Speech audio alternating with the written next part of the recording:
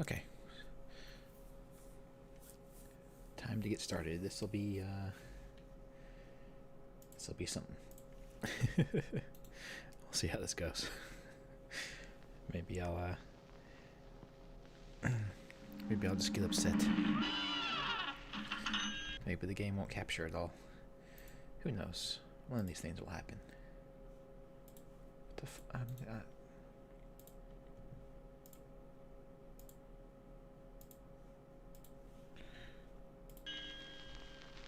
Well, Cuphead and his pal Bugman, they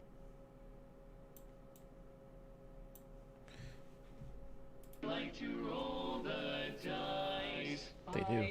They like to roll dice. On Devil's Game, and gosh, they paid the price. They did. They did. Really, this whole game is just a PSA about the responsible gambling. As the description of the video says, if you're going to be gambling, you should never, ever gamble something that you are not able to lose. So, I would put your soul on a list of things you probably shouldn't lose. You should probably hang on to that. It seems like a good plan. I'm not sure how you would get that back if you did lose it. Pretty sure you only get the one.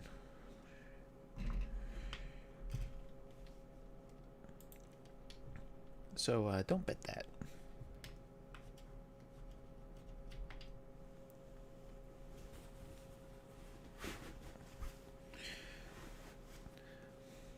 Alrighty. So I said, at least I thought that I had 100% of the game, but apparently I hadn't quite. Well, mainly I hadn't got all the achievements, rather. I'm missing a few of the achievements, namely stuff that's kind of stuff you don't really have to do to beat the game or do anything. Like, there's hidden achievements. I'm not sure what those are. I didn't buy all the things in Pork Grind Shop because I didn't need to. And there's things of, S rank all the bosses and stuff like that I didn't do. I didn't S rank all the bosses. So, it's fine.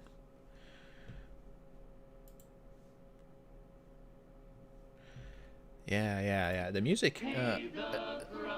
Yeah. I need to lower that volume. It was still up from Journey, because Journey was so insanely quiet. I think on top of just being a really just a really solid game, the people got behind Cuphead a lot because I can't use my controller. Hold on a second. I think people got behind Cuphead a lot because you could tell that the people who made it really wanted a successful game. And they really wanted to make something people enjoyed. And they put the effort in to making that a reality. From the animations to the soundtrack they made. They made a whole soundtrack with the orchestra. All of that stuff. You can tell they really wanted to make something good, and they really wanted to.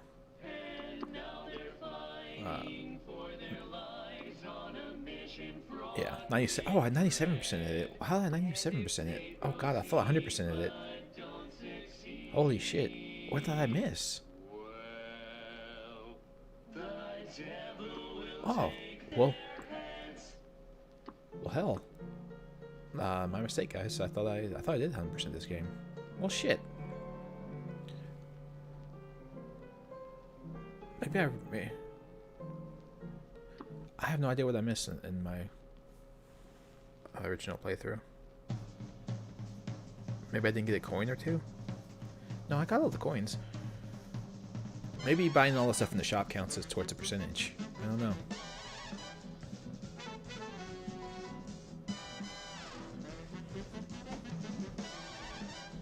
King Dice theme is sung by a woman. I don't remember his theme very well actually. Oh wait, no, yeah I do. Yeah I do. Oh, I didn't know that was so. Okay. All right. Here we go. Time for music song. I like the jazz music on this game a lot too. By the way, it's very nice. Anyway, once upon a time, in a magical place called Inkwell Isle, there were two brothers named Cuphead and Mugman. They lived without care, under the watchful eye of wise Elder Kettle, until he went to sleep. One day, the two boys wandered far from home, and despite the Elder Kettle's many warnings, ended up on the wrong side of the tracks and entered the Devil's Casino. The great thing about the game too is that the casino is literally on the other side of railroad tracks.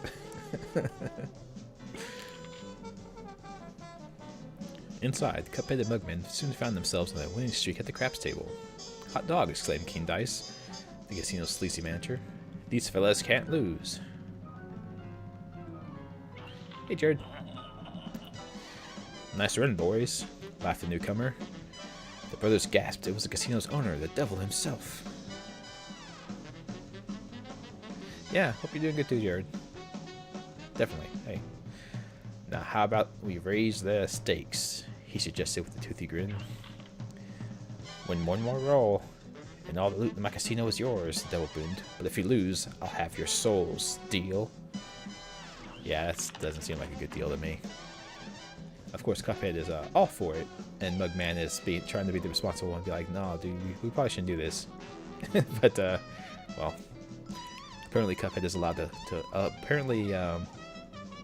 Cuphead is allowed to gamble other people's souls as well, somehow. Anyway, Cuphead, blinded by the easy riches, nodded and grabbed the dice for a throw. I don't know what Mugman's voice would be. "Good gosh, Cuphead, no!" cried Mugman, for he understood the danger, but it was too late. "Snake eyes," laughed the devil while slamming the floor. "You lose." The brothers trembled in fear as he loomed over them. "Now about them souls." The brothers pleaded for their very lives. "There must be another way to repay you," Mugman stammered. "Yes, please, mister," Cuphead added. I can't do voices, I'm sorry. I'm trying. Perhaps there is," the devil snickered, pulling out a parchment. "I have here a list of my runaway debtors. Collect their souls for me. I just might pardon you 2 mugs." See, mug was a slang term for people back then in the 50s as well, you see. It works on several levels. Because they're also mugs, you see. Anywho. "Now get going," the devil roared, kicking the boys out most rudely. "You have till midnight tomorrow to collect every one of those souls. Otherwise, I'll be the one collecting yours." That's not much of a timeline. The devil can't collect them himself in that time frame. Like, how can you? Anyway, Cuphead and Mugman were terribly frightened and ran away as fast as they could. "Come on, Mug," Cat panted to Cuphead. "We have to find the Elder Kettle. He'll know what to do." "Do what the devil told you to do. That's all you got. That's all you got, guys."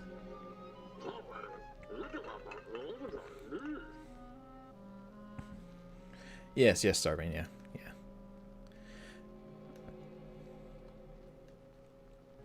What a fine pickle you boys have gotten yourself into. I know you don't want to be the pawns of the devil, but if you refused, I can't bear to imagine your fates. You must play along for now. Collect those contracts. And you'd best be ready for some nasty business. Your debtor friends won't be very friendly once you confront them. In fact, I expect they'll transform into terrible beasts. Take this potion so they won't hang you out to dry. They'll give you the most remarkable magical abilities. Now go to my writing desk and use the mystical inkwell there. You need to prepare yourselves for a scrap. I didn't really need to do that, but okay, thank you. I guess it'll be worth it to do the controls again. Duck, duck, duck, duck, duck. Jump, jump, jump, jump, jump. No problem.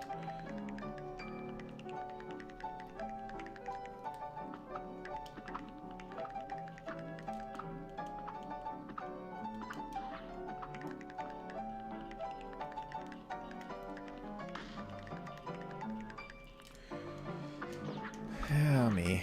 And of course, I think it's illegal to play this game and not mention the fact that there are people that were confused about how to beat this. This is a tutorial.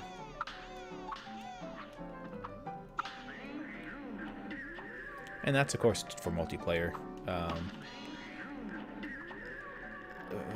If you play with other people, you can resurrect your friend when they die. Very cool. And of course, you have your EX move, which is taken straight from Street Fighter. Instead of EX Hadouken. Anywho, we won't have that dash very long, actually. You have to lay out all those debtors to move on. Now shake a leg. Okay. Oh, okay, I didn't know. I'm just trying to jump, guys.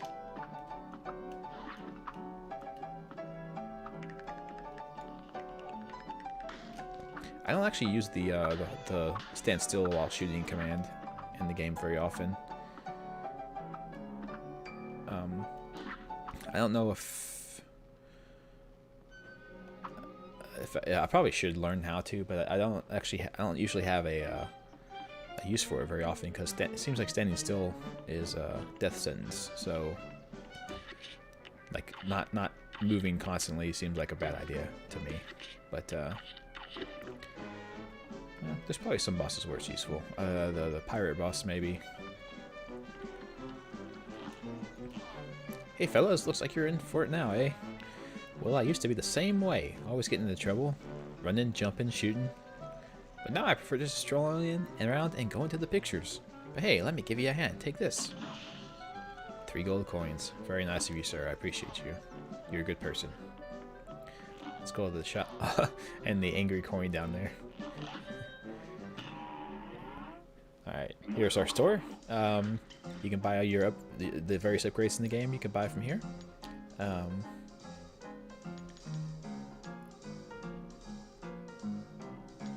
So, the red spread shot's the one I go for first. I probably should go for smoke bomb. That's okay.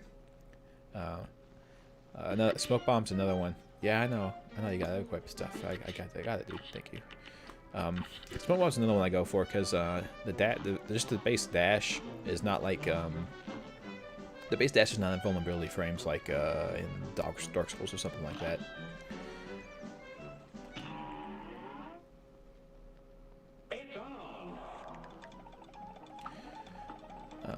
This dash here, you can get hit while you're doing it, but if you smoke bomb, you actually teleport. So you can move while doing, so you can avoid attacks while you're dodging, which is very helpful.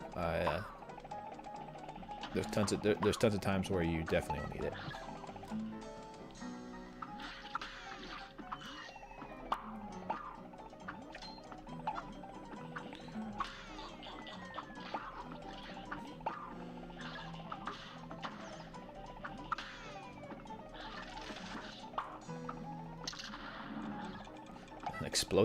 Exploding the fireball seeds. That's quite the plant there.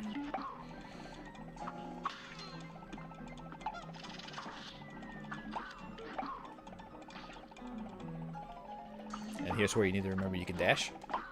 Ah, okay, I'm not gonna no hit it now, so time to die.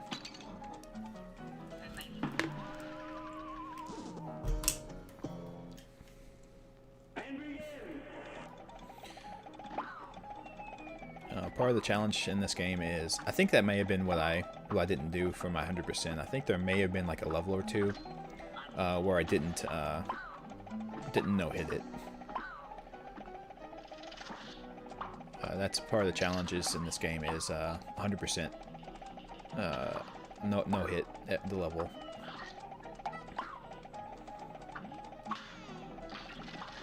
It's very difficult, even these opening stages that are kind of like the introductory, like here's the game mechanics type stages. There's just at some points there's just so much stuff coming at you that it's really hard to no hit it, to just avoid everything. And I didn't even get to the end yet. There's always a little mini boss at the end of these levels, and they're not the hardest things in the world, but still.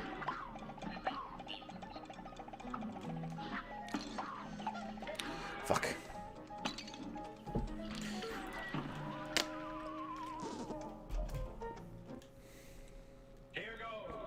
It's not a big thing either, but I think there is a little bit. There's not really much of a randomness to enemy spawns, but there is a little bit. Most enemy spawns are pretty recognizable and standard, but sometimes like these little flower guys that fall down, they're randomized to a degree, so you can't be entirely sure when they're going to show up.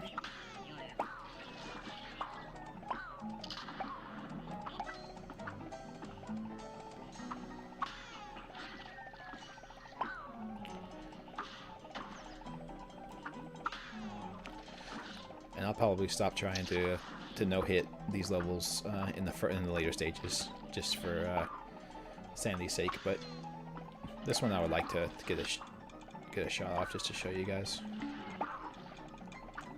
There we go. Okay.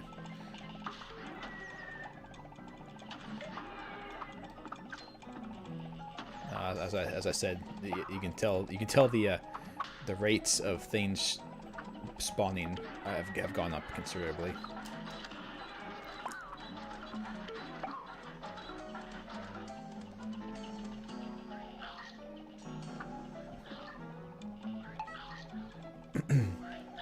And I'm using the spread shot because I am a coward and I don't like to aim.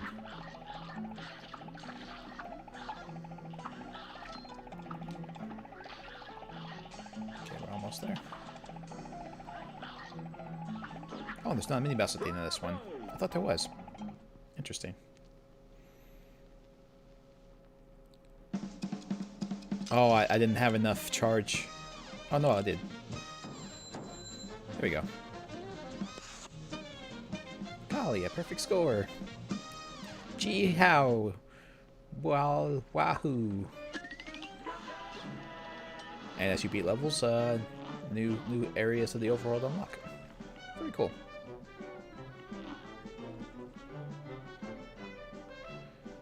Oh, Contra? Yeah, Contra, a lot of Contra comes down to, muscle memory. Really. It's all about, remembering things, because enemy spawns are a little bit more, well, they're about like in this game. The enemy spawns are about like this game are. They're kind of, some of it's random, some of it's not, and you just gotta remember, get the muscle memory in your head, basically. All right. Ruse of an Ooze. Oh, duh. Now this level has the same scoring as the level we were just on, where you can have no hits. You get graded for shoot. I thought he was gonna jump again. Yeah, I might as well just let him kill me. You have no hits, no hit grade. You have how many parries did you get in the level score, and you get I think how charged up your meter was as well. But maybe I'm misremembering that.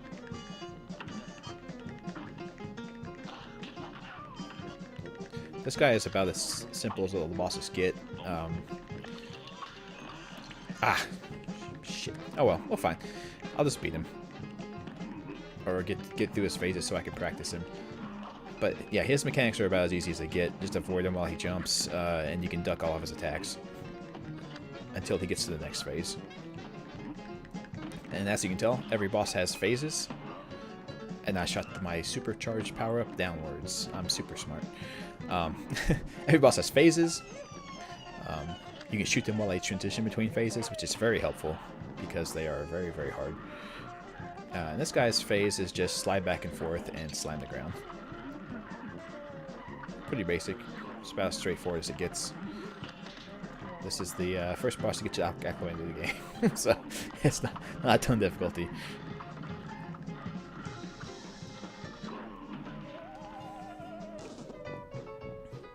And see, I forgot to say as well that this little race thing that the guy's running on is the life bar of the boss. It's how close he was to death. So he was just a few shots from dying. Yeah, accelerating. Yeah. A lot of this stuff is muscle memory. That's how it's like. I know we talk about speedrunners on occasion around here. I mean, that's how speedrunners do it. A lot of it's not to the point where like they think about the game mechanics or the game itself or like what they have to do. It gets to the point eventually where it's all just a matter of muscle memory.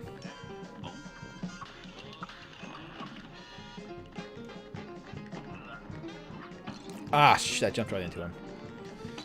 It just got me.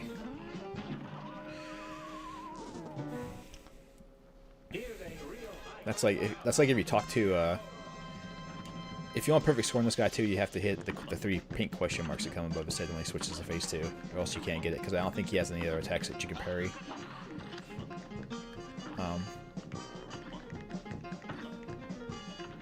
But yeah, if you like actually sit down and sit a speedrunner down and ask them about the mechanics in the game, they couldn't tell you what the mechanics of the game are, because they don't actually think about it to that level. Like they don't think about the game. They just play it and they just know what they have to do, and it's almost muscle memory. All of the techniques that they have to use.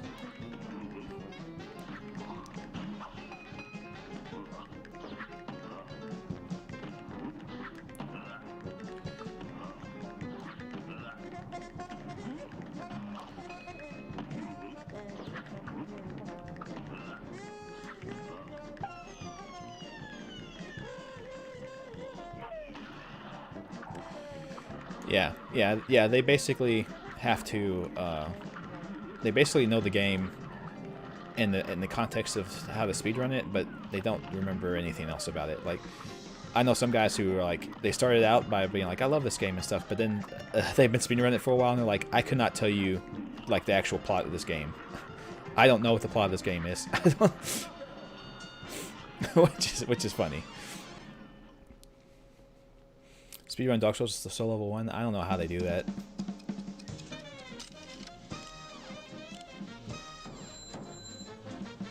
What? No, my super mirror was filled. What? I thought maybe did I misremember how the super meter thing works? Do you have to spend 6 super meter?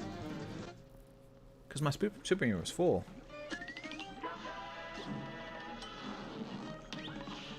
Is that how that works? Do you guys know?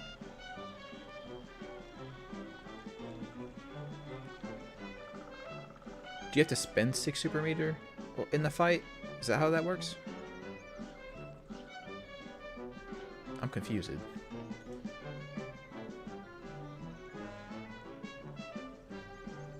Huh. Anywho. What's that? You two want to fly in a plane like I do? Ha! Well, you're not sitting in any cockpit till you study those blueprints. Yep, we have to learn how to fly an aeroplane. You shoot. You bomb.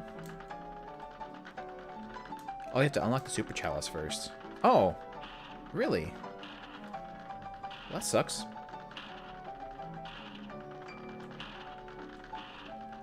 And you parry and you shrink. While you hold Y, you shrink, and it's basically a dash. You just move faster. It's very simple. So now we can fly. You have to unlock your. Oh no, you unlock your super at the mausoleum. You don't unlock your super here. You don't unlock your super here. It's at the mausoleum that you unlock your super. So you have to have that first. Well, that sucks. I want to say it's over here.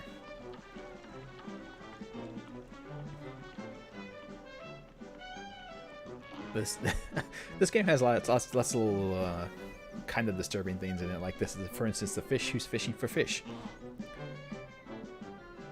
Be gone, spirits! Oh wait, you're real. I was about to hit you with that old parry move. That's how you deal with ghosts around here. Only a nitwit tries shooting someone who ain't really there. Speaking of not being in places, would you fellas mind moving on? You're spooking the fish. I know she's fishing for her husband. Maybe that's how fish people capture husbands. I don't know. Yep. So, as the fish was kind enough to point out to us, you have to parry ghosts, and that's just in case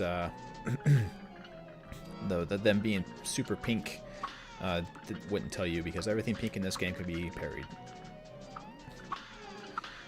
And also, one of these mausoleums are the place where you can do the 5 parries without landing achievement in this game. Because if you just let the ghosts pile up on screen, you can parry off of all of them and not land. I think it's the easiest way to do it. Oh, the little angry men in the bowler hat are the fast ghosts. They come at it pretty quick.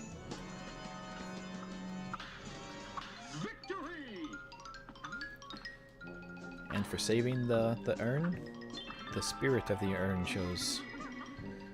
Gosh, I don't know how to thank you boys for saving me. Where are my manners? I didn't even introduce myself. I'm known as the legendary Chalice. Pleased to meet you. I was searching for magic and got trapped by those ghosts. Speaking of magic, please accept this gift. It should help. She shot her liquid into our cup.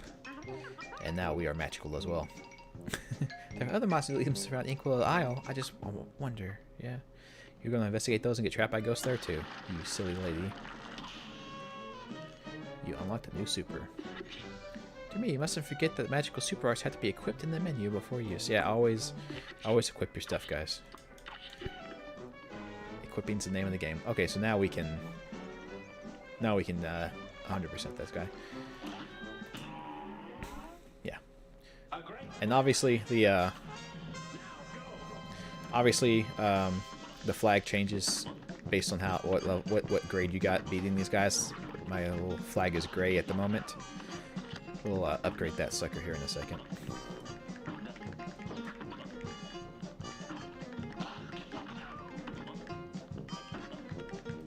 But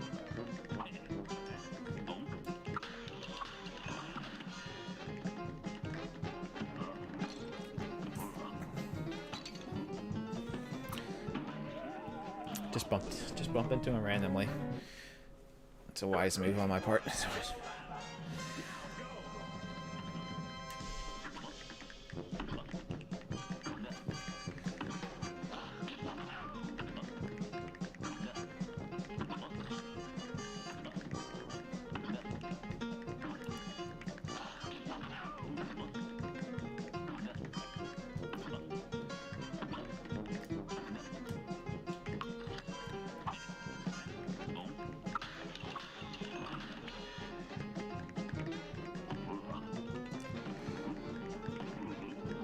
My issue was I didn't expect quite as much of a delay as he gave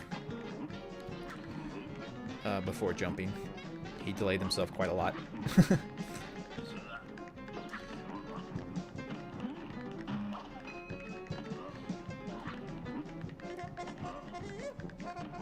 He also landed on me. That was close. Fuck!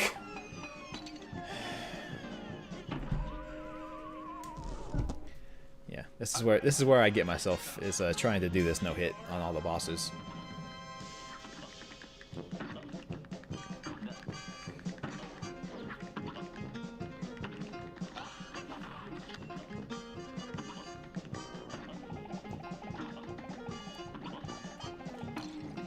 Why did I I tried to dodge with R1. I don't know what the hell I was trying to do. R1's is definitely not the dodge button.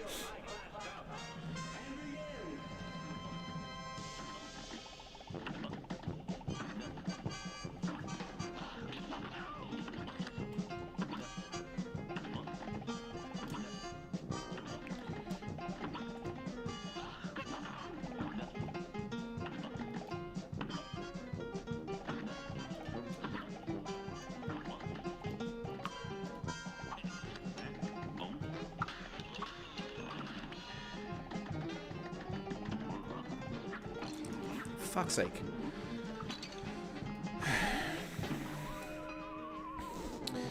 For my own sanity's sake, maybe I won't try to no hit all these guys. I'm not up to snuff on my no hit run.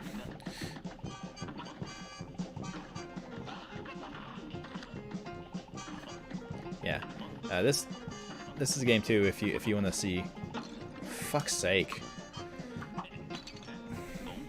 This is a game too where if you want to see some pretty talented speedrunners, the guys who speedrun this game are intense. I believe there are no hit runs in this game, like actual, like not restarting like I'm doing, but actually just beat the game without getting hit at all. And those guys have a lot of talent.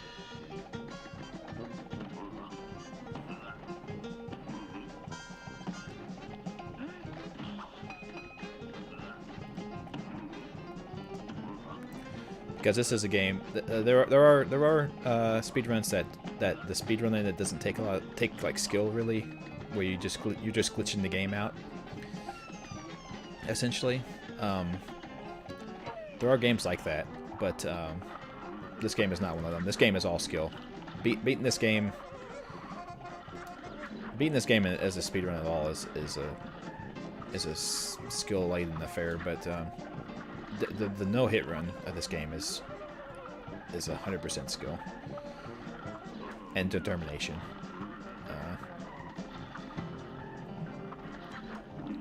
Because you but at this point now I'm like, look, there he is, he's dead. Yeah, 97% it. I could have sworn 100%. I'm not sure. Wait. What the fuck?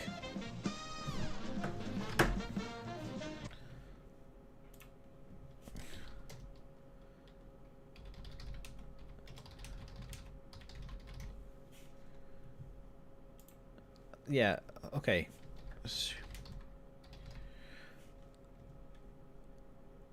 Like, I'm at 0 of 6 every time. I'm trying to figure out how.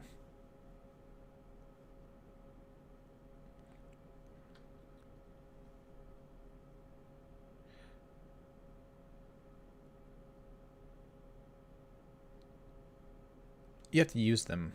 You have to use 6 supers. You have to use 6 supers.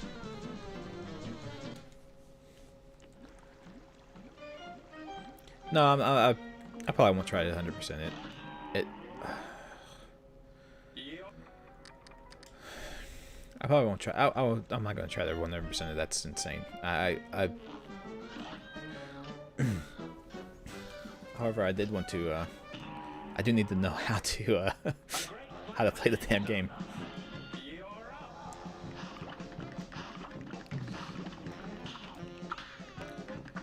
And this is how you get the parries in this fight. It's off parrying the worms. I forget where the parries go. I forget where the parries go in the other fights. Oh, you can't touch him. Shit.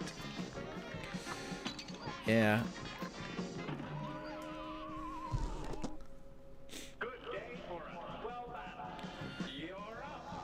Yeah. These initial fights, at least, I want to.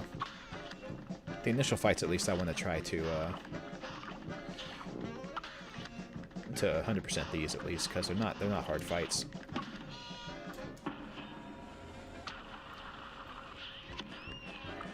They're relatively easy.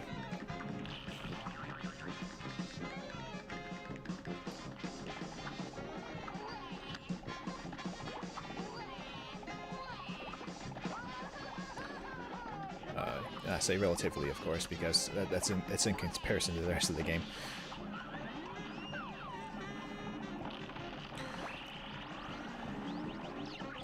Also, why I did 100% this game.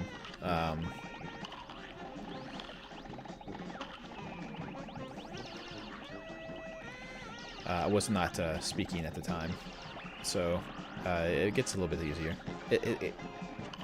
Like, it's way harder to talk and think about what I'm saying while also playing the game. It's the streamer's curse.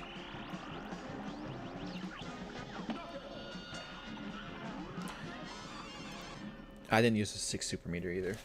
I'm a moron. Oh yeah, there's the Acme bag in the back. Okay, so yeah, that is how you do it. Okay. Brand new record. Yeah, Acme was the company that sold like everything in the old Looney Tunes cartoons.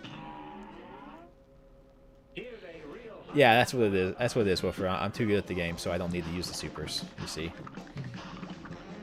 No, they have you use the super because it is hard to. It is hard to time when you use your super.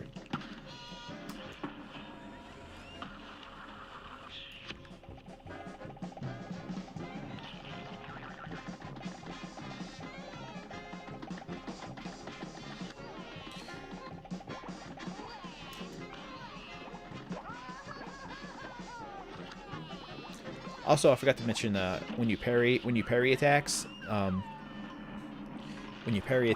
you get your super bar goes up, so it is very beneficial to parry things.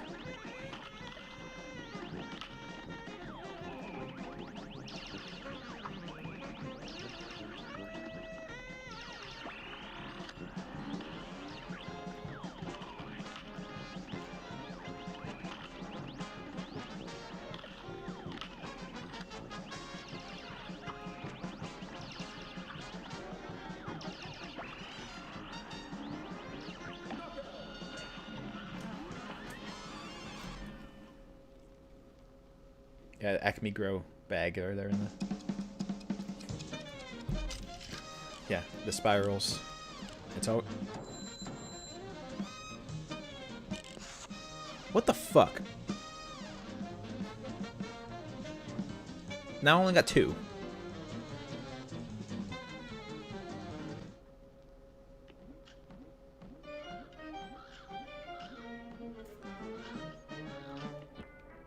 I don't understand how the controls work. Not the controls, but the scoring. I don't understand the scoring.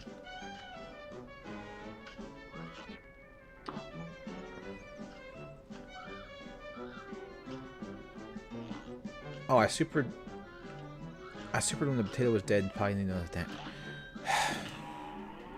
God, son of a bitch.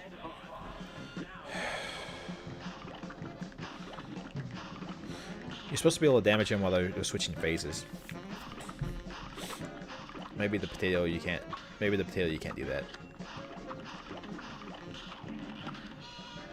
Yeah, it's not hitting them there, so maybe this is the one where you can't damage them while it's doing that.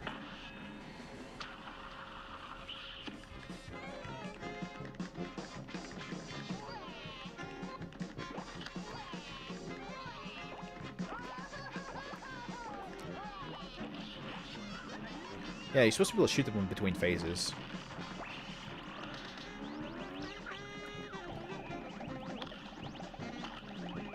So that should be 6 bars of super that I've hit him with. Or hit the boss with.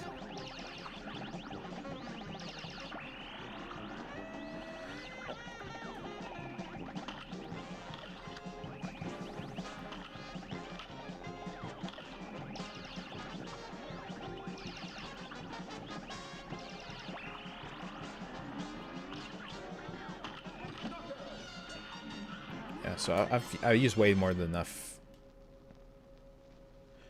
At least for this stuff, I'm just trying to figure out how the scoring works. Okay, yeah, so I guess this boss you can't hit them while they're switching phases. That's weird. I could have sworn every single boss you could hit while they're switching phases. Shouldn't I have got a different sign? I should have got a different sign, I thought.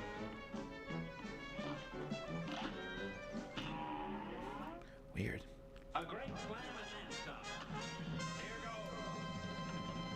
Also, the little announcer whenever you start every round is really fun too. It's got a very old timey radio feel to his voice.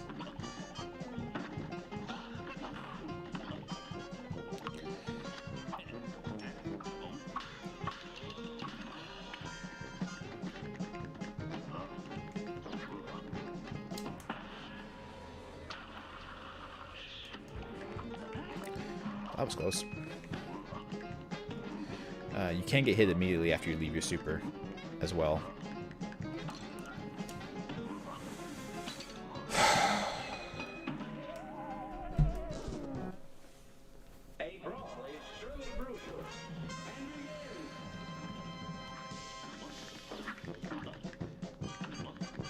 So, fuck's sake.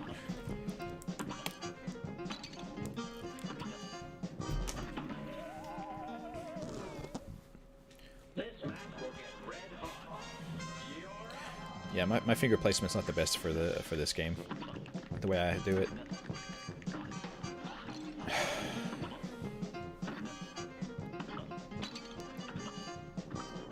You gotta stop assuming he's gonna jump.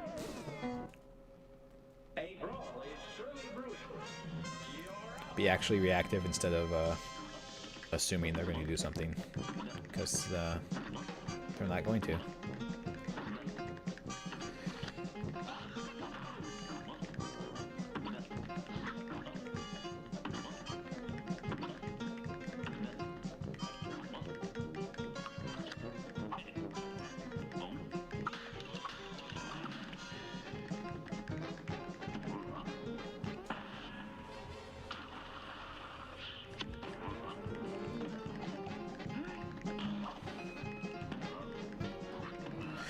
Yeah, and the using 6 Super Bar and these early boss fights at least almost rely on you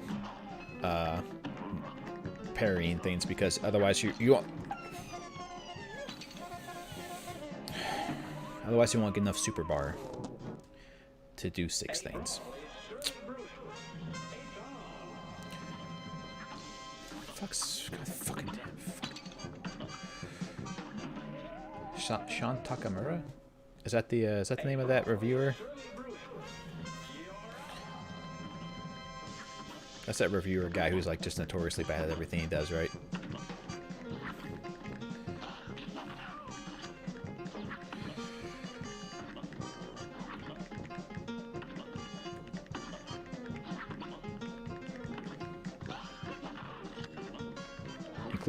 Including playing video games.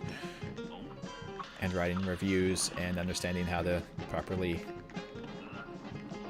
Ah, fuck's sake!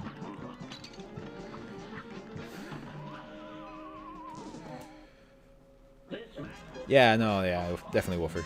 Yeah, we talked about that when I was doing the tutorial. I was like... I didn't mention any names because I couldn't remember the guy's name, but yeah, definitely. It's hard to... It's... I mean... If you try and no-hit a game, any game is hard to no-hit. Almost any game's not hard to no-hit. There are exceptions, obviously. Like Elmo's Letter Adventure is not a hard game.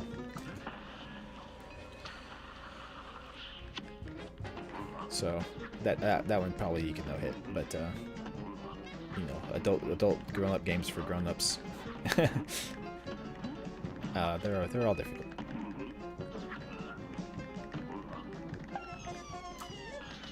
See, you can hit him. See, you can hit him while he changes phases. See, those hit. They made the little hit noise confirmation sounds.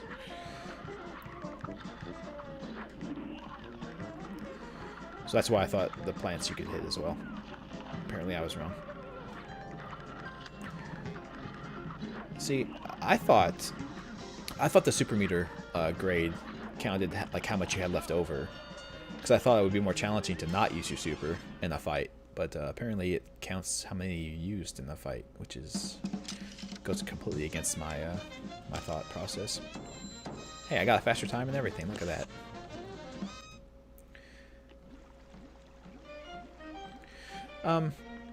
I could have sworn that the flag changed when you got 100% or A+ to a level. Guess not.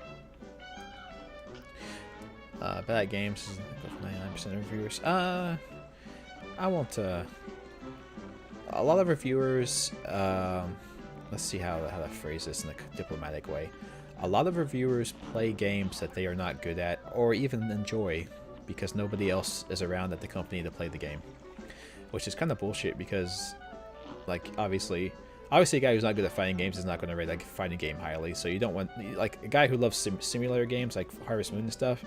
You don't want to sit him down in front of, you know, Street Fighter 6, which is his first fighting game, and be like, here, you review this and let us know what you think of it. It's like, because obviously he's going to hate it.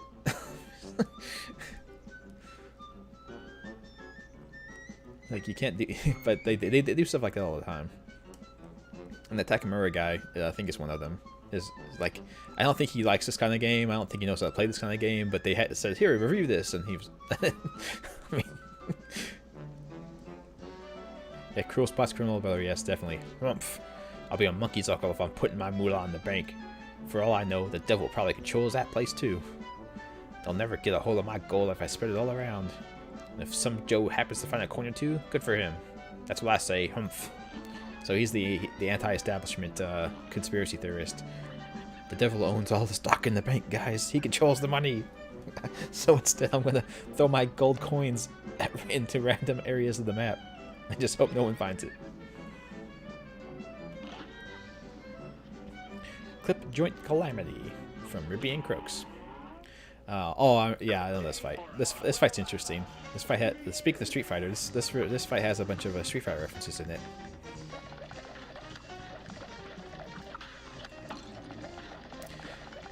Yeah, it's just not in my interest to try and no hit this fight. This fight's not that bad either, but it does have its issues. The homing shot makes this fight really way easier as well. So this is what the if I remember right, I think this is what they try and do in the speedrun as well. They try and use their super when he gets into that animation, because he can't get out of that animation once he starts it. And if he starts, and once he does start it, you can do tons of damage before he switches to phase 2, which phase 2 is way more annoying than phase 1, obviously.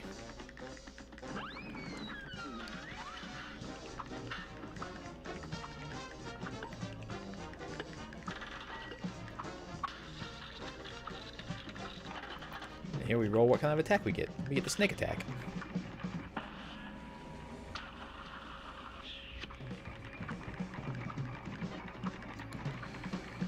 This is one of the easier ones to do, actually. Just don't fall down. Just don't fall. The background is amazing too. Look at the backgrounds for all these levels are really great too. I haven't talked about it, but they're so the backgrounds to these are so animated that it's really quite amazing.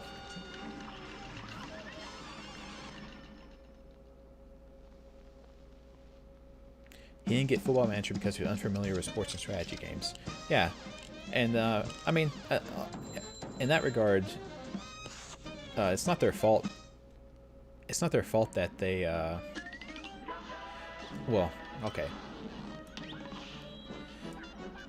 It kind of is their fault for not disclosing in the review that I don't play this. That you know, not disclosing in the review at some point, like, I don't play this kind of game. I don't like this kind of game. This game is not for me. But but I'm reviewing it because that's who needs to, because I'm the only person at the company who can review it at the moment. if they put in the review somewhere like, this game is not the kind of game I play, I don't like this game, this type of game, but I'm reviewing it anyway, so here it goes. It might be a little bit more intellectually honest, but the fact that they don't disclose that kind of stuff and kind of trying to act like they're being impartial when they're reviewing it, or and that stuff, it's kind of disingenuous.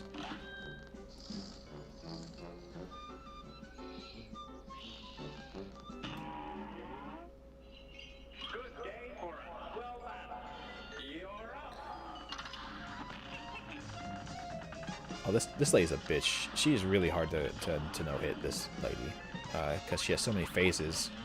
You have to remember all these different attack patterns and stuff. It's really... I was waiting for the parry. See, I was waiting for the parry bolt to come out of that little blimp there and didn't pay any attention to the boss, which is always a mistake. Pay attention to the boss. I think the parry bullets are every 3 or every 4 of these guys. So you can technically kill them before they shoot a bullet at you, but you don't want to.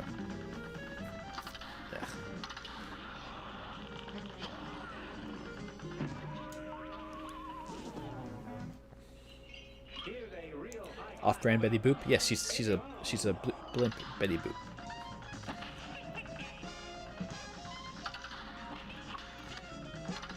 And she's not as bad as I'm making her out to be. Like, yeah, you have to remember her attack patterns and everything, and the fact she does that. I always forget she does that. But most of her attacks are basically don't be in front of her. Don't be. Which I know is counterintuitive towards the whole shooting her thing, but it does work.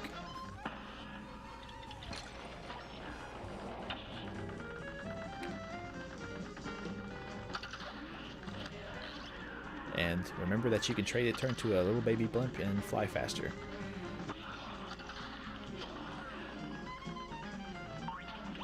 She kind of like dances back onto the stage when she does this transformation stuff. It's actually pretty funny. Oh yeah, this attack. Just spin around the circle. Oh my god. Ah shit. See, that's the only problem with that attack is like when it first starts up, you're not sure which way it's gonna aim, and you can completely just get fucked by it. It's just luck of the draw whether you get hit with that when it first starts or not. Unfortunately. She bugged? She bugged for a second there. She's not supposed to take that long to transform.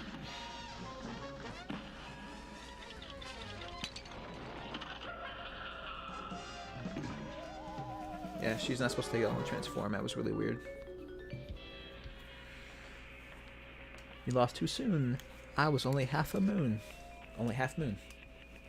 Yeah. They have little taunts that they do every time you lose too. I didn't show that off either, but well, a lot of bosses, it's not about being in front of them because their attack patterns are like homing bullets or things of that nature, but most of her attack patterns are just don't be in front of her. The Gemini twins here or I thought it was going to be the twins. Huh. Gemini twins are the big difference for that. They, as I pointed out, have that circular attack that sometimes you just can't avoid.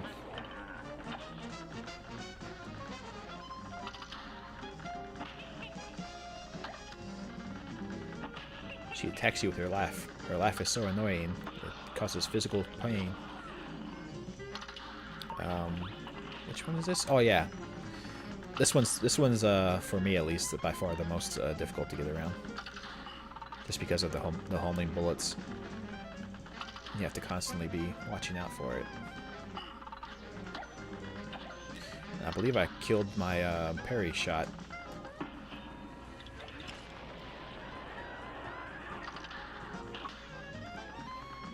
That's okay. All of her faces have a pretty good instance of parrying. Yeah, she's not supposed to take this on the transform like that. That's really weird. I wonder what happened.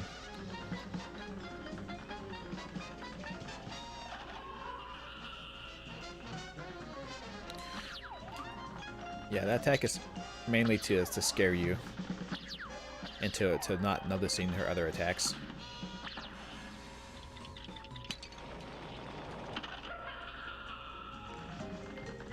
That attack is really not dangerous at all, but it distracts you from the moons and from the laser beams from the UFO and the stars that are coming at you, and she was almost dead.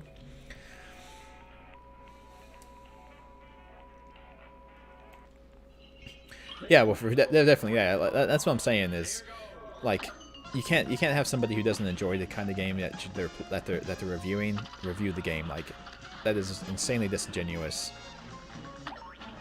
But I understand, like, sometimes you just don't have anyone else available to do it.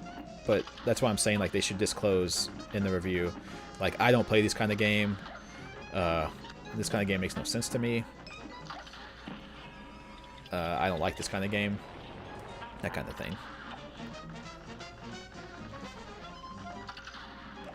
That's like if I ever got on made a video on here talking about my thoughts on the racing game. Like, you should never trust that. I hate racing games I hate racing games, like, and I have no idea like why people play them. So I don't like. I would not be a good person to review a racing game because obviously I'm not going to enjoy myself. Invisible attack. I got hit by an invisible attack. That's good. That's fun. That's fair. This match will get red hot. Now go!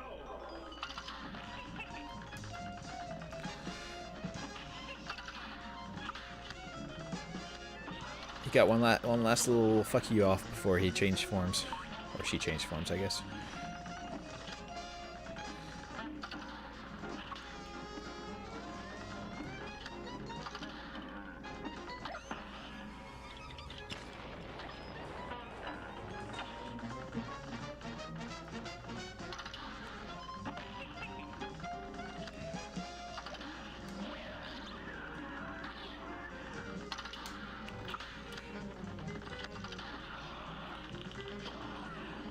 You like racing games if they're actually about racing or driving? Oh, you like the ones that are more towards simulation. Understandable. You mean like the ones where you like actually you have to like get the upgrades for your car and kind of manage your stats and your like car's ability and stuff like. Fuck this bitch! I hate her.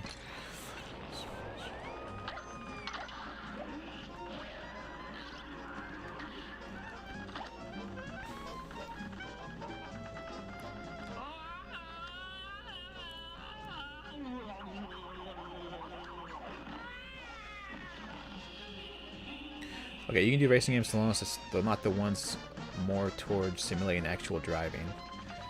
Oh! So I don't understand what that means. I'm sorry.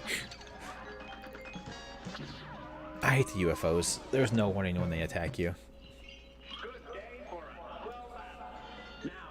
Are you talking about like you like Mario Kart, but not like Need for Speed? Is that what you mean?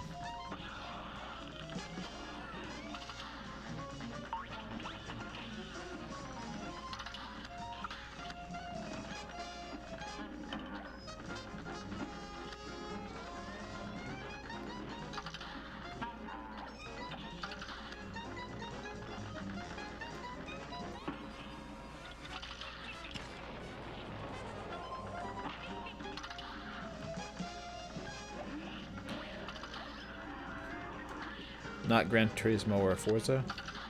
Yeah. Okay. I suppose I understand, maybe? Ah, damn it. Okay, am I gonna get screwed this time? Nope. Okay. Ah, I dodged that instead of parrying it. Oh, this is the worst case scenario. Oh, God. Please don't. Please don't. Oh, thank God I dodged that. Holy shit. You definitely do not want that to pop up when she switches phases. That is a nightmare.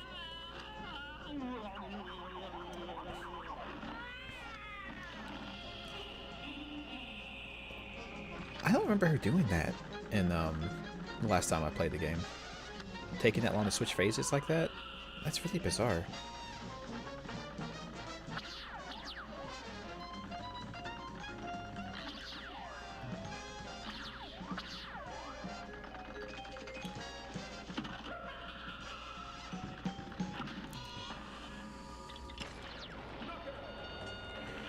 Oof.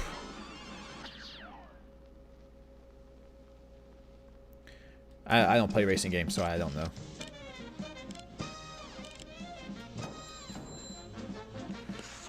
Ugh. There we go. Got it. That boss is... I don't know. That boss is really difficult for me. I don't know why. Maybe it's just the number of attacks she has. It makes it hard to plan for what she's going to do. I don't know.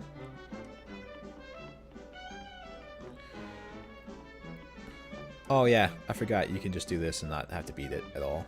You can just skip that stage altogether.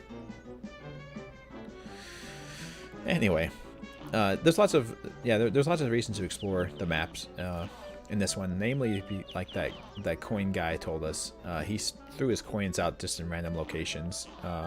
So there are coins hidden on the map. So it's worth a look for those.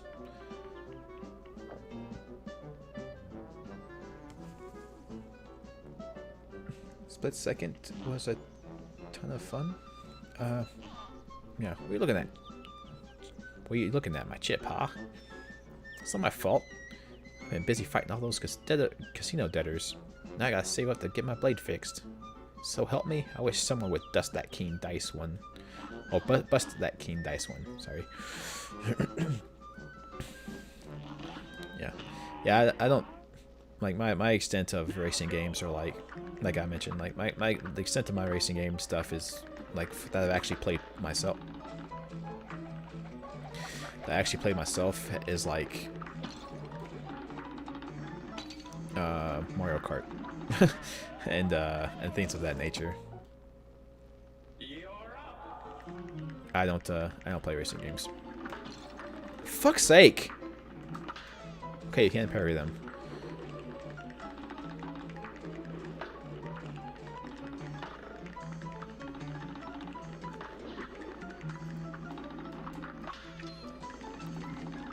In fact, you have to parry to get that coin. Or you don't have to.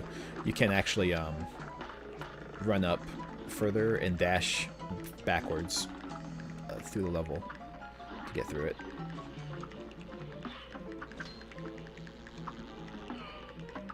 Yeah, Woody Woodpecker, definitely.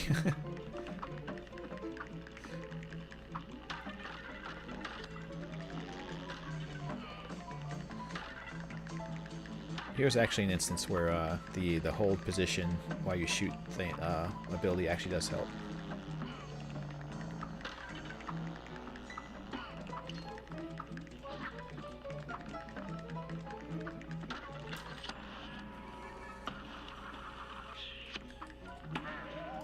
I thought I'd get him before he hit me.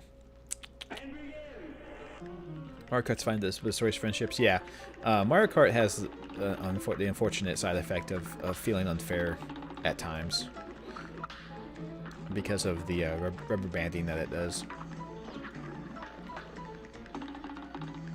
So it does suck to be like at the front the whole race, and then some guy gets a blue shell and you lose, which does happen. So it is understandably frustrating.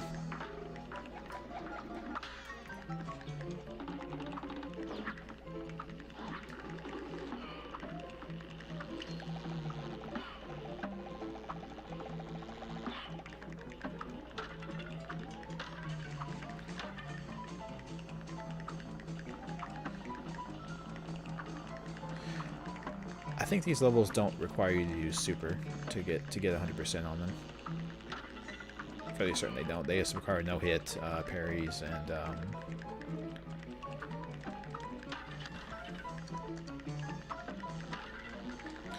they just require no hits and parries, and that's all they care about.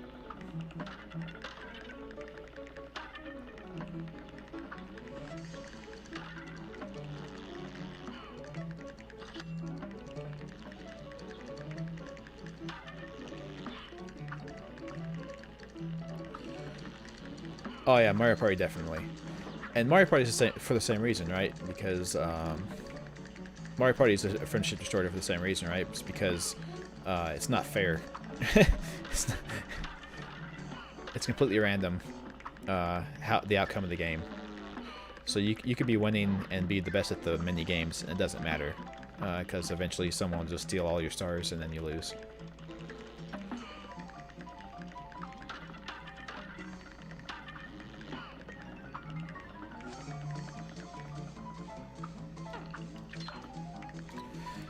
Alright, so these poor little fellows here are doomed to die as soon as you jump on them, unfortunately. Some nasty thing shoots a fireball up from underneath and kills them. Who could be doing such a thing? It's truly horrible. What the fuck? Okay, I passed through that platform, that's fair. That's good, I like it.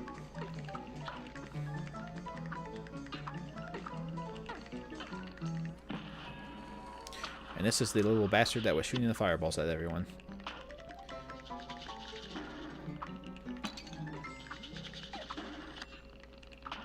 Thankfully, the little platform guys do come back. Good for us. Monopoly. If you play with people who know what they're doing, Monopoly is pretty fun. But yeah, I won't worry about 100% as we go through. Maybe we'll come back and do them afterwards. But at the moment, I'll just worry about beating everything. Yeah, Monopoly is fun if you have, like I said, if you have people who know what they're doing and how to play the game. Monopoly only gets frustrating for me if you have somebody who doesn't know what they're doing and they kind of screw over everyone else and help one person win because they don't know how to properly like trade property and things of that nature.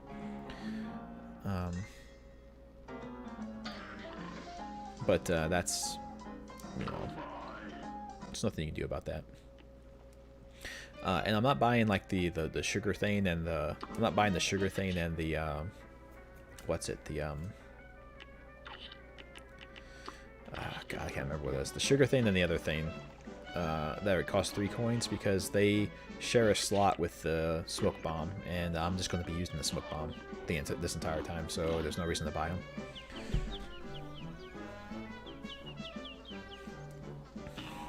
Well, it's not even a. Well, that's the thing. Well, first, it's not even like a rules thing. It's also.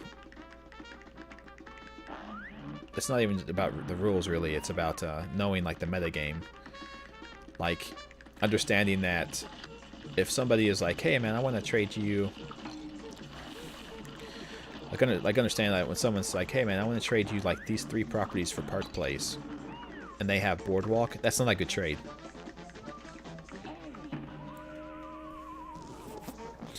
You know, like, sure, they're giving you 3 properties, but you gave them the 2 properties that are like the end of the game properties, so it's definitely not worth it.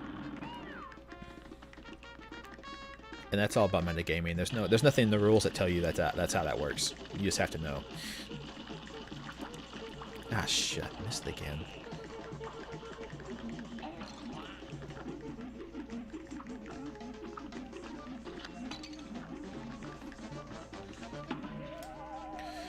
Ugh.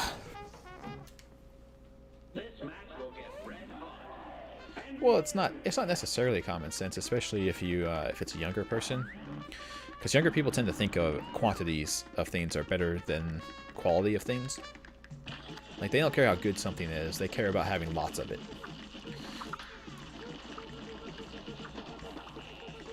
So they see, like, oh, I'll have 2 monopolies if I do this, and they'll only have 1, so I'm better off in this situation. But that's not how it works.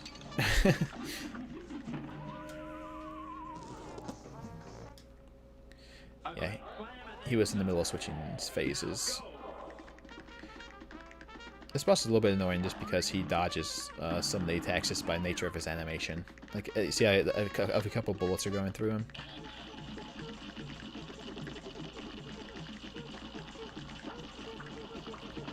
And if you try and parry everything in this one too, it gets a little bit frustrating.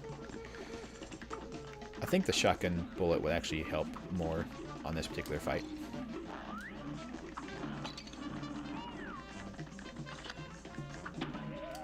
Yeah, I think the shotgun would be better. Let me switch to that real quick. Against the seed phase, at least, where he's shooting all the seeds and stuff at you, I think the shotgun would do better.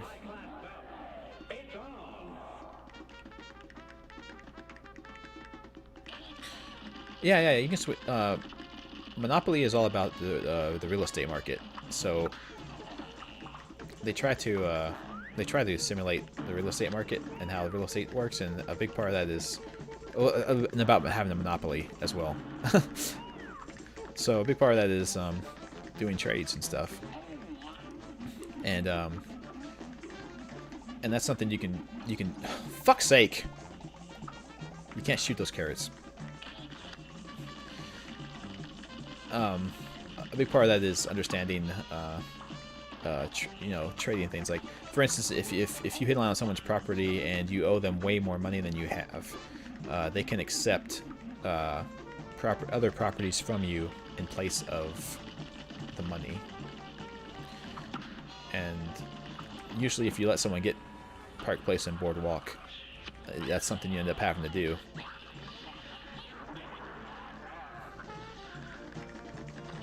Because the rent on those are insane, so you really can't afford it. A lot of times you can't afford to pay that. You son of a bitch. You had to get the last hit in, didn't you, asshole?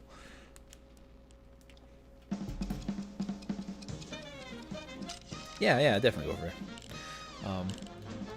That's the thing. You can never get your properties up to their. You can never get your properties up to their necessary rank to start building like houses, unless you can build houses and hotels on them. Houses and hotels make the rent go up insanely high, so you can charge more money when people land on the properties. But you can't put houses and hotels on a property unless you own all of the property of a single color. So yeah, that's right. Yeah, definitely. See, the dye house.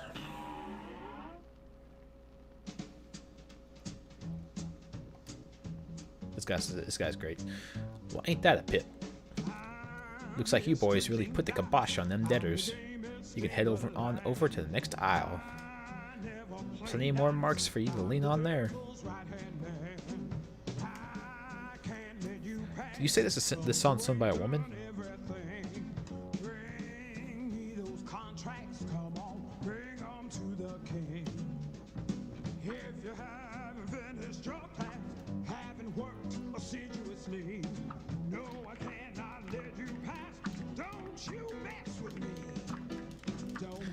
This song's great. Don't mess with King Die. That's right. Guys, hang on. I think the stars have caught up with you. I believe I found a way out of this mess you're in. Hot dog, you have? Your strength is growing. You'll soon be a match for that no-good King Dice. Maybe even the devil himself. Golly, you really think? I do. But you'll never get close to the devil unless you've already got those soul contracts in hand. Only then will you get a chance to turn the tables on that fiend. So when that time comes, do the right thing. Yeah, do the right thing. Don't gamble more. Basically. Oh, that's pretty cool. That's pretty cool, Starbrain. That's interesting. Whoever heard of a barbershop trio? We can't find our fourth member. We'll never sound right again. Be a pal. Let us know if you spot him, won't you? I don't know if this actually amounts to anything.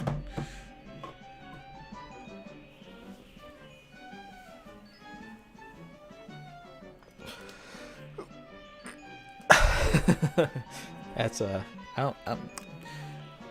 wonder what song you made that mistake on with her. That's interesting. Well, she does have kind of a deeper voice, so I guess I could kind of see it. Memento? I was supposed to take a break a while back and I didn't, so just give me a second.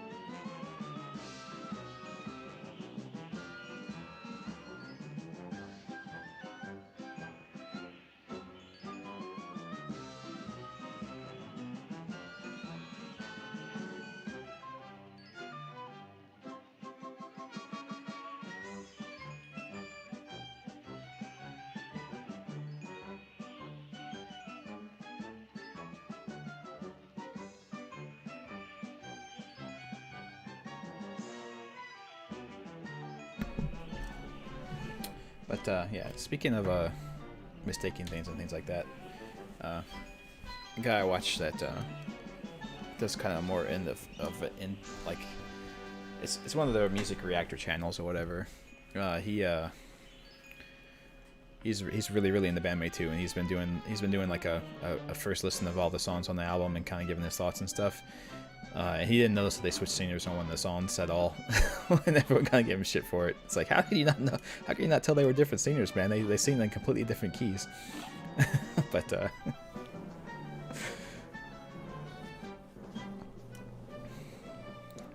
you know, sometimes you just don't catch on to those things like you think you might.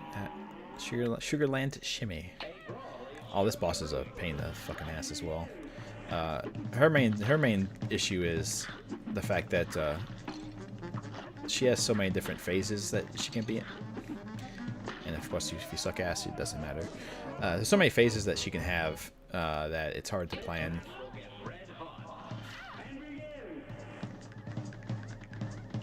This is actually one of the easier ones. This is like a little guy that homes in on you, so you can just run them in a circle like this.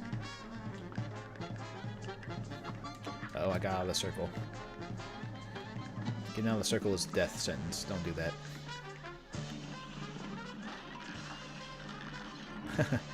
I love jawbreakers, by the way. Jawbreakers are great. She's hilarious. And now we have the little beans that come out. The little jelly beans come out. They are so small that it's just insanely easy to miss them and just not notice them at all. And they go under your bullets as well, I believe, so you can really easily miss them. So it makes the fights harder too. Certain fights are way harder if they are coming out versus if they're not.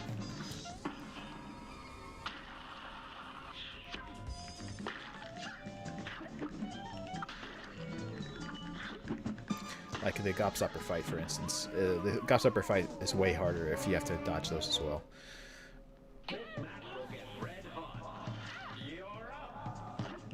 Ah, I hate this fight guy. Jesus. You would think he's easy, but the little things that he does out the sides is annoying. And the fact he dodges your attacks so often because he's up in the air all the time.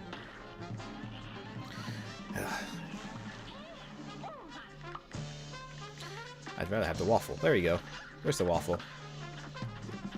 The waffle's fun.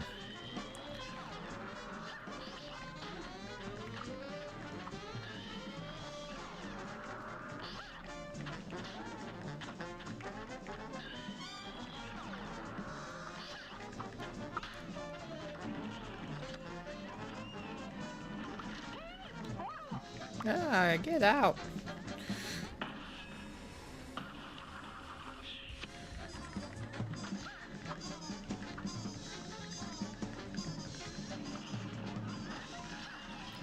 We'll skip Gobstopper phase. Also, you can parry the pink cloud she shoots out of her shotgun as well. Everything pink can be parried, except for the actual boss's body. Those can't be parried.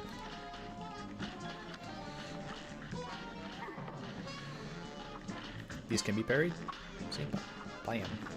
Kablam's horrors. Oh, that was a bad time to do that. I thought that head was gonna go away. But it did not. Oh well, I got hit once, it's fine.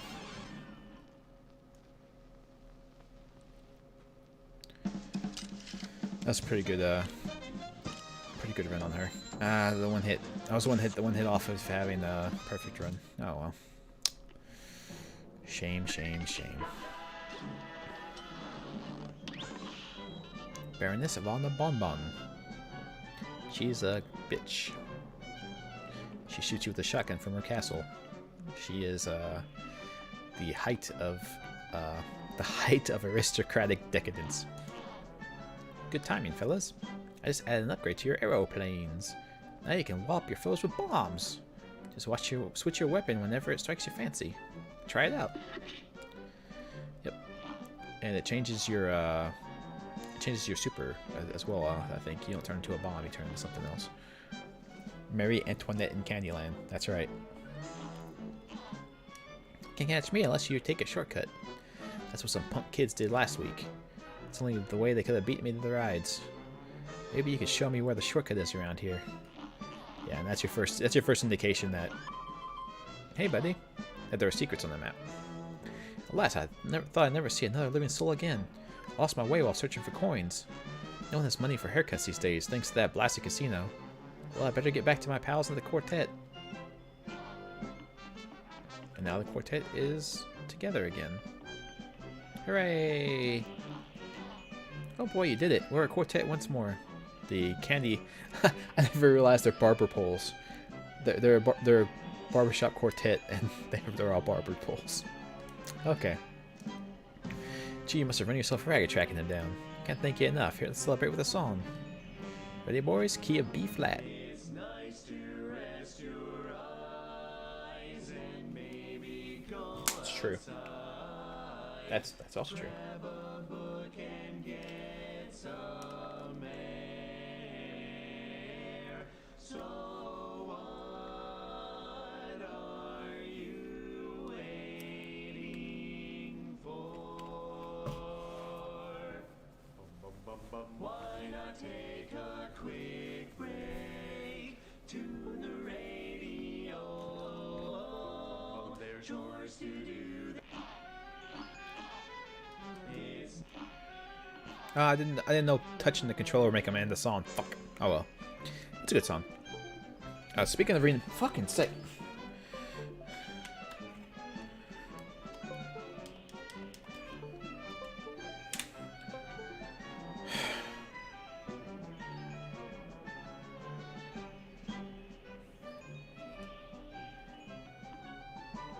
Okay, controller skin. Speaking of reading books, I recently finished. I think I'm saying.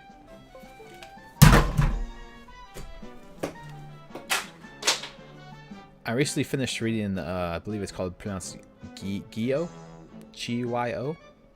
I think it's how you say it, Gyo, because Ryu is Ryu, so Gyo.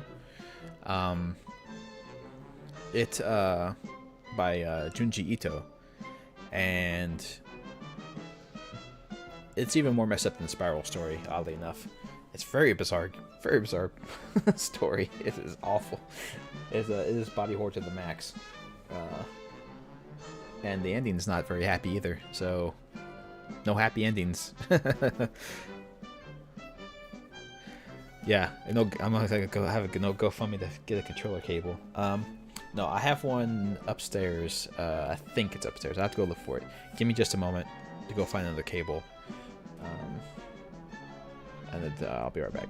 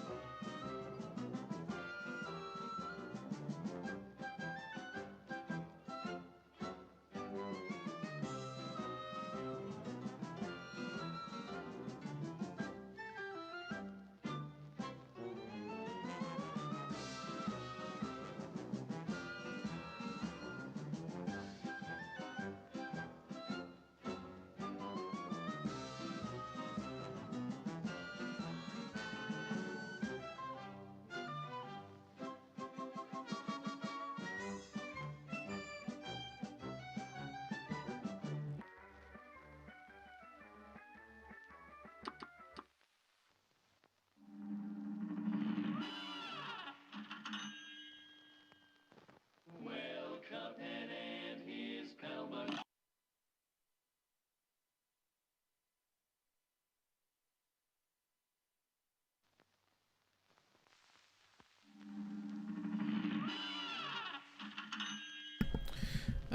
No, I haven't read World of Horror.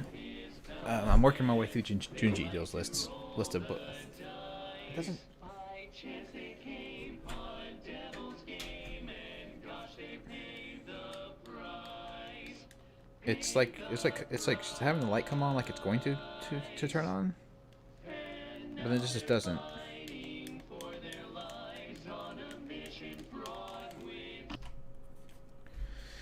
All right, give me just a second. Well, I'll try and figure this out real quick.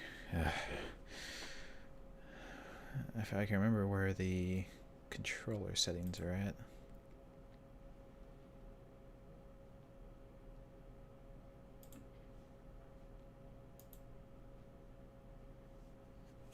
No controller detected.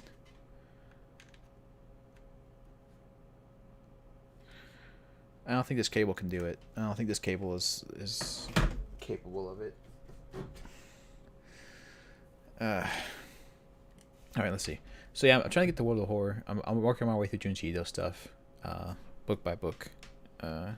So I'm not sure which one I'll do next. I really wanted Tomy, but I couldn't find it in any of the shops around here. The shops around here that have the geek stuff used to have Tomy, but they don't anymore. That's the one I want to read next.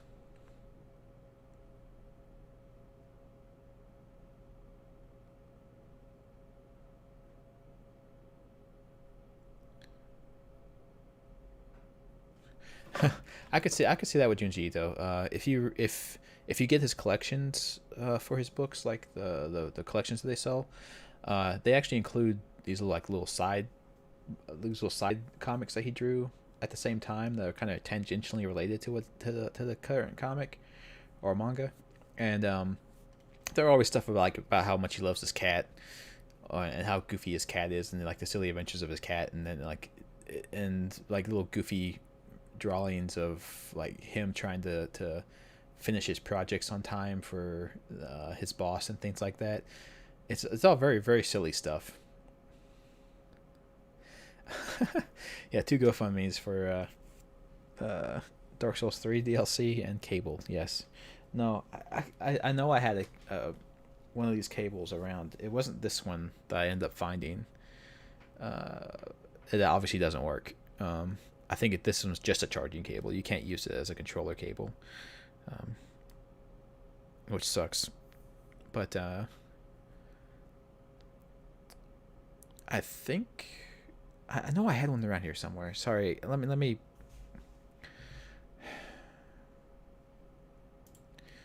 try and find it. Uh, while I'm finding it, I'll let the Cuphead theme play. Might as well.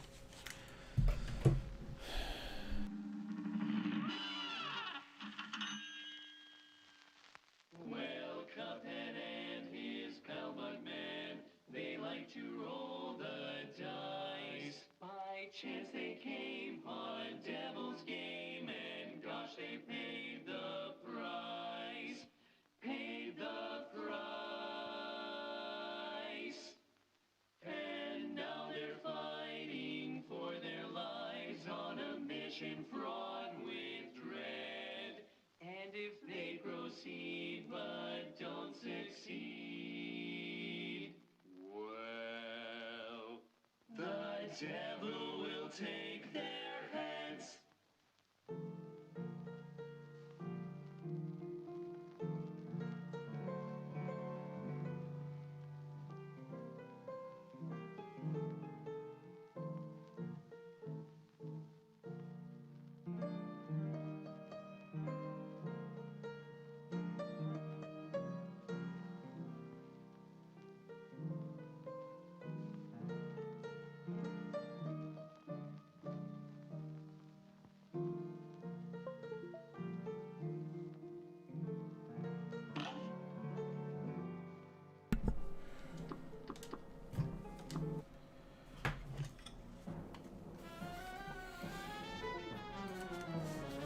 Oh, come on. We'll give this one a shot. See how it goes. Do I have this smeared? Yeah, we'll see how this one goes.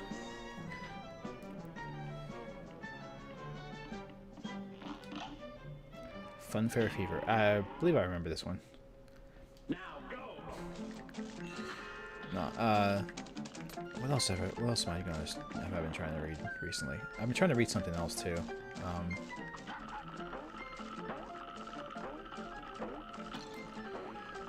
This guy works a lot like... Fuck's sake. This guy works a lot like Poochie does in Yoshi Story and Super Mario World 2. He goes where you tell him to go, or where you're standing. I think I got that off on time.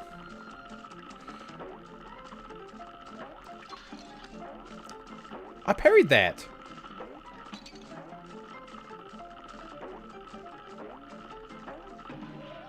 What the hell? I thought if you parried it, it's supposed to die. Maybe it's not the case. I must be wrong about that.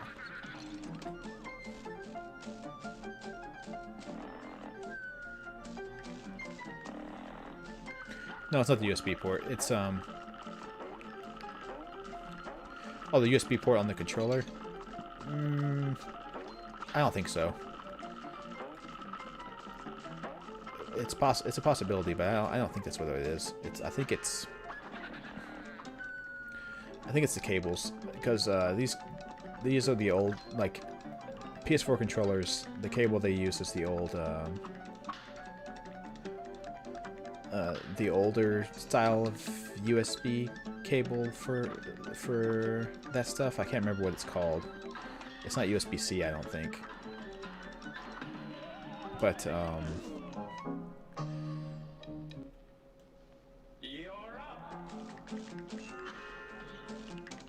they notoriously break on their ends.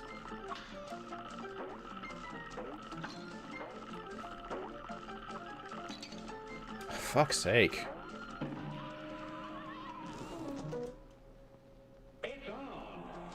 And of course, this is a PS4 controller as well, so I mean, it's not like it's not ancient as well. So it could be breaking the ends. I'll give it that. That's a distinct possibility. This guy hurt me. He can't. So I was jumping over him for no reason. Oh well.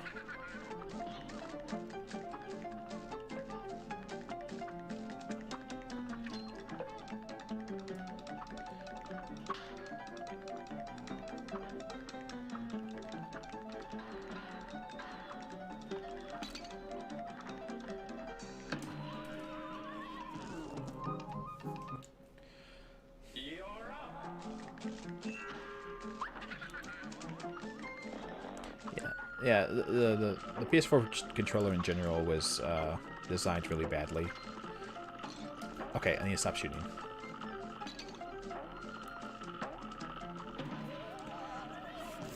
This section, don't shoot.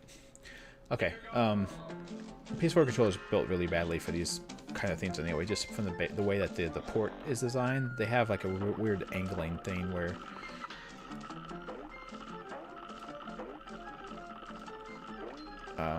they angle the port strangely, so it encourages it to break.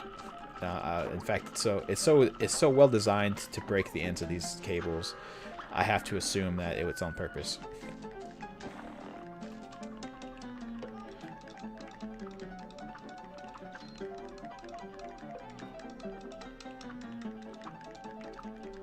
This sounds kind of like a Mario level theme, doesn't it? I can't remember which one it is, but there's a level in Mario World, Super Mario World, that sounds like this.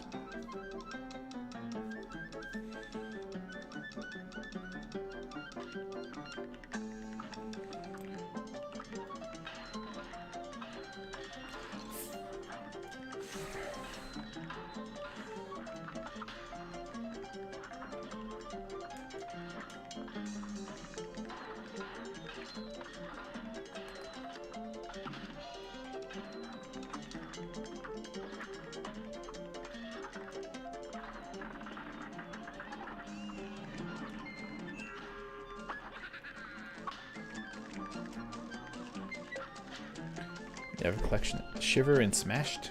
I've not even seen those ones. Like I said, the big one I know of that I want to get is Tommy.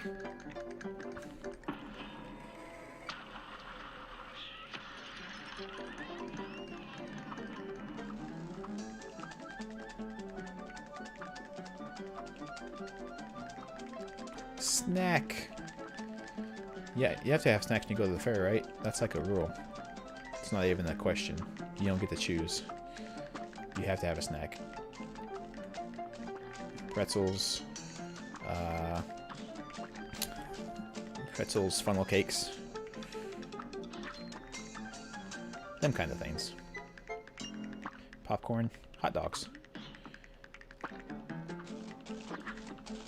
Snack. Treat. Snacks and treats.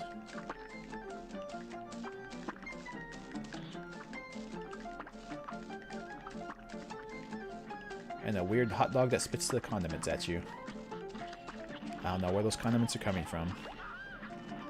I don't want to know.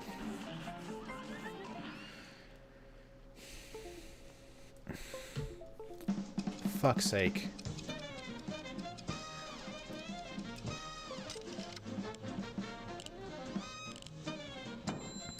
Okay, this cable doesn't work either.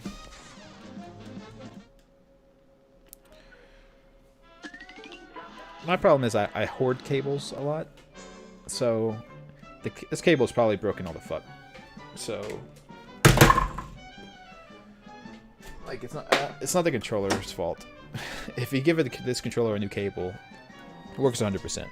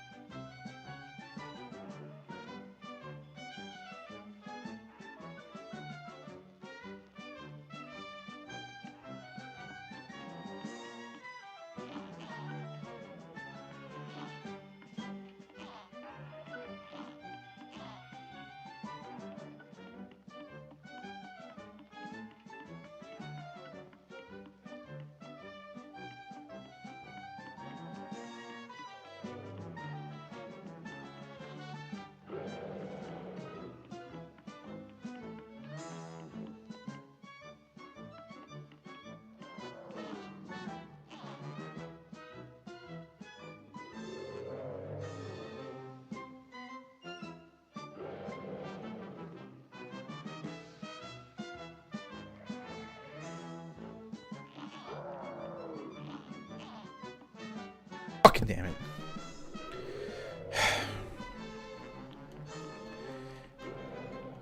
Yeah, so like as I said, this cable is brand new. This is a path to skip the whole level if you want, but we're not doing that obviously. We have to fight Wally Warbles in the aviary action.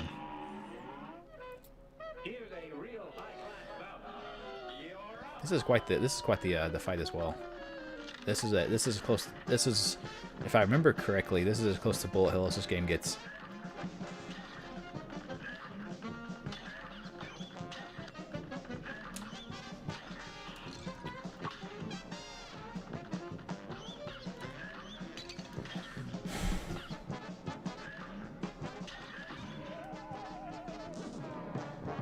Hey, Kozer. Good to see you as well. Yeah. Yeah, see, I thought I had 100% of this game, but it turns out I don't only not... Sorry, excuse me. Turns out I only ever 97% of it.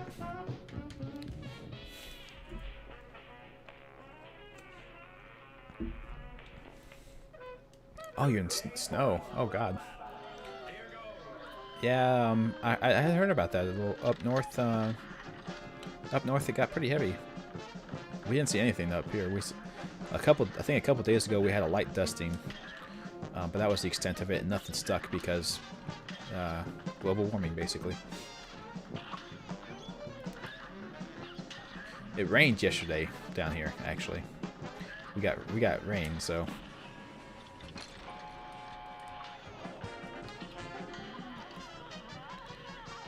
That's an awful place for him to be. I can't shoot him while he's doing this. Ugh. There you go.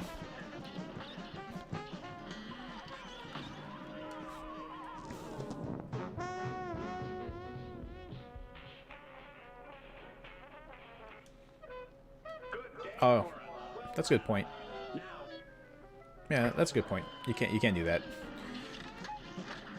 Look, man, when you're in rage die mode, you're not thinking rationally, you know what I'm saying?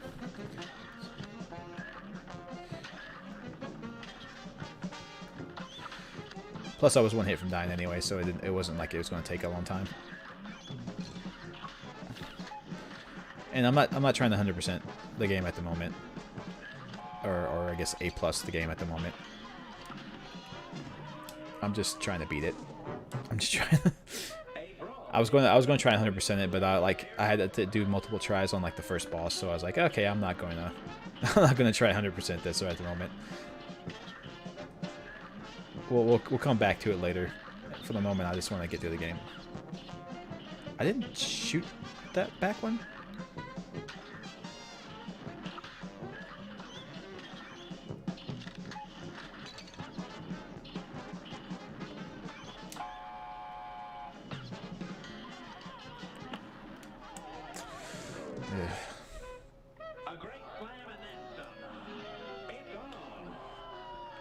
Oh, you had to hit forward drive and you still got stuck? Holy shit. But yeah, I guess with ice, ice don't care how many wheels you got.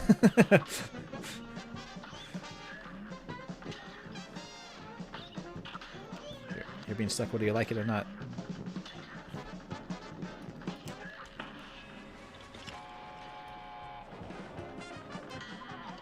Alright, that's a pretty good spot for him to do this. I can at least shoot him while he's doing it. How did I miss that shit?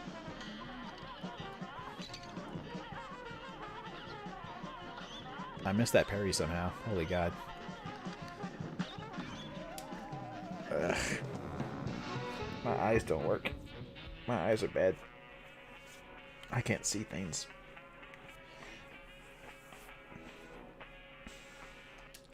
That's true, Kozer. Yeah, some bosses do not respect employees, which is unfortunate. No matter what line of work you're in, you should be able to take days off if you need them.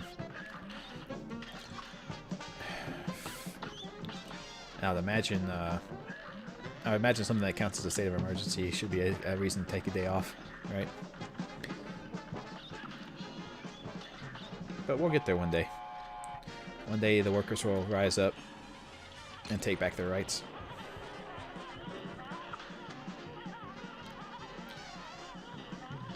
The bourgeoisie.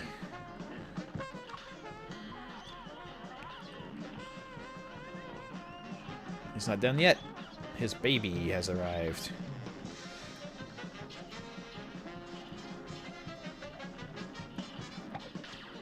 Oh, shit. I honestly did not know he did that. I honestly usually kill him so quickly that I didn't know he did that. I didn't know he had those laser gun.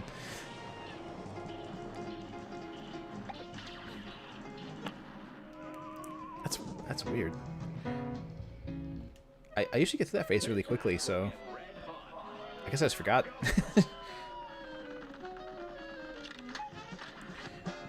Yeah, how dare you try and start a union, communist scum.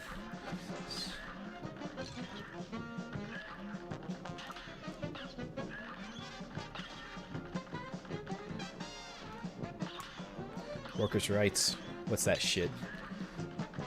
You should be happy you have a job, asshole.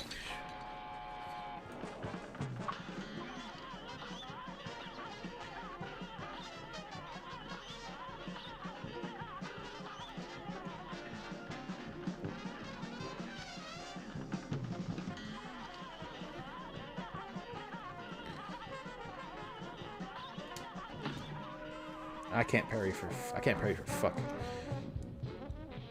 Yeah, take care, Wolfer. Good day for a swell battle. Now go.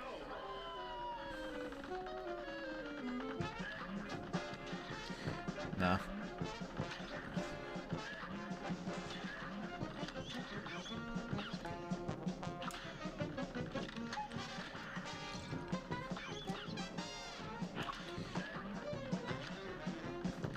If I can get political for a moment, I think I can with you, some of you European fellows around here. Yeah, America's going to have a big time reevaluation of how it handles workers and employees and jobs and basically everything. We're going to have a big rethinking of how we do all this stuff, or else things are going to start going badly. Because people are starting to get sick of the way things are, for one reason or another. You know, the validity of your anger with the system aside, people on both sides of the political spectrum are kind of getting sick of the system in general. So they're going to have to really rethink how things are done, how we handle things. I think we're going to have to end up turning into the socialist hellhole that we're so scared of becoming. I use socialist hellhole as in a very sarcastic way, by the way. I don't consider Denmark a hellhole. A brawl is surely brewing.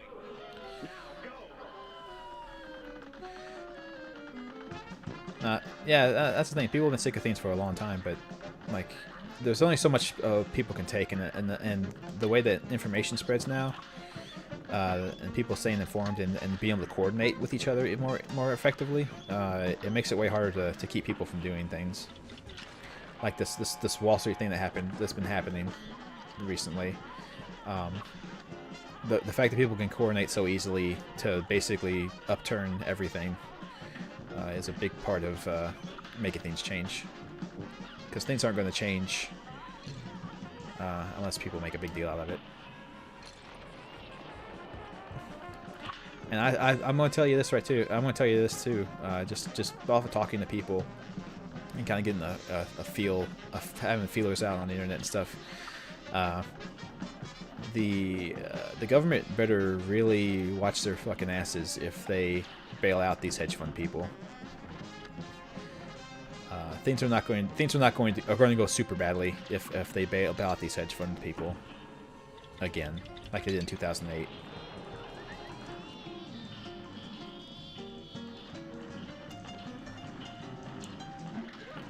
Oh, they blow up. The pills blow up. This match will get red hot. Here goes. Yeah, I don't fully understand the GameStop stuff either. I have a basic understanding of what happened, but the fact that it's allowed to happen in the first place is something that I don't understand. It doesn't make sense to me. But I have a rudimentary understanding of it. I believe the way that they got in trouble was they short sold more stocks than actually existed. I guess with the idea that they were going to sell them, then buy them back, and then sell them again. I think was the plan, or something of that nature, and that's where they got in trouble. So apparently, you're not supposed to do that. You're not supposed to sell more than actually exists. That's a tip for you guys out there, for business tip for you guys out there. Don't sell more things than actually exist in the reality. Could potentially be a bad idea.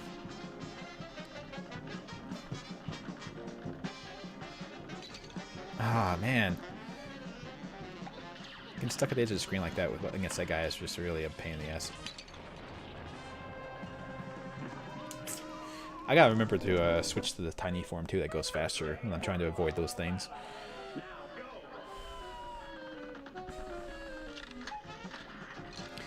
Yeah, well, it's all bullshit. The whole star marks is bullshit as far as I understand it. It makes no sense to me, but, you know, it apparently makes sense to some people, so there's obviously some system in work, even if it doesn't make any sense to me.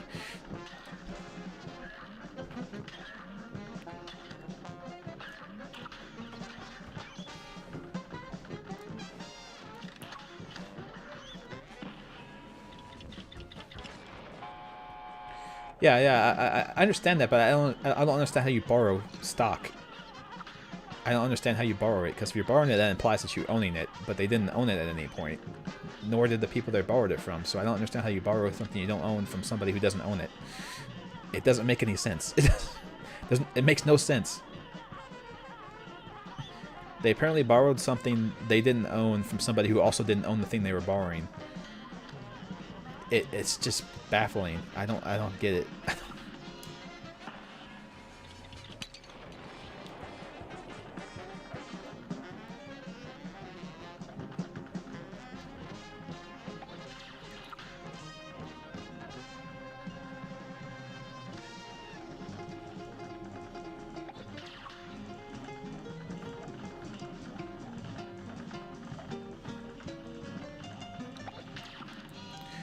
The only benefit of this guy is knowing that he's going to give you something to parry.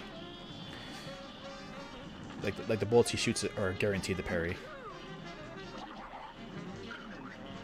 Did he just spit up his heart? You just spit up your heart, sir?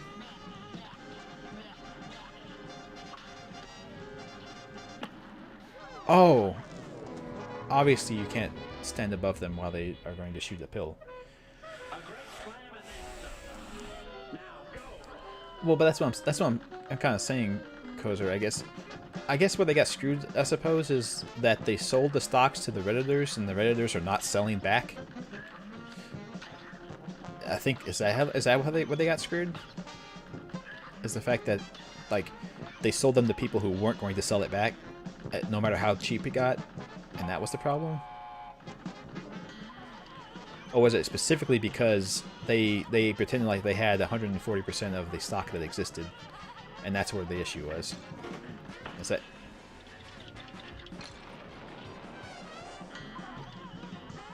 And they just couldn't reclaim that.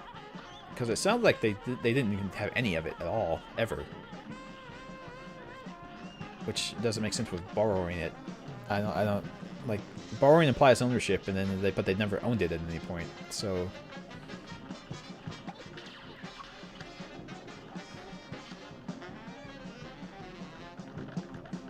Yeah, no, yeah, okay, so that's what I'm saying is, like, they sold stock to people who weren't going to sell it back, and then now they're screwed. I think that's, like, the extent of it. Like, they sold stock to the Reddit people, and the Reddit people are not going to give it back, or are not going to sell it back, so they can't get their stock back that they need to have. Fuck's sake, I couldn't dodge that! A brawl.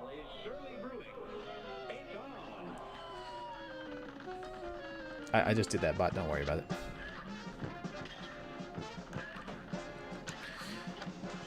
Yeah, that's the thing.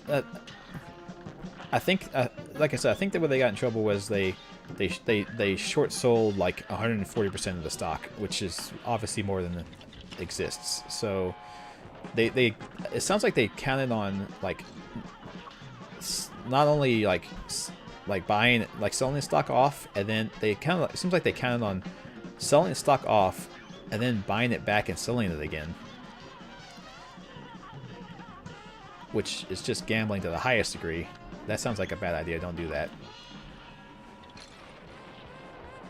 As this game is teaching us, don't gamble with money. Don't gamble with things you can't afford to lose.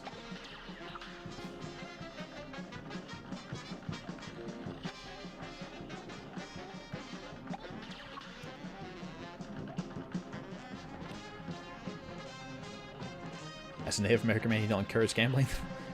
Fair enough. Yeah, that's the issue. Is most people gamble with things they can't afford to lose. Like,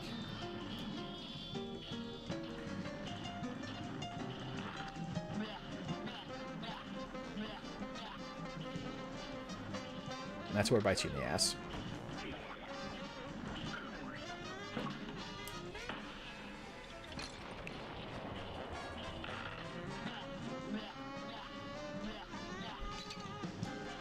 Yeah, I didn't. I had to have touched him. This game has good hit detection. I had to have touched that. It didn't. I didn't think I did, but I had to have. I just misjudged it. No, I understand that, but I guess the order of events that happened was mixed up in my head. That's the only thing I can think of.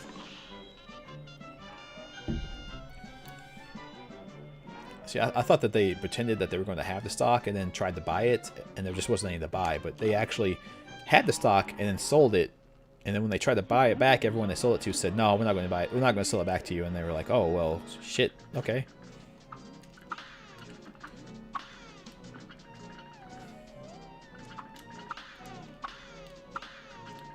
Ah, dang it.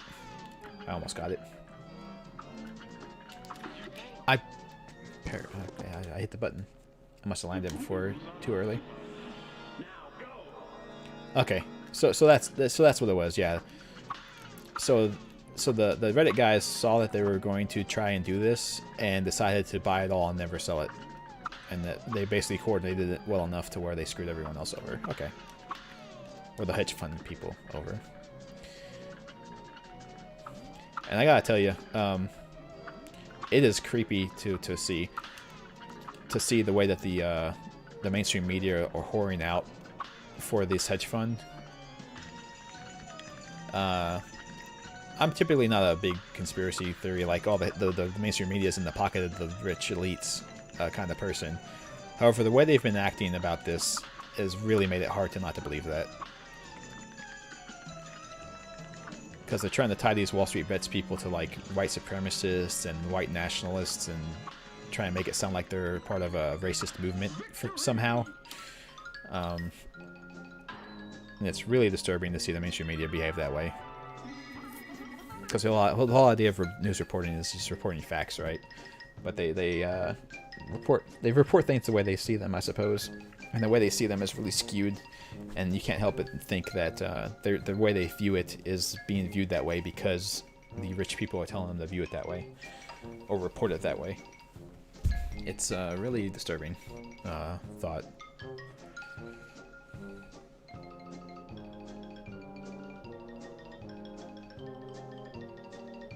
No, yeah, I understand the basic principle. You sell it at 10, expecting to drop to 5, and then you buy it back at 5 and give it back. That's the basic thought process. But like I said, I just had a misunderstanding of the order of events that happened.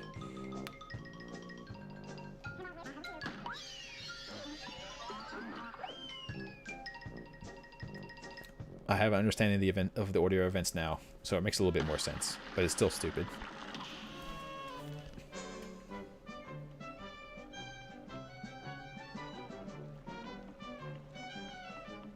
Yeah, that's a big issue with it, with the media in general, and the social media as well. I guess Kozer is dehumanizing the people you're having discussions with. It's easy to dismiss and not listen to people if you dehumanize them. Have you heard of Quadratus, the watery being of this isle? His obsession with death and numbers is legendary, and somewhat disturbing if one thinks about it for too long. I have not run into that guy, I don't suppose.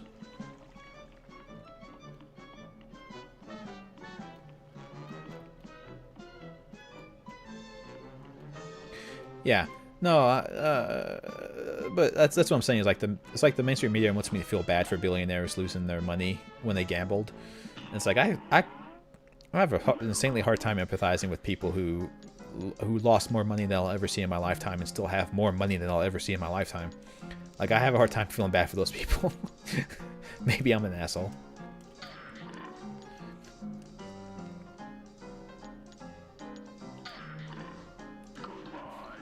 Goodbye. Well, and plus the companies will always do that because the companies are in the league with the guys that they're supporting, right? Like, the guy who owns CNN is rubbing shoulders with the guys who are losing money right now. So obviously he's gonna get the story from them of like, oh, this is just so sad, and they're picking on us, and we're just poor victims of this situation. It's like, no, assholes, like, you did something that you shouldn't have done.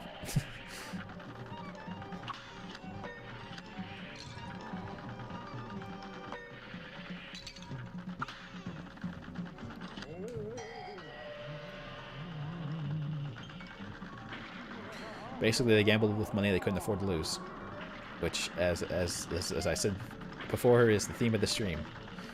Don't gamble with things you can't afford to lose.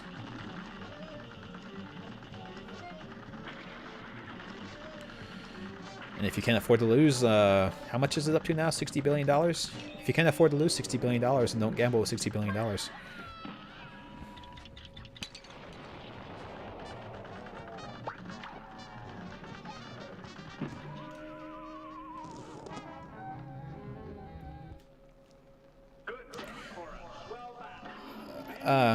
Yeah, Kozer, I don't agree with, well, there are different schools of thought about tax brackets and all that stuff like that. I don't necessarily agree with taxing rich people at a higher percentage, but I do agree with rich people being taxed at all. That would be nice. If they paid any taxes at all, that would be just fucking aces.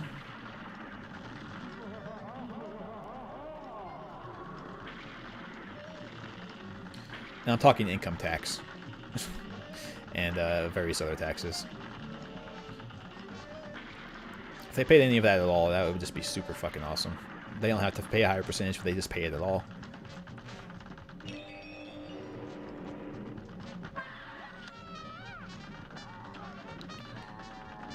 It's super weird how that works. Hey, Wolfer. Welcome back.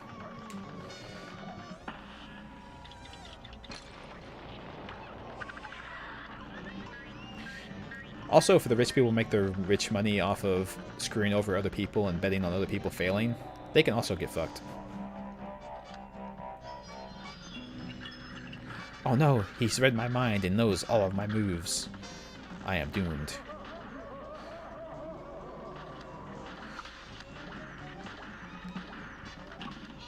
I was wrong. This is Bullet Hill. No, just joking. This is nowhere near Bullet Hill. This game doesn't actually get to the level of Bullet Hill at any point, fortunately. If it did, like, oh my god. Oh, that's bullshit. Oh yeah, the eyeballs. You have to keep an eye on all the pyramids. The pyramids are actually the important thing in this particular phase of the fight. Fuck. I thought I could get over before they went off. Too bad. Definitely Woofer. We're talking all that stuff. That's basically all that's going on in the news right now, so. Yeah, I guess that's the issue. That's the issue with the government officials as well, right? Our government officials are so far removed from what's actually happening in reality, or what the actual people are facing, that they can't properly account for that, right? Like they'll never, like, most of our politicians will never know what it's like to live paycheck to paycheck. So how are they supposed to empathize with the plight of the working person if they don't understand that very basic thing that most people live with, is this idea of like paycheck. You're living paycheck to paycheck. You're like, if you miss a month of work, like, you can't afford your house anymore.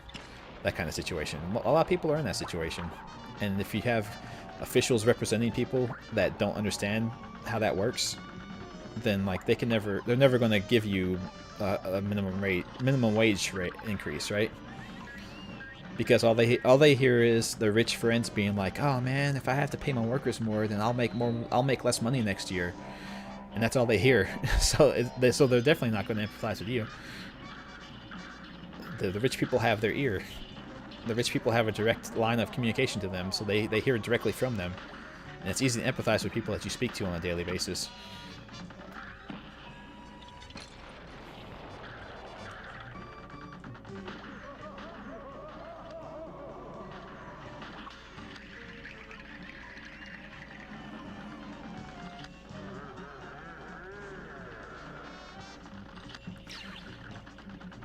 Well, that's the thing. We could have so many more government programs going if we just collected taxes on rich people instead of letting them get away with not paying their taxes. But the idea is, oh, if we start taxing them, they might move to China. It's like, then fucking let them. Let's see what happens. They're not going to move to China. They need the U.S. None of these Amazons or Sonys or Sonys or any of that stuff. I'm talking about Sony America, obviously. None of them want to go to China. China sucks. China sucks ass. Like, nobody wants to go there. And they're not going to go there just because you start taxing them. That's fucking bullshit.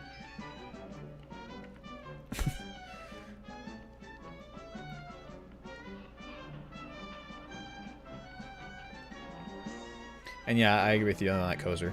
At a certain point, you should stop being able to represent people in the government because you're too far out of touch, right? Yes, Vampire Hill. That place.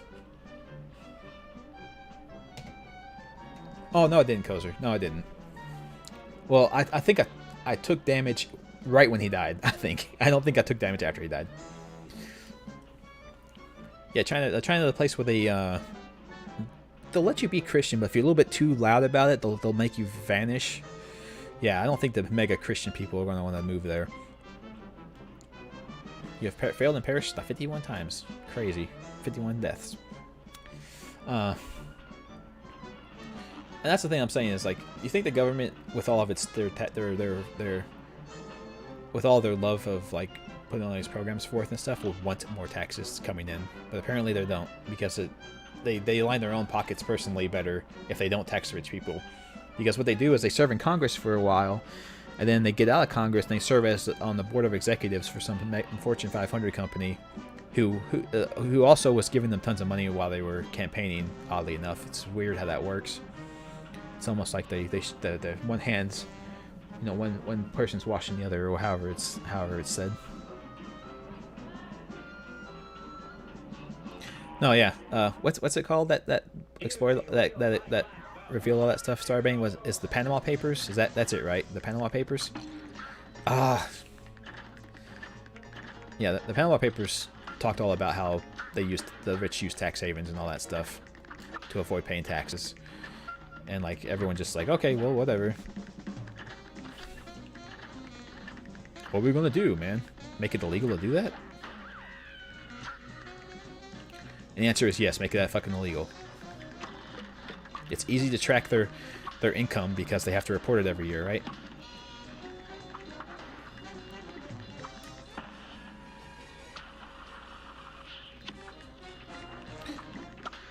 Unless they falsify the books, and that's a whole other level of illegal.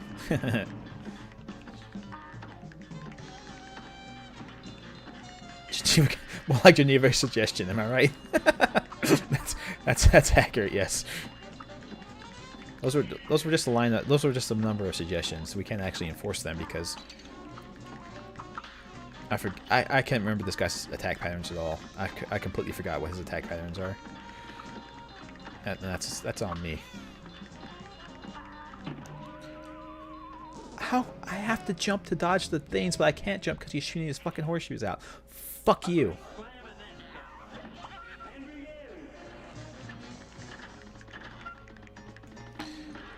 Okay. Really, Starbrand? I hadn't heard about that.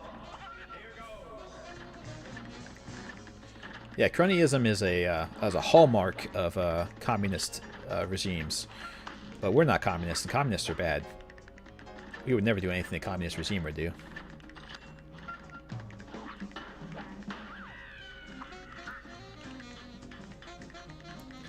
I do know there are companies that have like operations as basic. 100% Kozer, yeah. This game is hard no matter how many times you play it, just because there's lots to keep track of and it's hard to avoid everything. Like, you're gonna get hit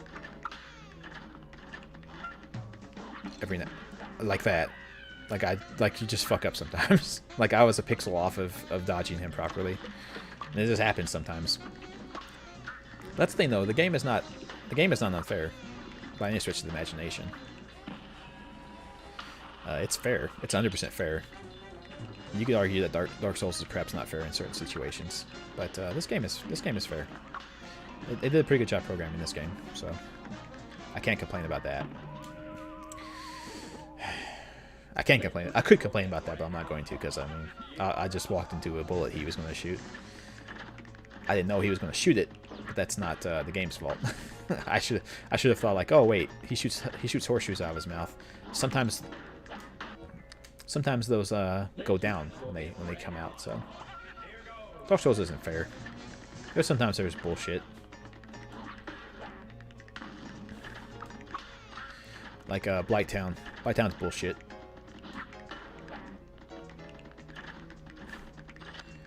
You have guys sniping you from halfway across the map with toxin darts. That's not fair. Dark Souls 2 is all bullshit. I actually don't know Dark Souls 2 as well as I know 3 and 1. I don't know why I never really got into even like learning about Dark Souls 2. But I just never did. As much as like, fuck! As much as like Dark Souls 2 and 1 and 3. I maybe got into like learning how those games operate and things like that nature, but I never really got into 2. It didn't seem I parried that. I know everyone has their own opinions on the Dark Souls series, of course. But I do know it's a way more popular opinion to say that Dark Souls 2 is bullshit. I fucking parried! I know it's way more prevalent to say that Dark Souls 2 is bullshit than any of the other ones.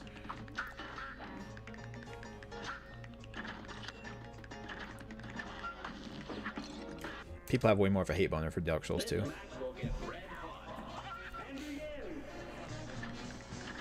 I'm not sure why. Like I said, I don't know Dark Souls 2 as well, so I'm not sure why exactly people say it's bullshit more often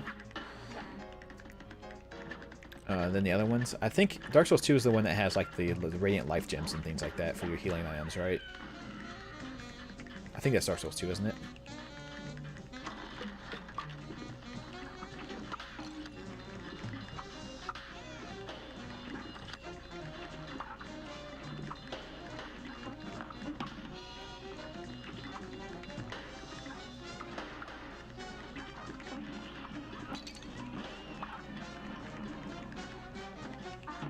Fuck!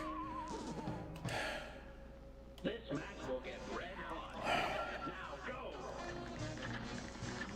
see. See, in that particular instance, you know, I could have dodged out of the way if I thought to do it. I just didn't think to do it.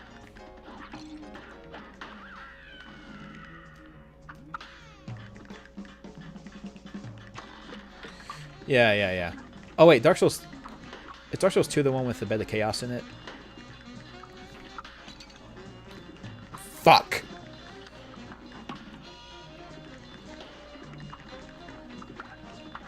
This guy really sucks a lot, though. I will admit. This boss fight really is bullshit. I really hate it. I think I was trying to think of like a boss fight I hate more than this one. I don't think there is one. I think I hate this one the most. Dark Souls 1 has Beta Chaos? Okay, I just remember Beta Chaos is the worst of all the boss fights in the game. In all the games. Beta Chaos is the worst. Because there's no actual skill to it. It's just random. Random, do you die or not?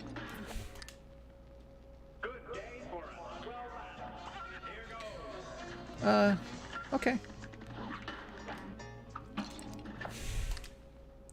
Perhaps.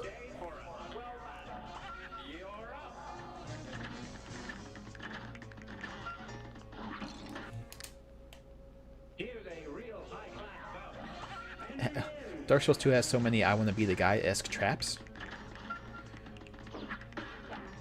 Oh, yeah, I get what you mean. Does it really?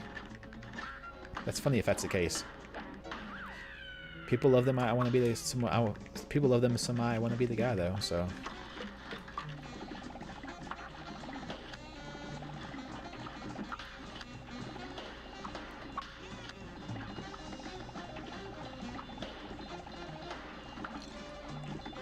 I didn't jump right. I didn't press jump button in time.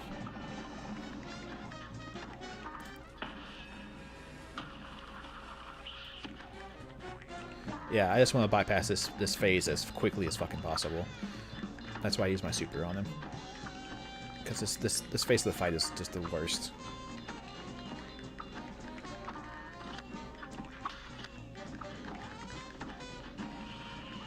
There we go. Next phase.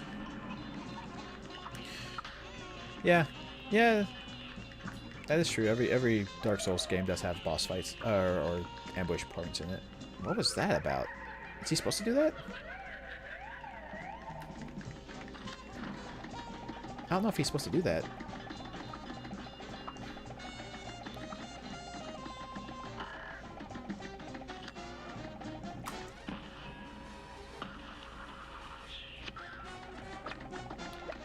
Oh yeah, the baseball penguins.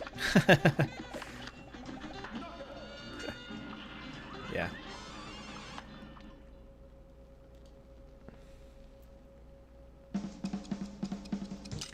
You think they had more of a PvP focus in Dark Souls 2? Maybe. You know, every game, you don't want games to get stagnant. Of course, the correlation to that is sometimes maybe the game gets to the point where it gets to a phase where it's not something you necessarily are agree with as well, which is understandable. As things evolve, like that, it's easy to you know, have it. There we go. I knew there's something. I knew there was one around here somewhere. It's super easy to have it where it gets to the point where you just there's just some little element that gets lost or something that you don't really care for.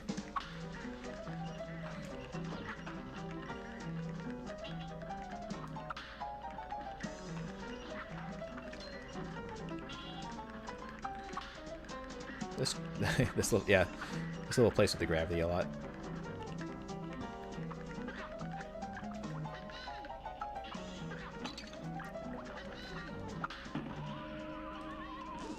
Damn.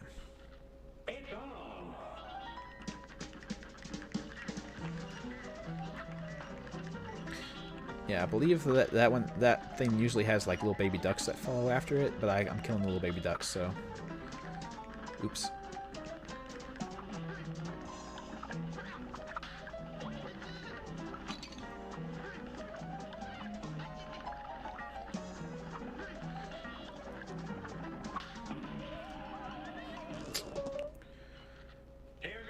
Iron Passage? Which one's that?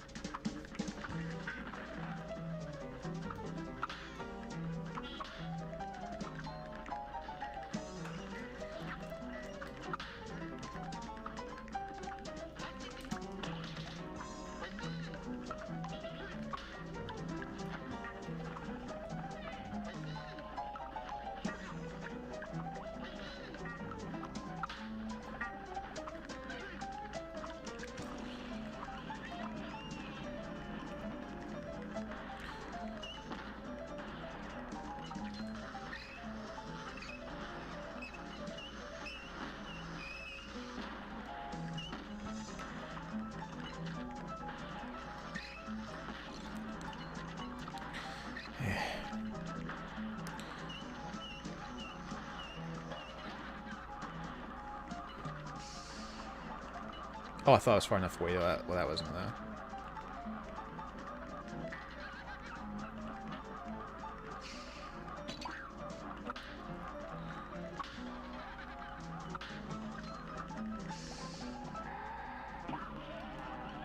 Damn. I thought I could kill him before he shot, but I couldn't. Drop off ledges in a manner where ambush to fight 7 guys at a time to ambush.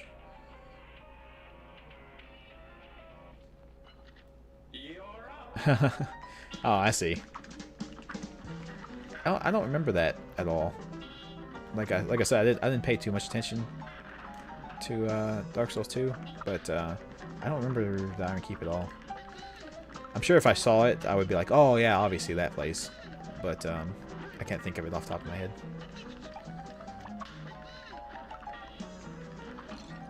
Fucking fuck.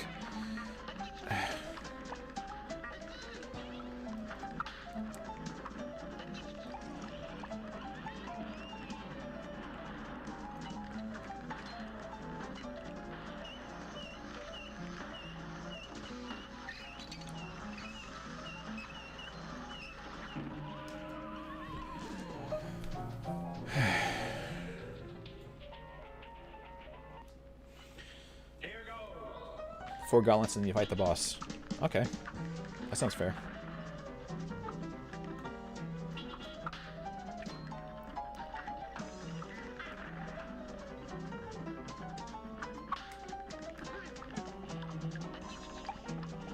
Oh, is that...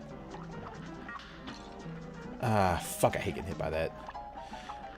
Is the Iron Keep the one where you free the knights that are sitting on those thrones, and then they help you on the boss fight? Is that the Iron Keep?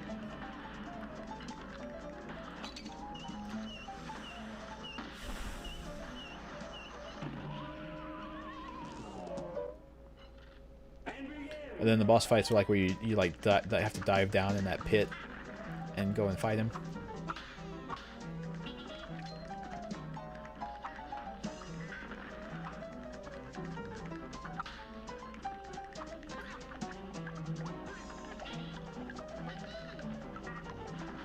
It's Ivory Crown. God. Well, they just name these things whatever the fuck they want, don't they? There's no rhyme or reason to any of it. Oh, is Iron Keep the one that's got all the ash and stuff, and like the big knight guys come out of the ashes and ambush you? Is that Iron Keep? That's Iron Keep, right?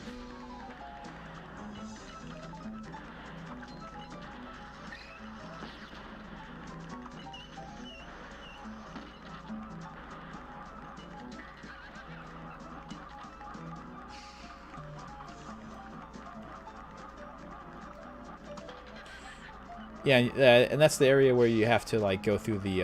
It's like almost like a smithy. There's like a huge furnace in it.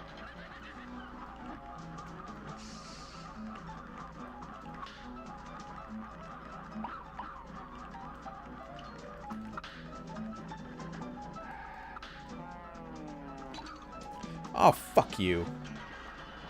Fucking asshole.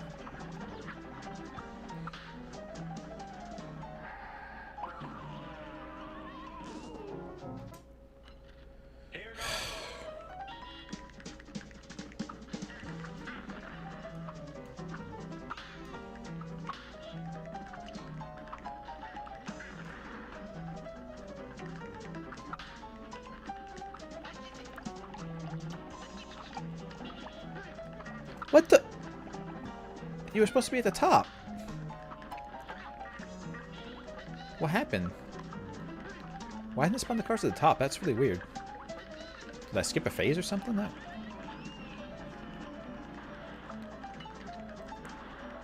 Yeah. It seems like it seems like that level is overloaded with guys who are really hard to fight, and they're just all the time everywhere. So it's so hard to avoid them.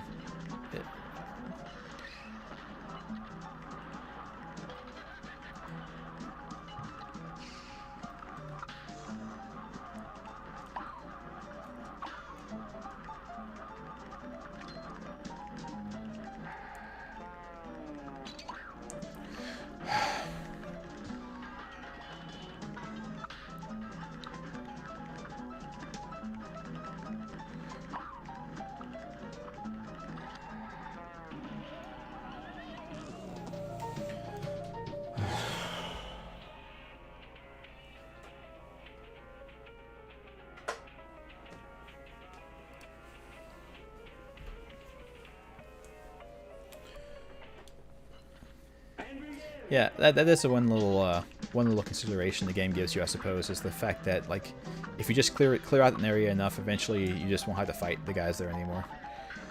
That's a slight consideration, which I'm sure people really appreciate. He did it again. I don't know if I'm skipping phases of the cars or what.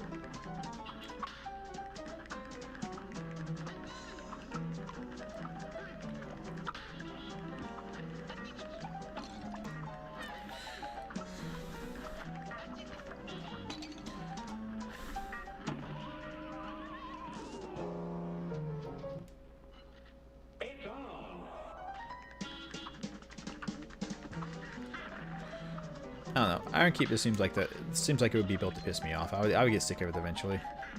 Like at some point I'd just be like, this fucking sucks. I don't want to play it anymore. Just like oh, this time it did it right. Okay, sure. Just like Sen's Fortress. Just like Sen's Fortress in Dark Souls 1. Like that place is not just a nightmare. That place would piss me off so much.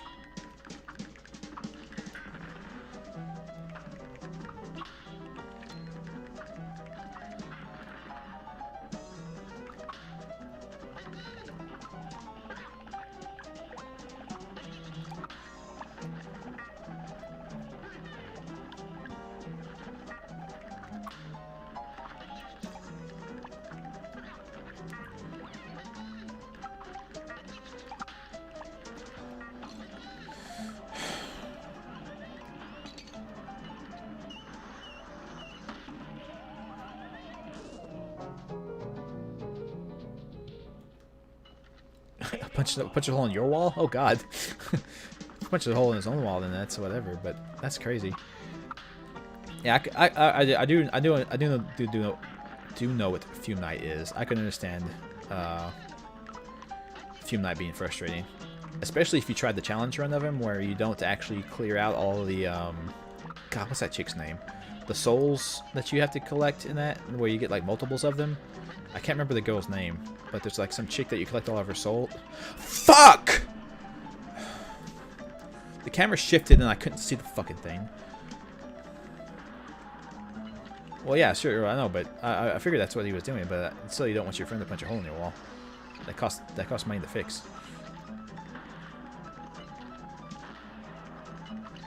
And if I did it, if I punched a hole in my friend's wall, I feel like a piece of shit. So it would be no fun for either side in that situation.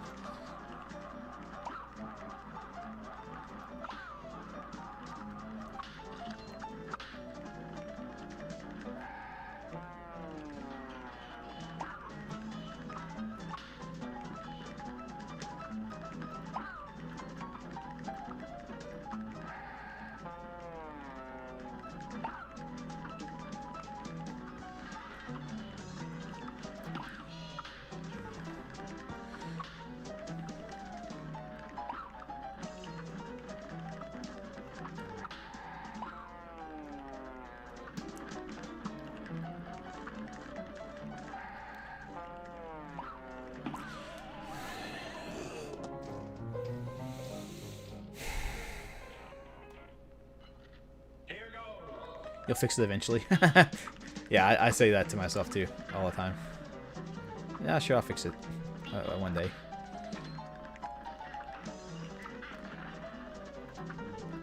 Yeah, the Nadalia fragments, or I think Nadalia's right. But like I said, I don't pay a ton of attention to Dark Souls 2, so I could be wrong. No, isn't it a challenge run in Dark Souls 2 to kill Fume Knight without killing any of the Dahlia fragments?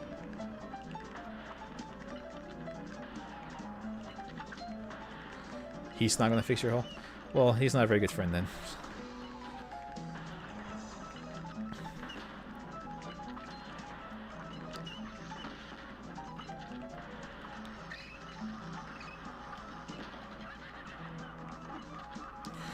Well, I don't go to people's houses because of the virus either.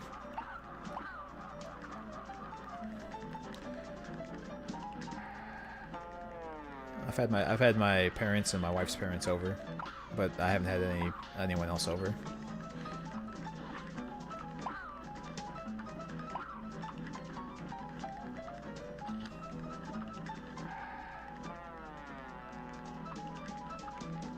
No, it doesn't get you anything, but it's a challenge run, so they're just challenging themselves.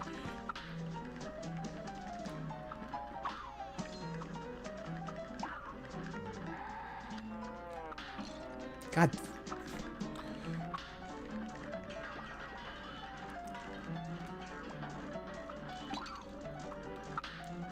No!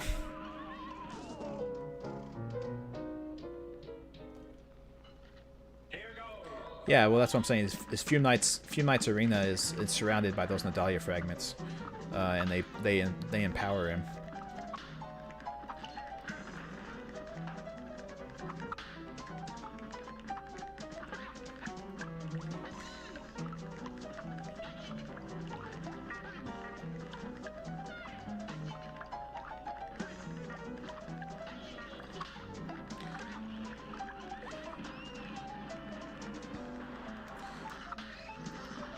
And when I say fix your wall, I mean like pay to have someone fix your wall if you're not going to do it yourself.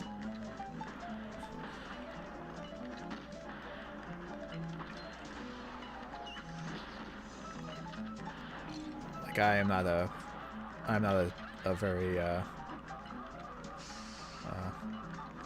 hands-on person myself, so I would pay to have someone fix it, not fix it myself, because I would not even begin to have a clue of how to do it. At least not well. So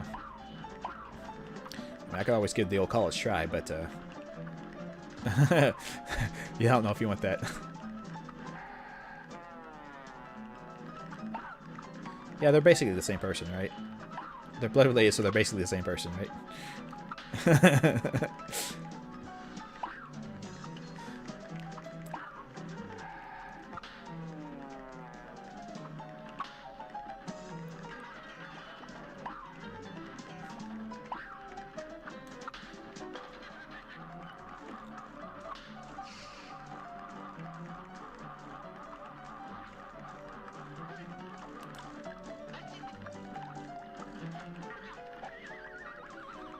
Don't you ton me.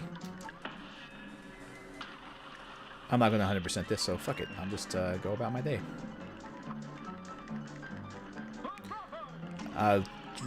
Drastically reduce my score because I did that, but I don't care. I just want to get through it.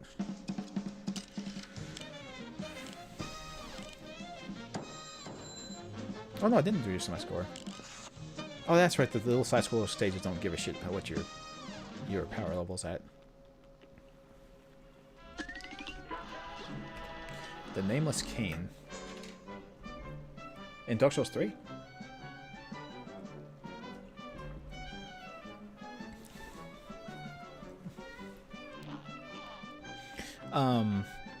Actually, the actual Nameless Cane portion of that fight, I found to be really, really easy. The dragon portion of the fight was harder than me.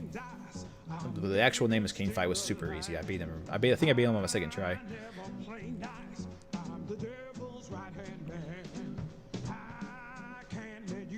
134 tries. Holy fuck. That's nuts. But I can understand if you're low level on against Nameless Cane, he's got a couple attacks that'll one-shot you, so I guess I can understand dying to him. Oh, right there, Wheats. You ain't leaving till you put the screws on to them deaders, all of them. You get me? Good. Now scram. I missed somebody apparently. Who did I miss? Dark Souls 3, when I played him, yes, I played Pyromancy. So basically, I think what I did against him was I dodged him and did combustion.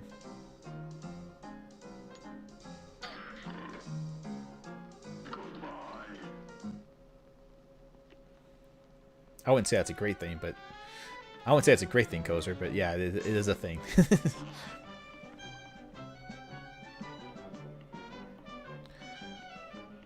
I beat that level. I beat that level. Got that one.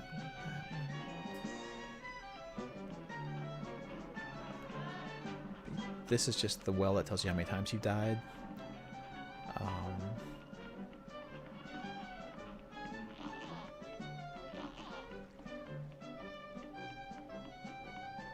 I'm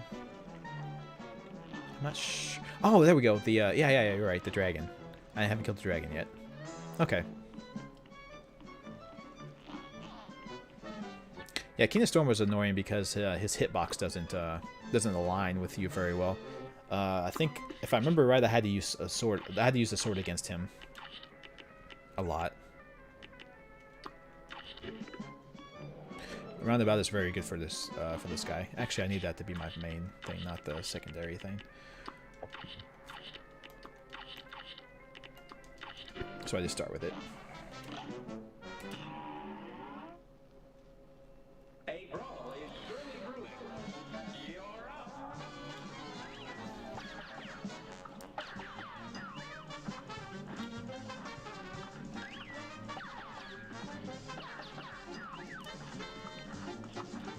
I understand how to switch weapons game.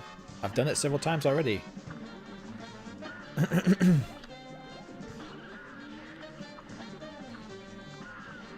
This I didn't think that was gonna hit me. This shot is only really good against the next phase in the fight, but you can use it here. It does a lot of damage.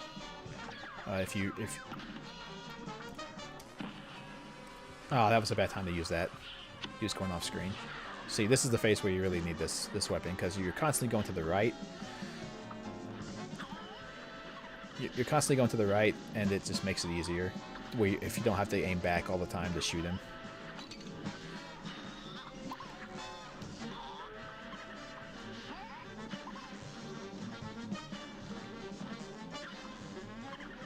Oh, he didn't make a noise. He didn't make his noise before he jumped. Little shithead.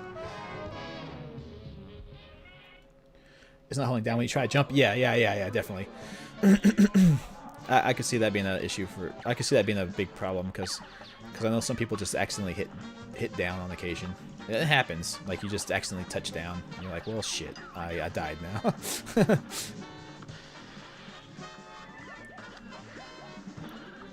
This phase, the tail is the thing that usually gets me on this particular phase because it's kind of just down there, and it makes a little noise when it's going to come up. Excuse me. It makes a little noise when it's going to come up, but you can still miss where it's going to. You can just still miss it when it's about to hop up on you.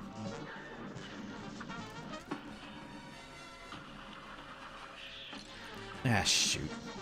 Yeah, that was a bad time to do that. That particular super ability is actually not great against this phase because when you use it, you can very often just get screwed because there's not going to be a cloud. When you come out of your attack, there's no cloud underneath you. These pieces come from bad parenting. Yeah, invincibility is way better for this fight. Yeah, these pieces come from bad parenting.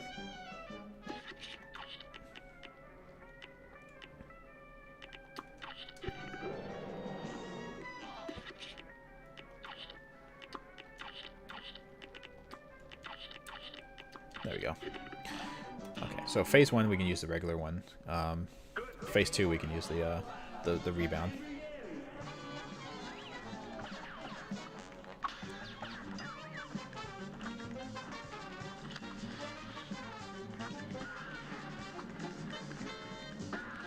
And RNG can kind of fuck you in this fight too, just because of cloud placement. Sometimes the clouds just don't align for you properly, and you get fucked. Which is kind of annoying.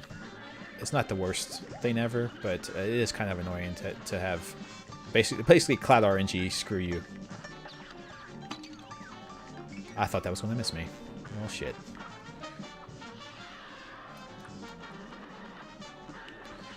And it's a thing that happens. Don't think I'm just bullshitting you. Cloud RNG in this fight's a fucking asshole.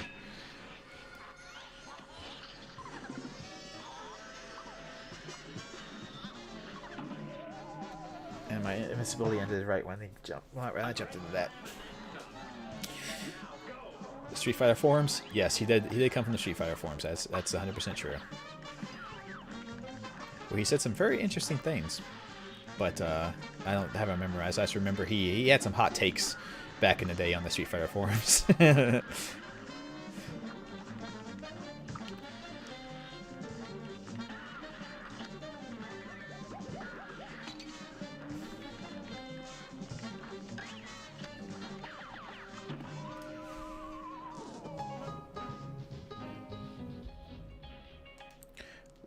Was LTG on the Street Fighter forums? I don't know as much about him, so I don't know his backstory quite as much. I know he competed in tournaments and stuff, but that's about the extent of it.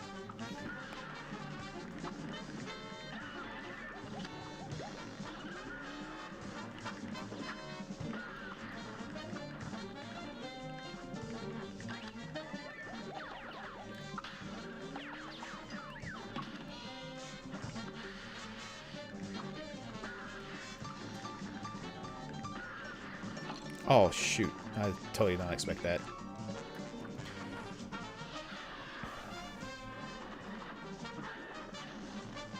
Yeah, I know he's pretty good, but I think he has, like, anger issues.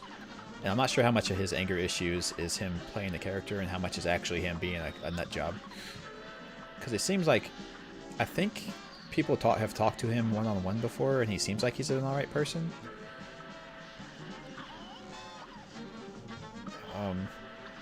It's just, I think a lot of his anger stuff is a character. But he's pretty... I do know he's kind of scummy about getting his money, too.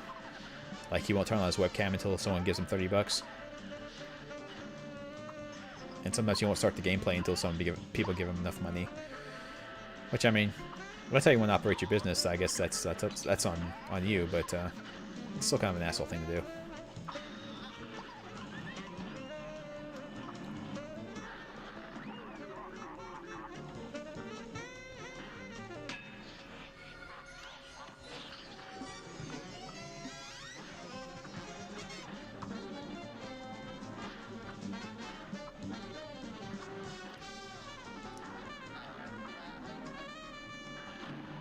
Oh!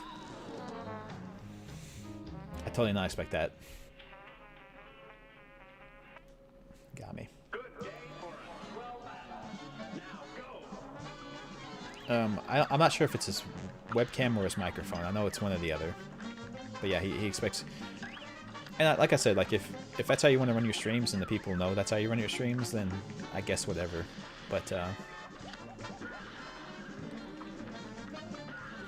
I think it's kind of a jackass thing to do, but that's just me. And I don't stream for a living, so maybe if I did it for a living, I would be a little bit more sympathetic, perhaps. I don't know.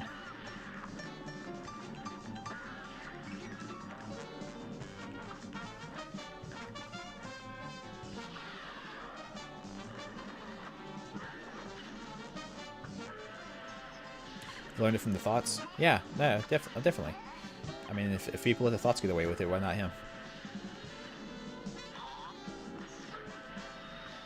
Of course, for thoughts, the whole idea is to be able to see them. So, I guess people are more. I guess it's more acceptable to pay up for that because that's the whole idea, right?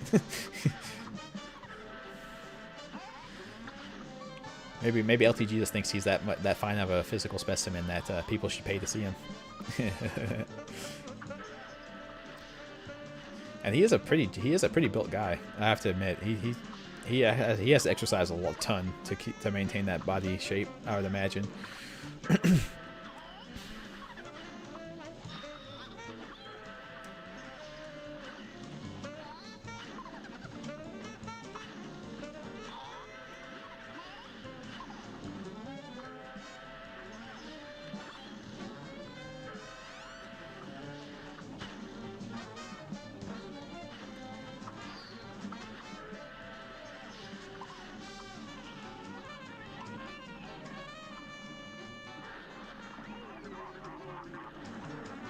Okay, I have to, fuck. I was about to say I have to time my invincibility at the right stage, but Shit.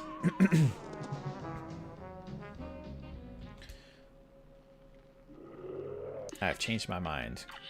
This does not last anywhere near enough time to be useful. Thanks, King Ghidorah. Yeah. He's definitely he could definitely beat King Ghidorah from Godzilla. Definitely.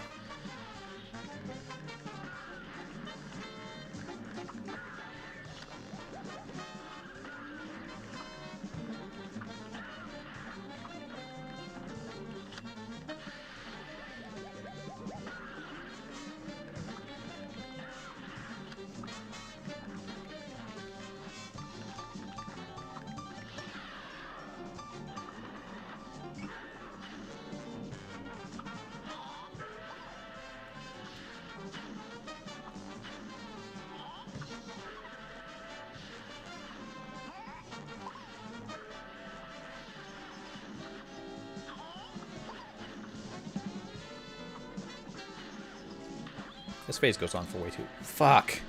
This phase goes on for way too long.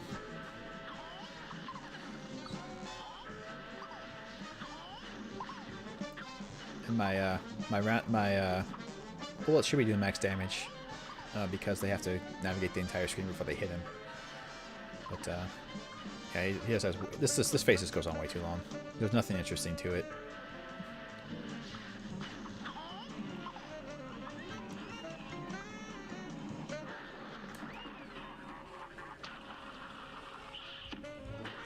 RNG was favorable. Hallelujah.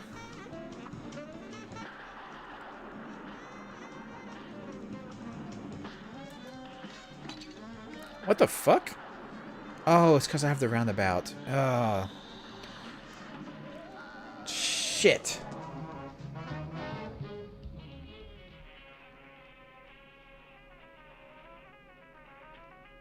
I am missing a B and XH too?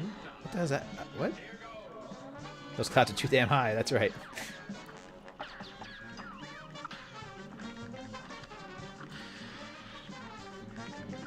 Oh, yeah, definitely. I get what you're saying. Off of the, fuck! Off of the roundabouts. Yeah. I get what you're saying. That's true.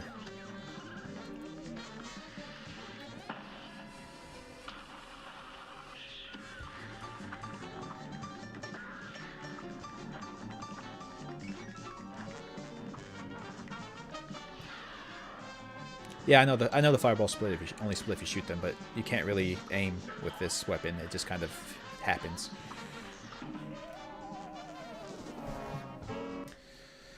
Raise taxes and lower the clouds. That's good. That's good. I like that.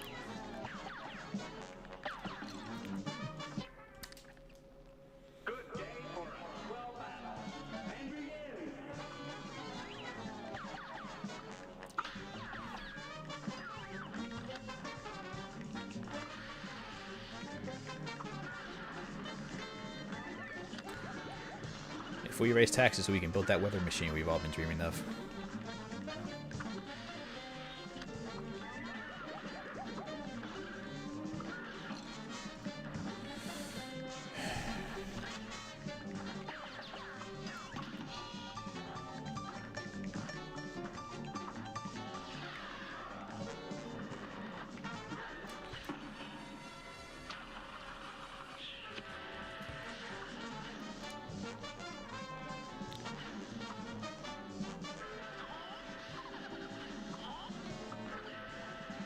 The only thing about these fire guys that makes them hard to dodge is that they're completely random trajectories. You have no idea where they're going to go. So it makes it hard to dodge them.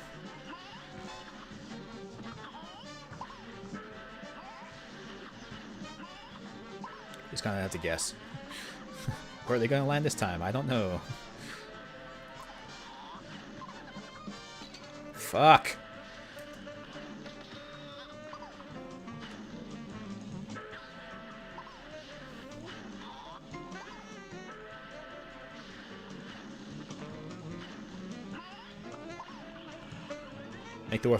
Make the bullet foggy to screw over these car insurance companies. I don't know about that, man. That's definitely the... That's definitely never going to happen. Screwing the insurance companies are definitely not something the government does. They do everything in their power to help the insurance companies.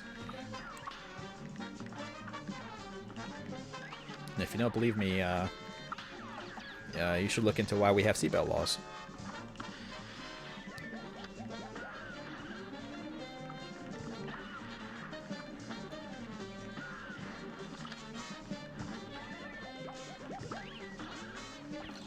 Oh, fuck you.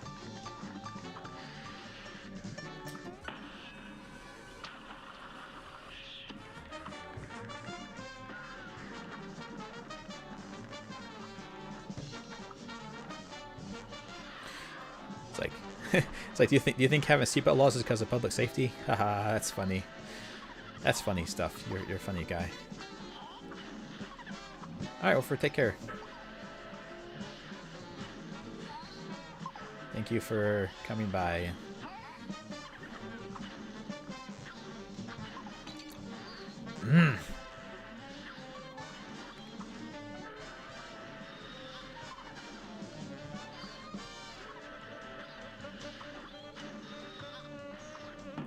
Oh my god. I'm too slow on the trigger finger for dodges. Is I think is my main issue with this game in general.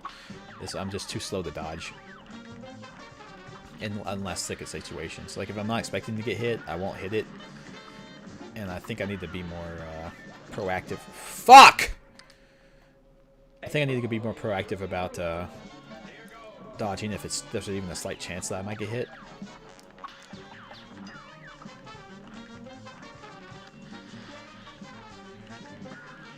Well, yeah, it's that, and also to reduce costs per accident. Claim your cost of your claims go down if people don't die in the car crash, right?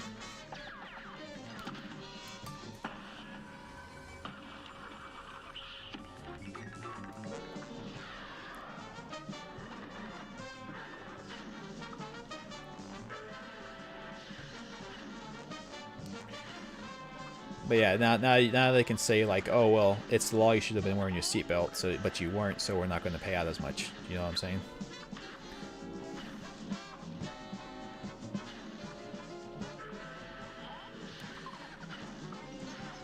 And that's the reason why we're so quick to get. And I mean, it's all money. It's all money in politics, right? It's all about where the money's coming from.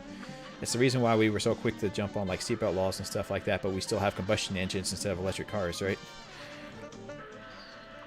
Because there's no money. There's no money in mandating electric cars. But there's tons of money in doing other things.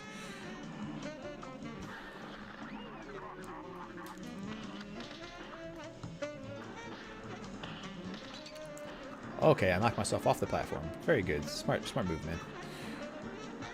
I am the smartest player in the world. Yeah. I'm not sure how often that happens. But I imagine there are situations where it's like, well, we would pay out, but you weren't wearing your seatbelt, so you weren't driving properly. Even though it has nothing to do with why the accident happened. I'm not sure how often that happens, though.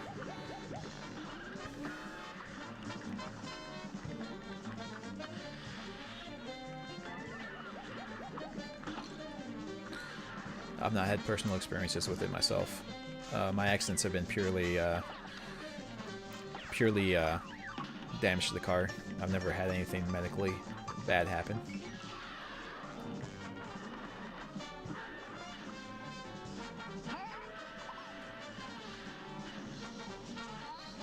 And I always wear my seatbelt as well, so that's never an issue.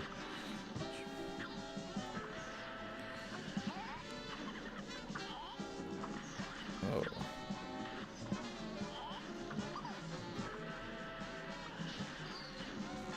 The thing is, I know against the roller coaster guy, the clown, and who had the roller coaster on this stage. I do consider that fight to be bullshit, just for a couple of reasons. But despite all the difficulty I'm having with this particular fight, I actually don't consider this fight to be bullshit.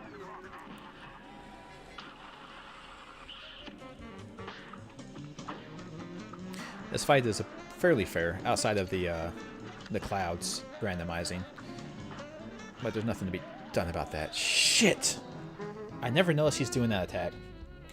I know he has a tell for doing that attack, but I just never notice it.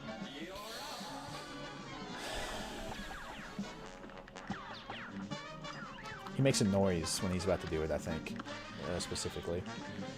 I just get so honed in on staying on the clouds, I never really noticed the sound. Is this personally your favorite boss in the game? I could see that. It is like I said, it's fair, but it's hard. It's very hard, but it's fair. So, and like I said, the cloud RNG is kind of bullshit on occasion, but it does kind of measure your ability to think fast and react fast, because you have to constantly be on your thought process of making it to the next cloud and also dodging the attack while you're making it to the next cloud, and making sure that your dodges like that will land you on a cloud when they're over, because if not, you're just gonna fall and die. It's all a lot to manage.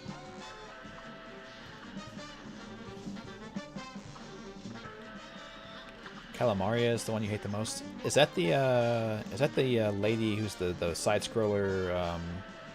It's one of the ship ones, right? Where you're fighting against the lady with the octopus on her head or whatever. Or snakes for her hair, rather. Is that the one? Is that Calamaria?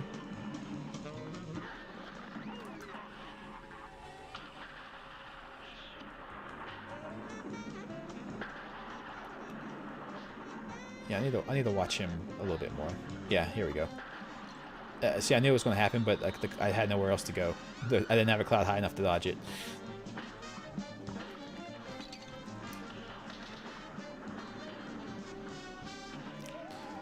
Oh, was he? Oh, he wasn't. I thought the screen flashing meant that he was about to die.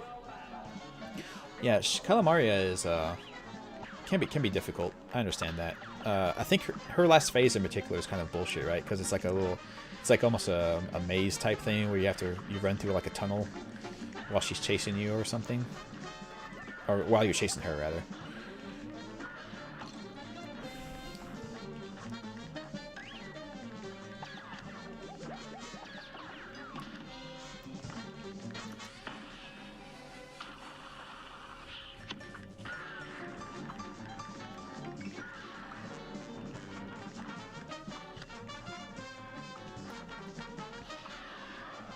Maybe I should study speedrunner strategies and figure out how they do these bosses, because the speedruns for this game are all about trying to make the boss fight as easy as possible. And of course they're really good players, so that also helps, but it's all about knowing when to push damage and change phases and make it go to the next level. So, and learn how to dodge better. Yeah, you run through a tunnel and she turns you. Yeah. The turn to stone mechanic is bullshit in that fight. I will admit. It does the turn to fight mechanic in that fight does suck a lot. I do remember that. Oh, he does the third one. Okay.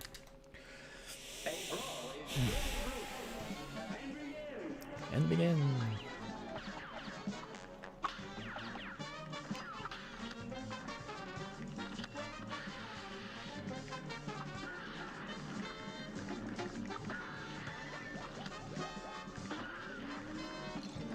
Yeah, see, like there, I should have dodged, because I could have gone to the next cloud if I dodged properly. I just didn't.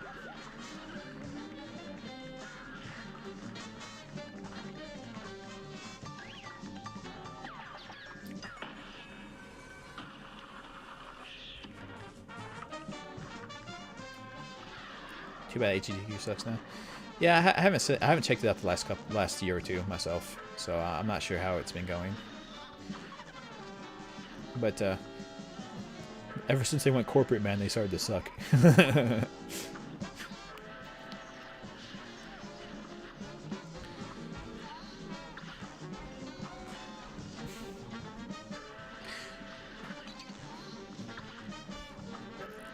But honestly, if we can be honest for a second, them getting corporate sponsorship was just an excuse to do some of the stuff they've done.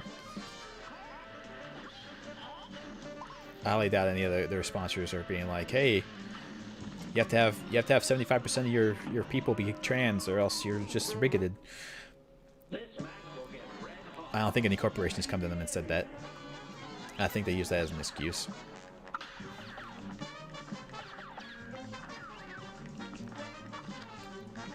But that's a good excuse because no one likes corporations.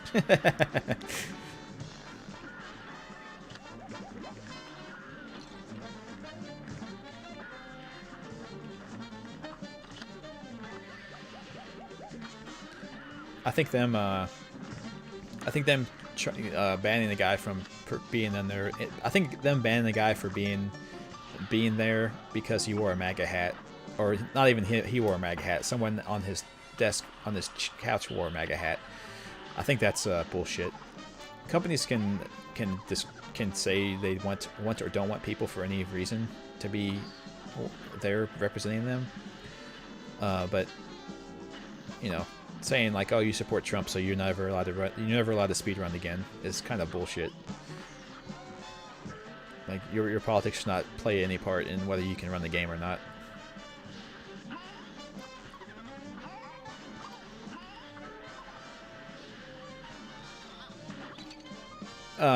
Yeah, shit, I got hit looking over. There was a guy who he didn't wear it, but somebody on the couch wore it, and typically people on the couch when you're playing are people you know and are considered to be your friend, or somebody that you want to be there. And somebody on the couch, I think, wore a MAGA hat, and they pulled him off to the side after his run and kind of berated him and told him he was a piece of shit and told him that he could never show up to a GDQ again. And I agree. I don't like Trump. I think he's a massive piece of shit. And I also think anyone supports him is a fucking retard. But that's their right to do, and they're allowed to voice that opinion if they want.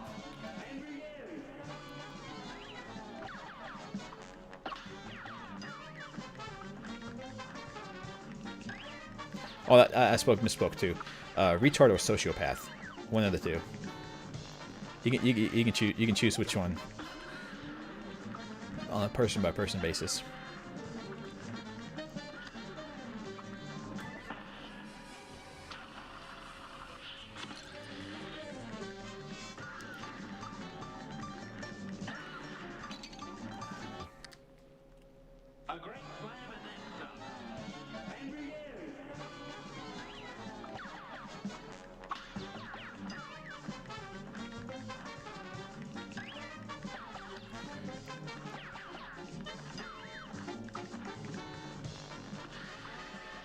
I'm not going to get my parries off this one. This is the only phase that really gives you parry opportunities.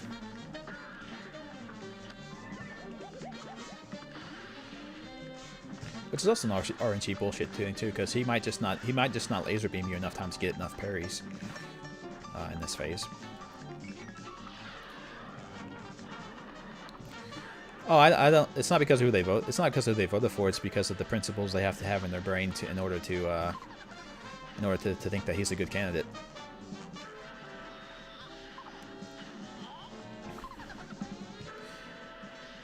His whole foundation is built on lies and not caring about other people.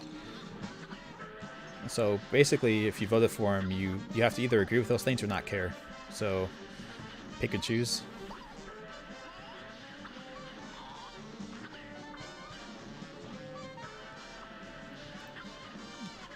It's a fine line, I suppose, because while I don't judge people for political affiliation, I do 100% judge them for who they vote for.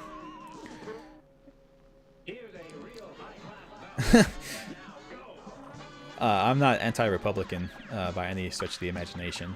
There are lots of Republicans that are very fine representatives of the country. But if you support a guy who has a "fuck you, got mine" attitude, he doesn't pay workers he contracts. He doesn't care about other people. He thinks schoolyard insults are reason to debate. He's running the cult. Trump is running the cult, and you can only have. And I suppose I should more than dismay or distaste for people who are part of the cult. I suppose I should have more pity, but anyway. But I know some people who vote for Trump, and they're not bad people. They just lack empathy. They're the same people who are anti-maskers and think everything's fine because they got more money this year. Their taxes went down, so whatever else Trump does is fine.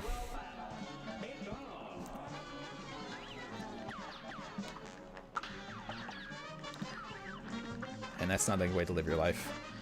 Like I said, it's borderline sociopathic to think that way.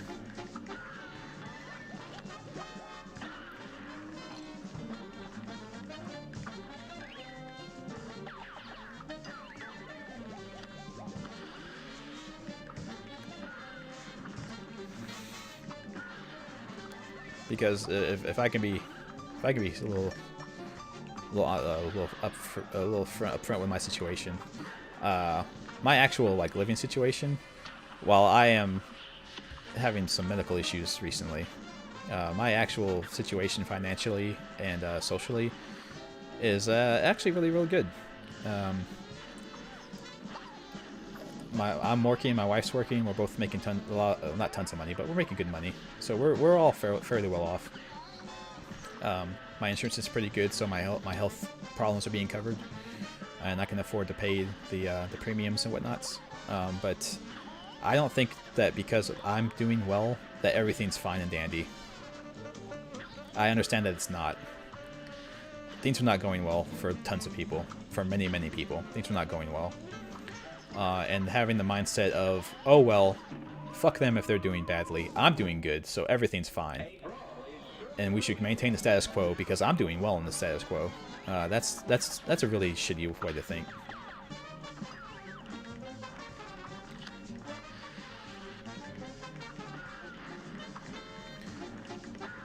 It's a lack. It just shows a basic lack of empathy.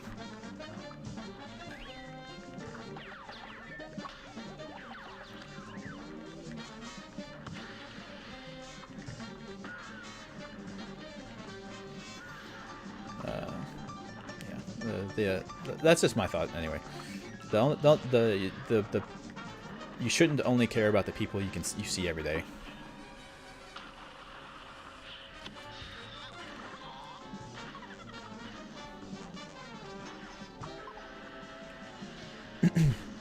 But I do understand that's a fairly high level of abstract thought, and it's hard to humanize people who are you never see. It's easy to make people into statistics, basically.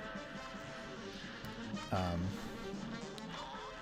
once you start thinking about people as nothing but numbers and statistics, then it's easy to dehumanize them and not care about their situation.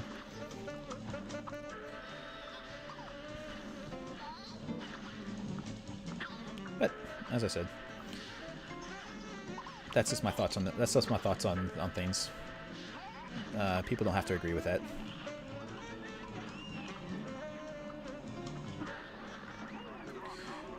That's true. That is true. People vastly overestimate how much. Fuck.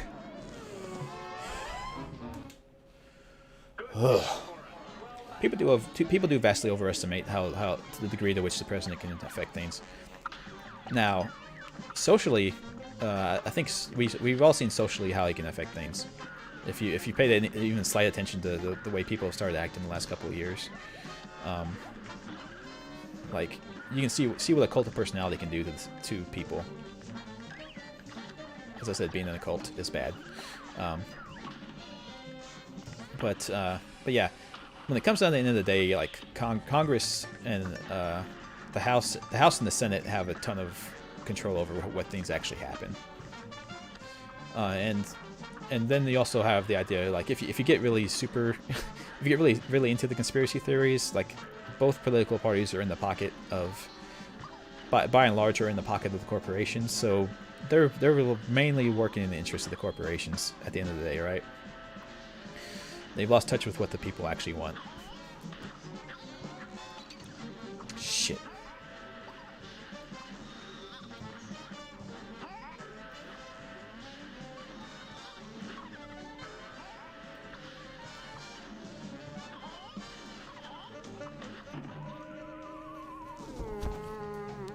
Well, Here's a real high-class belt.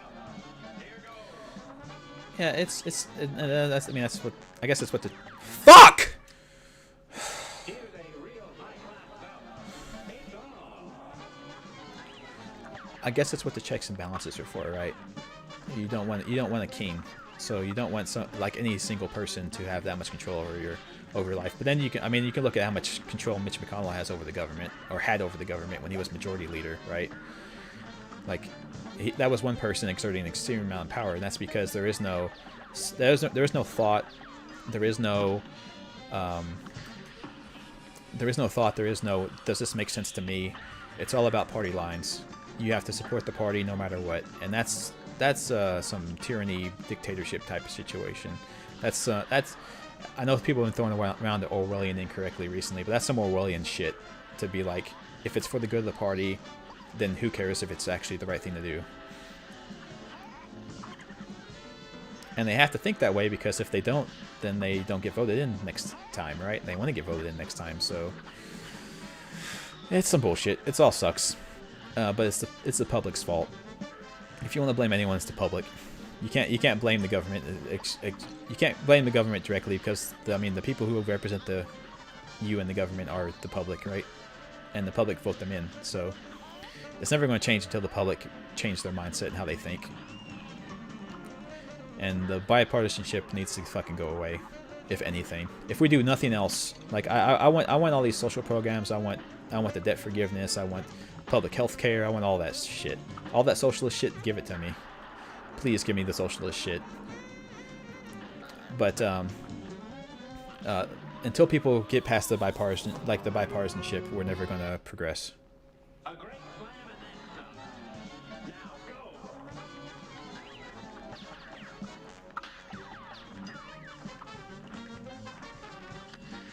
Oh, you're a states' rights person. Okay, I understand. No, I get it.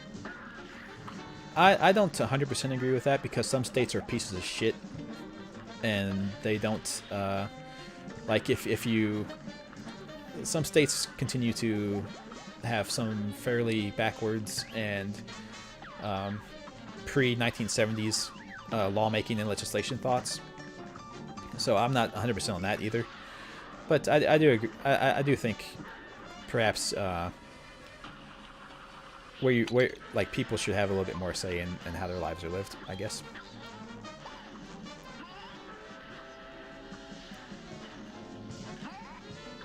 It's all about it's like I said, it's all about a fine balance. It's all about balancing things out. You have to give states the autonomy, but you also have to be like, at some point you have to say there is a line to be crossed of how much autonomy they should have, because some states suck. Like the southern states, for gay trans rights, sexual reproduction rights, the rights of minorities, southern states suck for that shit. And if they didn't have the federal government telling them to do certain things, they wouldn't do it. Like if like, there are some states where you would still have segregation if they let them do it. If you said it was fine that they did it and there wasn't any mandate against it, you would still have segregation in some states. Maybe not at like a state level, but they would still allow it for private entities, right? They would say, oh, the free market will decide. So if you want to say, I don't want to serve you because you're black, then whatever, fuck it.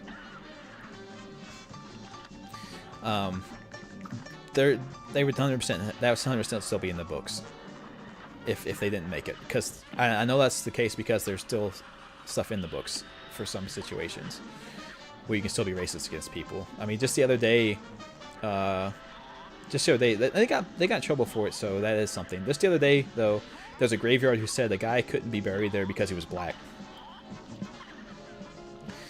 and that was like a week ago. So there is a certain degree of like, as far as like, I guess, civil rights and stuff, where we should have that on a universal level, and that shouldn't be state to state. Like your rights as a black person shouldn't vary when you cross straight lines. But yeah, income tax, how much you tax people, how and what level you tax them to, and how your insurance plans work, and that kind of stuff. Maybe that states' right stuff. Maybe that should be state by state.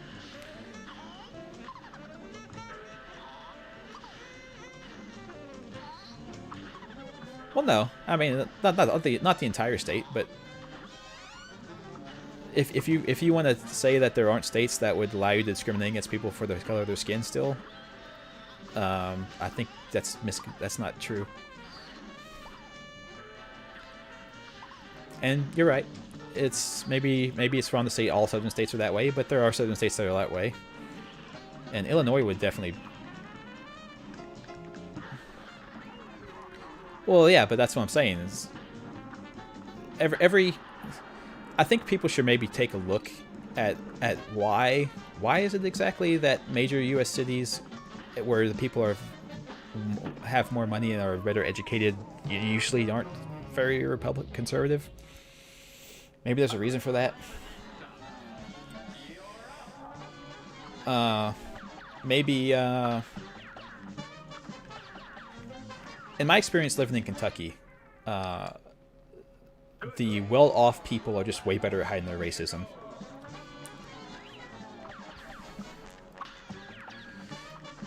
Which includes the major cities. But that's where I live. That's not everyone necessarily.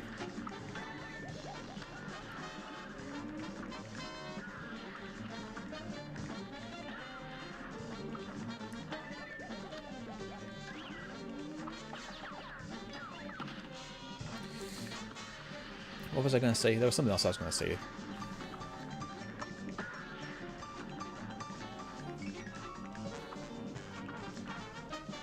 But yeah, I mean, just the areas I live in a more rural area, to be fair. But yeah,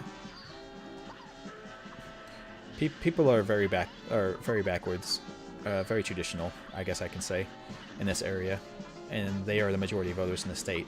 So this state would definitely be way more conservative and would not extend for certain social and civil rights to people if they didn't have to. If it wasn't mandated by the government at the federal level, they wouldn't do it.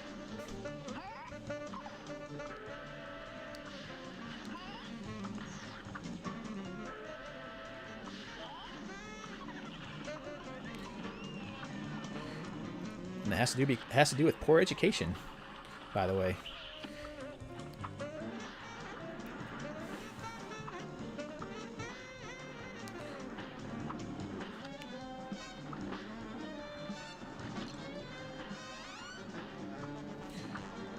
You're far likelier to be a discriminatory asshole if you have bad education. That's just a fact. Ah, shit! I wasn't looking at it. That face, he has way too much hit points. It's just such a hard fight.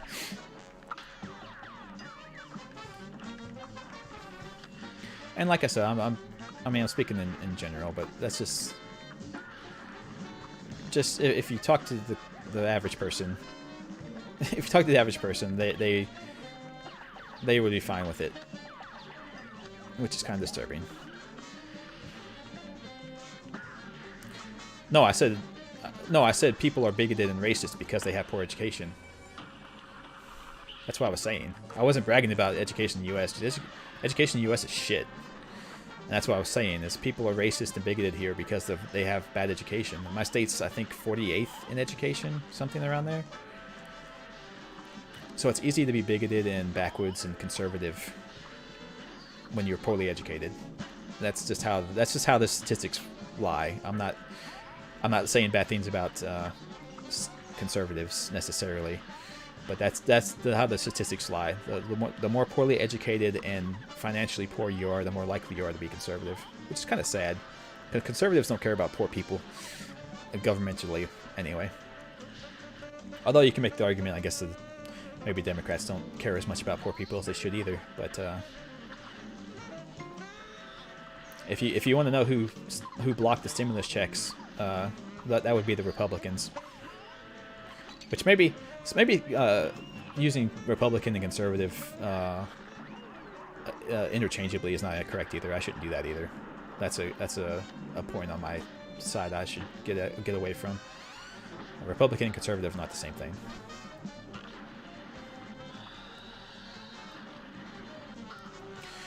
Because I know conservative principles. Fuck.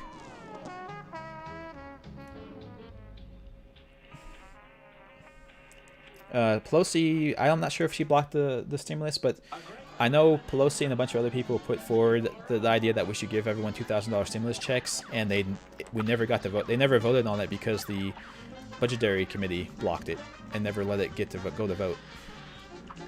So if that's what you're talking about, Pelosi didn't block that. However, I don't doubt that she would. If I think what happened for some of the stimulus stuff is they tried to attach a bunch of those little side bills that they always try to attach to something, and the Democrats didn't like that, and I think they blocked that one. I can't remember exactly though. I've lost touch with it a little bit. Yes, Irene, definitely.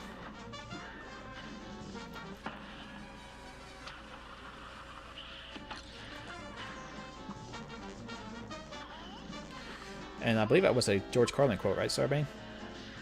Both of those lines? That was George Carlin, I believe.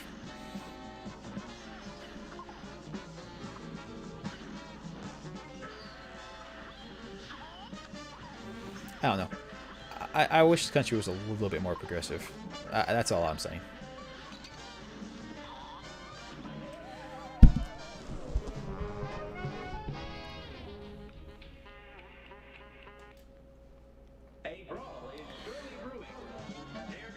Kozer, for that particular instance, I would look into the specifics of that more than just maybe the headlines.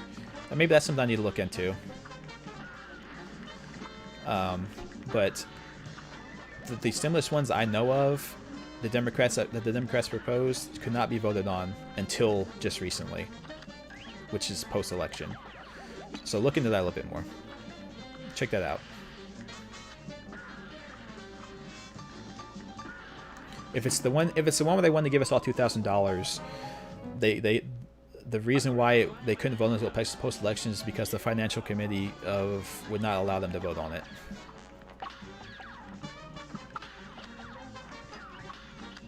There you go, my 3 parries. Got it. That's true. That's true, Starbane. I miss Carlin. He had good insights about the world.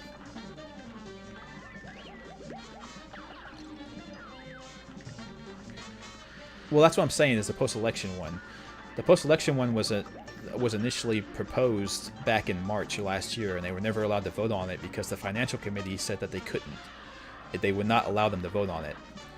Because I've seen a lot of people say that the Democrats voted against the stimulus bill, and they didn't vote against it.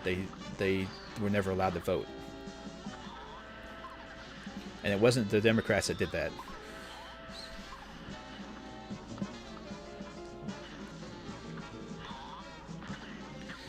Yeah, George Carlin, he had a way with words too. He was a very good wordsmith. He had a good mastery over language, which is very interesting. Which is what made his comedy really interesting, was his command over language. Oh, I'm 100% sure of it. You can look it up if you want. The bill that they proposed that was going to give us all $2,000 checks that they proposed back in March of last year was never allowed to be voted on until after the election, and it was the financial committee that did not allow them to vote on it. That was Republican controlled. I looked that one up specifically because I've seen a lot of people saying that. They can't vote against it. They never allowed to vote on it.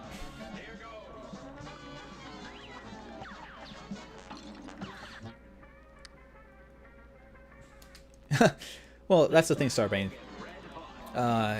You tell the truth in a way that people can humorize or take a little bit lighter than the reality of the situation.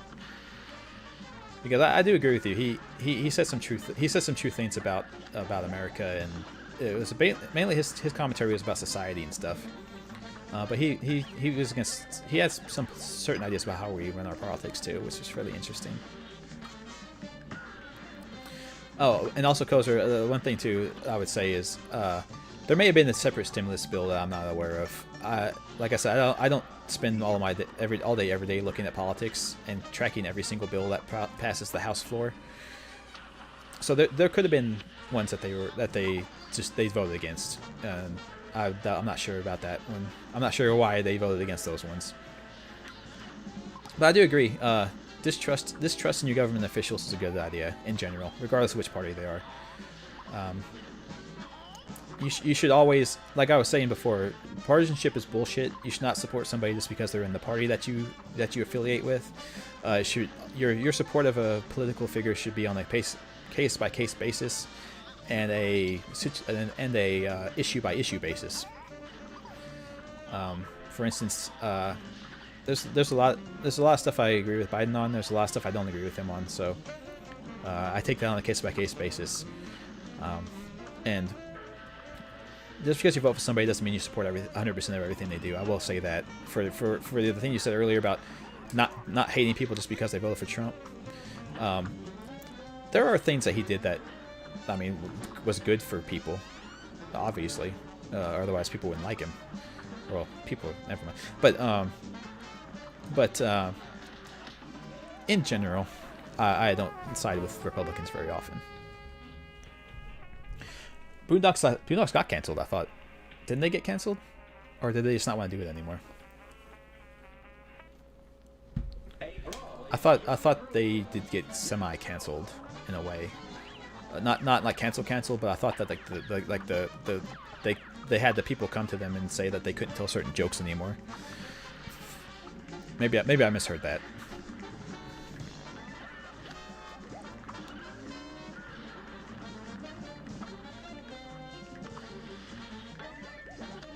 Oh yeah. But were they coming back with Comedy Central still? I thought, or were they coming back with somebody else? I can't remember.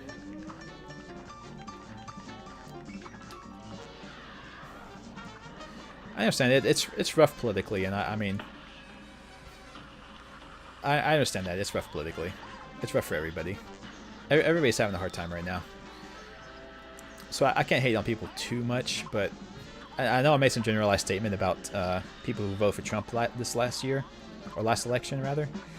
And I kind of stand by that just because, but I would have to, that's a generalized statement. I would have to talk to a person who did that and see why they did that. It's just, in my experience, that's the kind of situations I've run into. It's basically everyone who supports Trump basically says, well, I'm doing good right now. The policies he passed got me a lot of money, so I'm going to vote for him again. And I don't think that's a justifiable reason to vote for anyone. Because the implication is that the other party would not also get you money, which I don't think is true.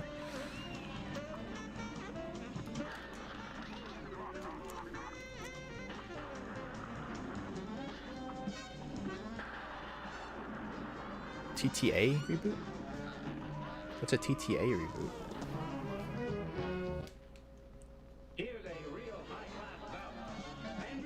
Tiny Toon Adventures? Oh, I didn't know there was going to be a reboot for that. That's crazy.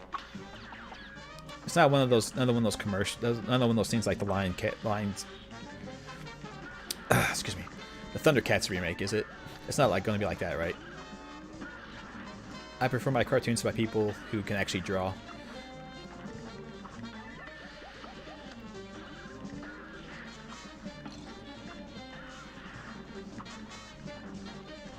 Oh, that's cool then.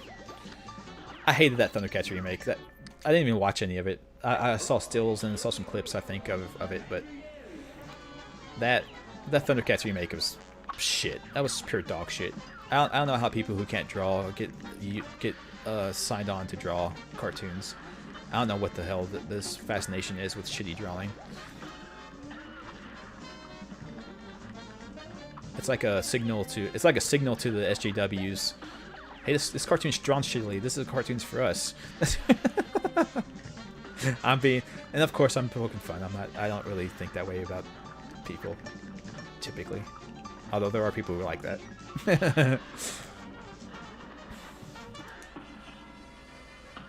That was a bad time to use this ability.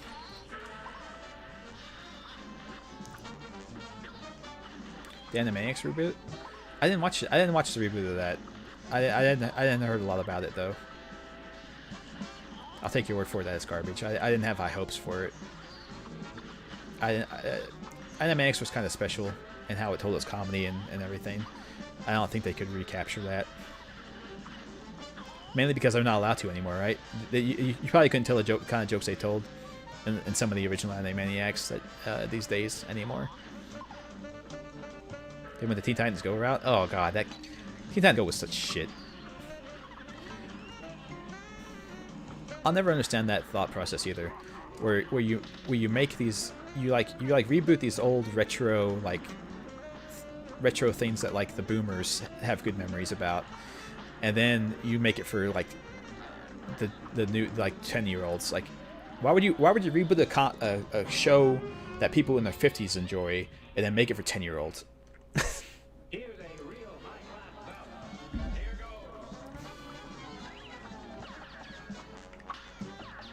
It doesn't make any sense, but that's just me. Maybe it's a bigger market. The 10 to 15-year-olds are a bigger market than the 50-year-olds, so who cares what the 50-year-olds think?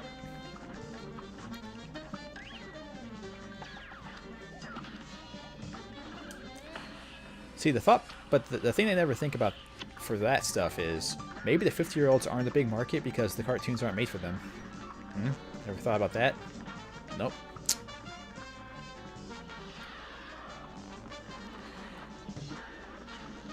Yeah. That was a funny joke. Fingerprints.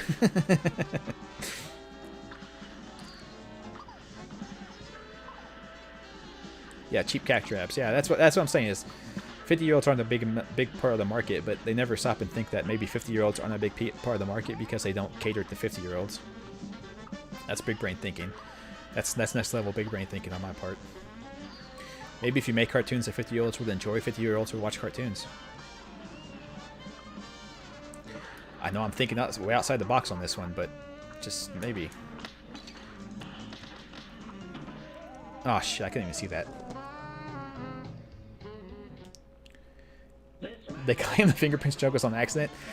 Maybe initially, but they definitely, when they drew it, knew what they were doing. I could see maybe they wrote the joke and then they were like, hey, wait, that could be the play on words. That's pretty funny. Maybe. Maybe they had it planned the whole time. Who knows?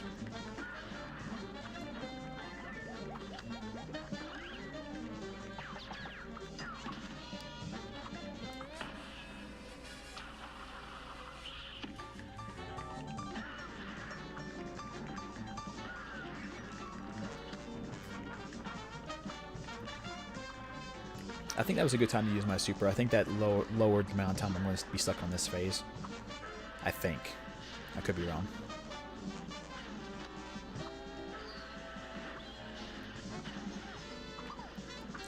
Man, I haven't died an embarrassingly large amount of times on this guy. It's very sad. And this part's got me more than anything too, which is really weird. This part's not technically super difficult. Ah, fuck!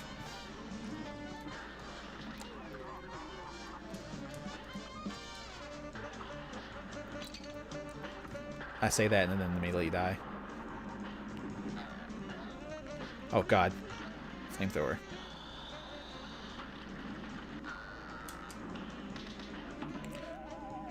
I didn't even see that one. See, I'm not even coming close to killing that one. I'm not even getting close to getting past that phase, which sucks a lot. He takes so much damage. Yeah, that's the only thing I could say against this fight. I guess maybe is this fight is a fucking slog. It takes so long to get past every phase, and there's so much room for you to screw up. But again, it's a fair fight. It is a fair boss fight. Fuck, I couldn't dodge that because if I dodged it, I wouldn't land on the cloud. I don't think I would have anyway.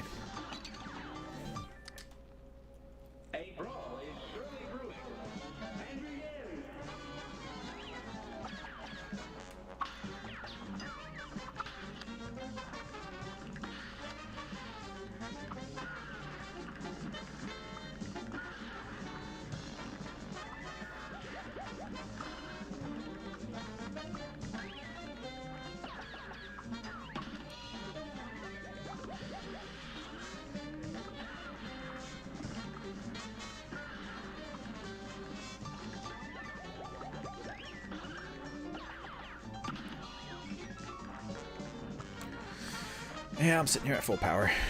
I think I need to save it for the last phase. If I don't save it for the last phase, I'm just never going to get through it. It's too hard. It's too hard. It's too difficult to fight.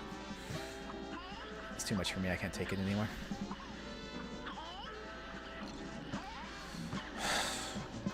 Yeah, my dodge finger. I need to... I just don't dodge enough. Like I said, I've said it before, but I just don't dodge enough.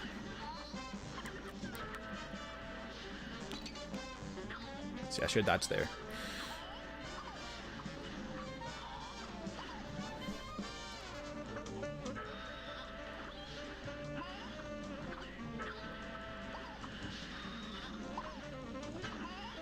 I am sure there is an AI, like an AI or some algorithm that determines where those guys are going to jump, but I don't know what the hell it is.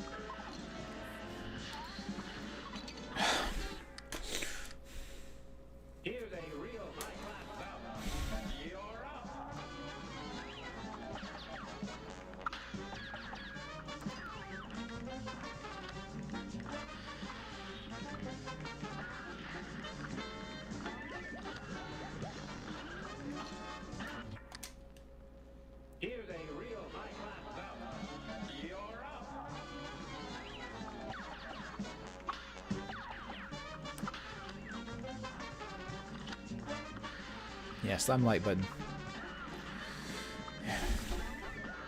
I need to say that more often, actually.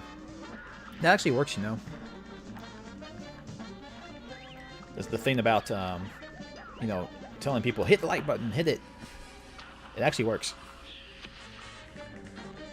Oddly enough.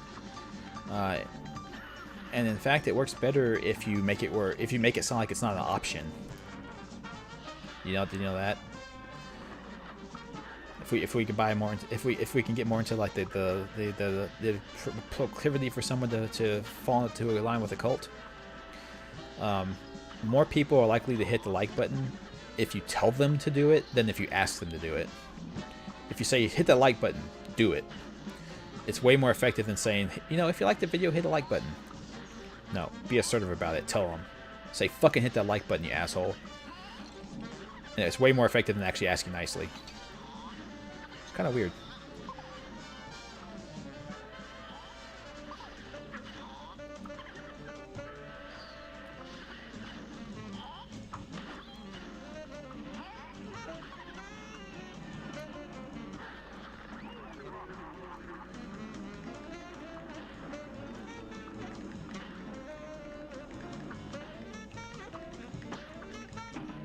Oh, I didn't think that was going to hit me. Shit. Or bribe him with whiskey like Rick Hida does. I didn't know he did that. That's pretty funny. I mean, if it works, it works. I do that as well, Starbane, but a lot of people don't apparently. Fuck, I need to. I do it too, Starbane, but a lot of people don't apparently. I don't mind the person saying it at the end of a video. Like, at the end of a video, if they say, like, you know, if you liked it, hit the like button and subscribe. That's the kind of stuff I'm like, okay, sure, whatever. But if a person at the very beginning of the video says, leave a like, hit the smash, leave a like, subscribe, leave a comment at the very beginning of the video, it's like, fuck you, man. You haven't even given me anything to like or comment about yet. It's like, how about you wait until there's actual content before you tell me to like it? Like, yeah. Or that stuff really pisses me off too. I agree with you on that, Kozer. If we hit 1K likes, I'll do this or that. Like, there are people out there who are like, if we hit 1,000 likes on this video, I'll cover this band again. I watch reaction channels a lot. I like reaction channels. There's a lot of reaction channels where they're like, if we get 1,000 likes on this video, I'll cover this band again. It's like, no, you're going to cover this band again regardless. This 1,000 likes, give me 1,000 likes or I won't make another video is bullshit. They're going to make another video. That's how they get their money. It's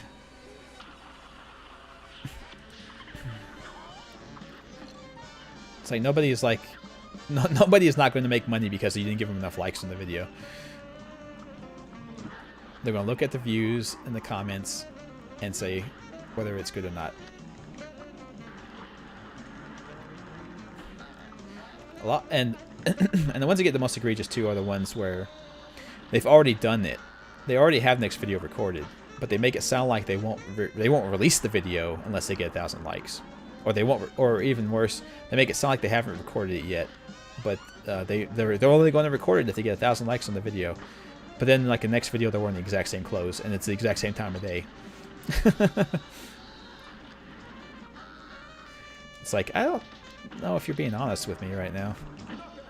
Finally, fuck my life, Jesus.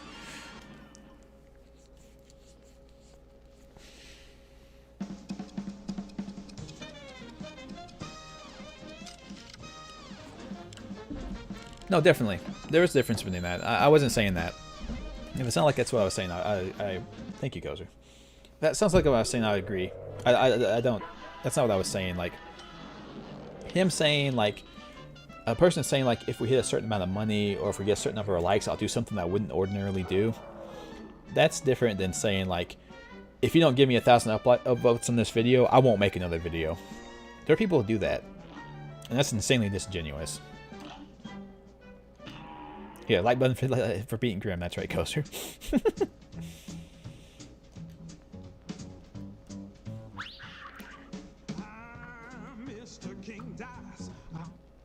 He's Mr. King Dice. Little Mugs have some fight in them, I'll say that much. They're making mincemeat out of them deaders. You see? I knew there was something special about them fellas. Well, don't be too sure yet, boss. I think there's something fishy about those two. Don't blow your wig, Dice. If those two little finks try anything, I'll be waiting. He will be. Actual cutscenes, it's nuts.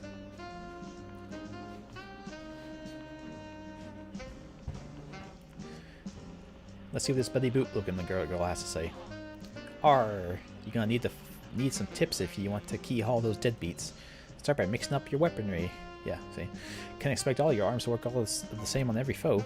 Mix and match, landlubbers. That's what I say. Mix and match indeed.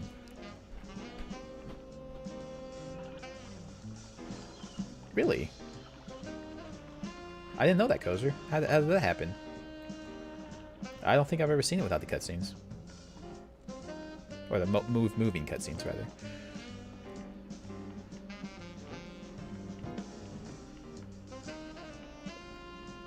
Anyway, okay, so that's at Allen down.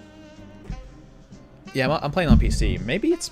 I don't know why it would be PC only. It's not like this game is hardware intensive, right? So, 2017. Maybe it is a patch. I don't know. I'll be right back, though, guys.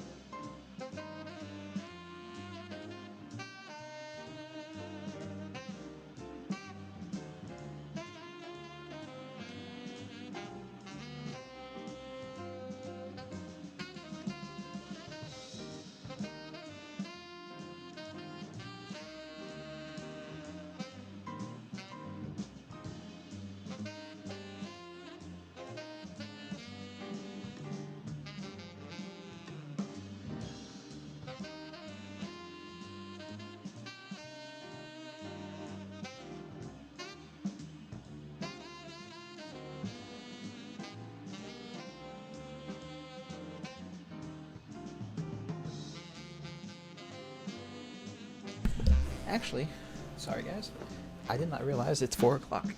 I completely lost track of time there. Oh, in my rage against the dragon. My mistake. Also, I would like to put forth something.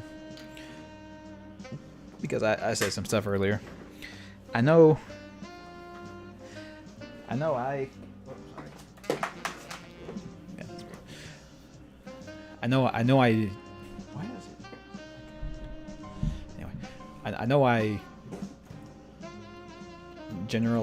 I generalized Trump voters fairly poorly earlier. I will admit.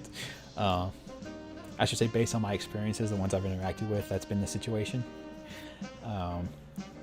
I know he's done good things. I'm not so blind and partisan that I don't understand he's done some good things. So, if you voted for him, if you're in the audience and you voted for him,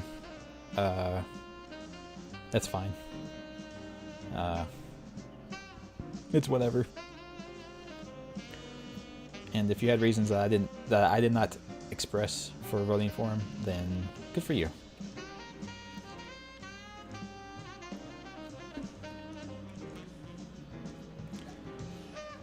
I just, I don't know.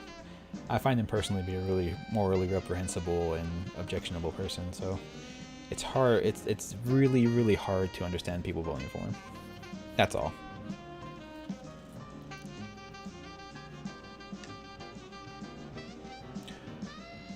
That's true, Kozer. And I guess I was feeding into that particular harsh rhetoric, which is on me.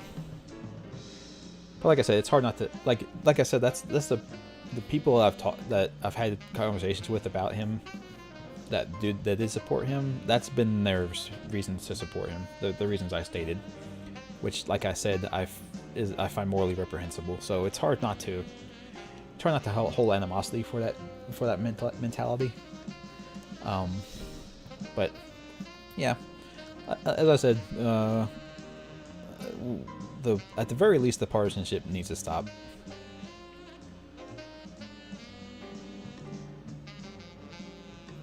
Yeah, Starbrain, definitely. It does feel really bad though to do that. We have third parties on occasion, but it feels really bad because they're not going to win. And the bad part is the mentality of they're not going to win makes it where they can't win, right? Thinking that they can't win is a very big part of why they won't win, which is unfortunate. But yeah, just in general, the partisanship needs to stop. And we need to stop viewing people who align with the other political party. We need to stop viewing them as enemies necessarily. There are definitely people who want to be your enemy, who are not politically affiliated with you. There are people who want to be your enemy. They show themselves on the 6th, right? All those people there were Republican, but that doesn't mean that all Republicans are like them. So, I think we need to. Yeah, I think you're right. I need to be a little bit more careful with my wording, I suppose. I would. I should say, instead of all Trump supporters are sociopaths, I should say the ones I've talked to are sociopaths. How about that? or explain or display sociopathic behavior. I'm not a psychiatrist.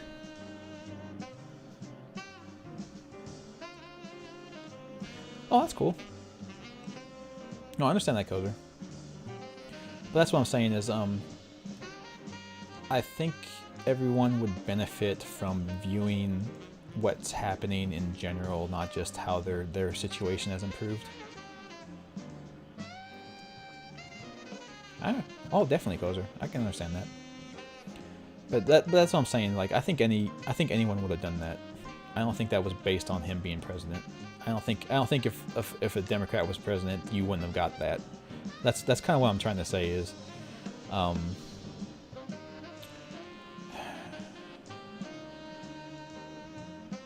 when you're in a really, really bad situation, if your situation improves, it's hard not to be like, well, I guess we need to shake it up because other people are doing worse. But Maybe I'm speaking from a situation where I'm pretty well settled and doing good regardless. So, and my situation improved under Arnold Trump. I'll say that I got my tax breaks were better, and some other various things went better for me.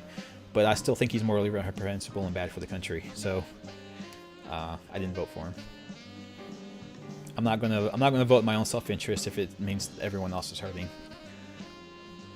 or a significant portion of the population is going to be hurting. And I think that the way he behaved was damaging to more people than he was beneficial to. And that's basically where I'm at. So I couldn't support him, even though he helped me. Because it's not just about me.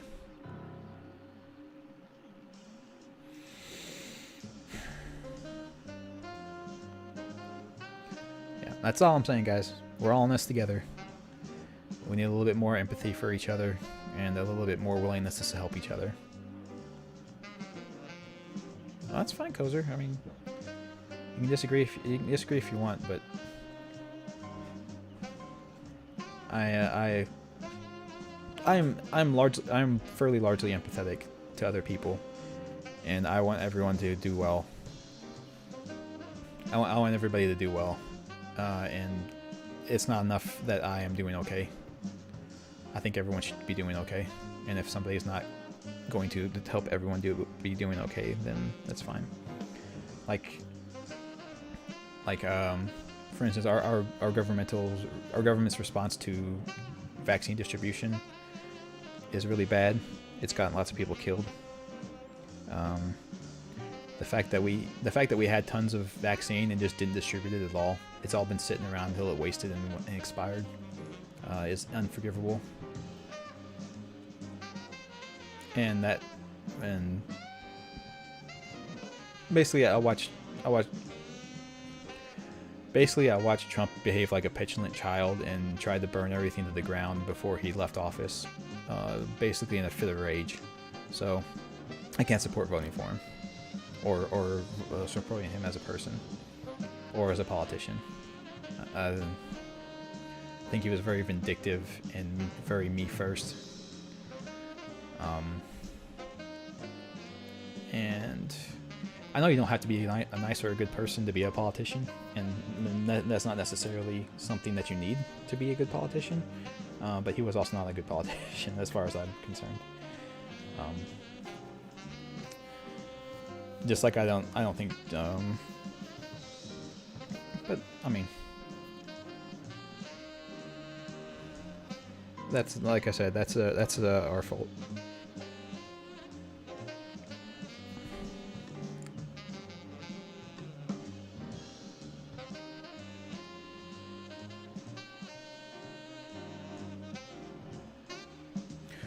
Yeah, Kozer, I think there's another quote that has something to do with that. Something along the lines of, no person worthy of holding office would want to do it.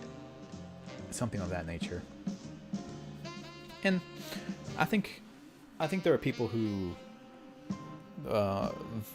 behave. Okay, here. I think there are politicians who act in what I think they think will be the best interest of the country. I think there are politicians who behave that way. They do what they think will end up being the best results for the country. But I don't think Trump was one of those people.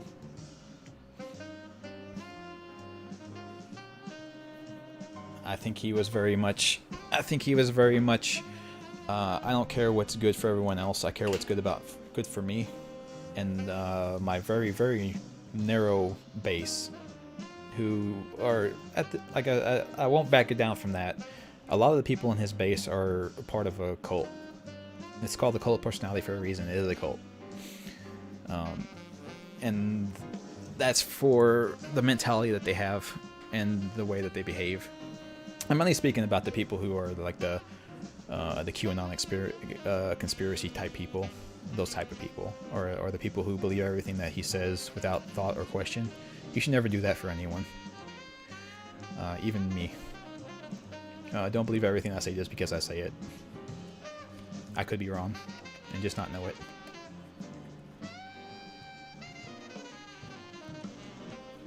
Or if I was particularly bad, I could be lying to you on purpose. I'm not doing that. I wouldn't do that to you fine folks. But I don't know. Oh no, definitely. It's what you do with your cults are bad in general, but it's what you lead your cults to do that is also something you should be measured by, and you should take a good look at what he led his cult to do. Yeah, definitely. Kennedy, Martin Luther King Jr. Had cults, definitely. Cult of personality. But if you want to say that, I'll put it like this. If you want to say that the attack on the Capitol on the 6th was not directly inspired by how he behaved and how he told people to behave, and the people in his cult did not attack them because he did not attack the Capitol because he told them to do it, I don't know what to say to you. He led his cult of people to try to assassinate members of Congress. For lies. For lies that he told them. And that is unforgivable. Because he did it on purpose. He meant it. He wanted it to happen. So he riled them up and told them the lies he had to tell them to make it happen. And the QAnon boards did not help. Definitely did not help. People got in their little conspiracy theory echo chambers, and it just kind of spiraled from there.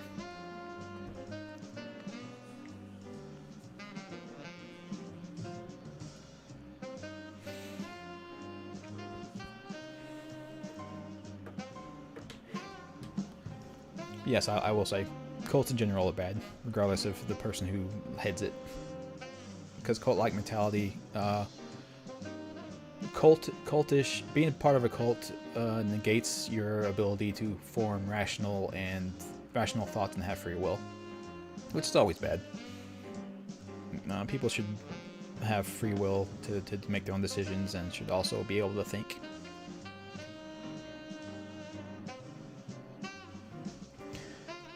Kozer, he held a rally with them and said, "We need to storm the Capitol. I'll go with you." So he didn't want people to attack the Capitol? I don't think that's true.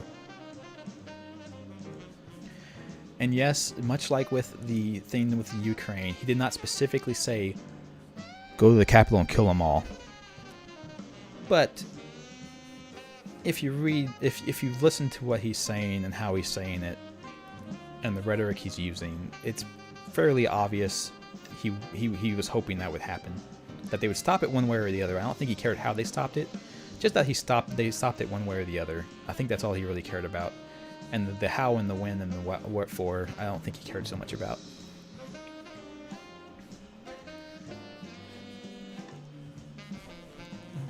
See, people say he's stupid, but I don't think he's stupid. I think he's very, very smart. He talks like a mobster. Do you know what I'm saying? Like when he called the Georgia about them they need to find some votes. He talks like a mobster. He never actually comes out and says directly the thing that he's saying, but he makes it like very veiled threats to people, and it's very disturbing to see someone talk like that.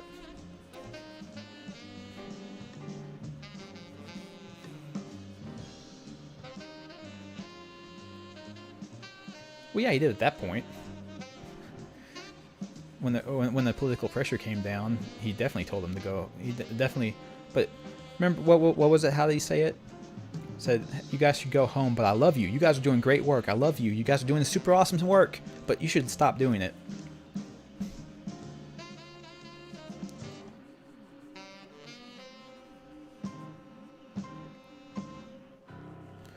Like it's a cross message. You understand what I'm saying? Telling someone, "Hey guys, stop doing that. But you're doing great. I love you. You're doing awesome. Good stuff. Very awesome. I love everything you're doing. But stop it, please. Stop it." That seems very disingenuous, doesn't it? Doesn't it seem like maybe he doesn't actually mean it? The go home part, not the I love you part. And of course, it could all just be doublespeak. Yeah, no, he did. The one where he said that he didn't support the one where he's telling people to go home. It was in the exact same video. You can go watch it. It was one of the ones. It was the one that they released as an emergency video where he was in the front lawn of the White House, I believe, is where he was at. It's that's what I'm saying. Is he talks like a mob boss. He never directly says like, "Hey, go kill that person," but he makes it very clear that he's implying that you should go do that. And I don't believe in not holding people accountable when they talk like that. If you look at a mob boss and the way they speak about to people and say, "Hey, that's wrong," then you should say that's wrong regardless of who's saying it. Just because I'm not wearing like a trilby and a pinstripe suit doesn't mean that they're not bad people, despite the movie the movie stereotype. Like there's a very fine line between, for instance, with the Georgia stuff. There's a very fine line between do this or I'll kill you, and if you don't do this, something bad will happen to you. It's a very fine line, and you have to kind of read between the lines and draw some conclusions and make some intuitive leaps of logic, maybe, to connect the two and make the two mean the same thing. But they sometimes mean the same thing, and you have to recognize whether that is what's happening or not. And if you don't think that's what's happening, then fine. But I think that's what was happening. And I guess that's for the courts to decide, right? That's not for me to decide.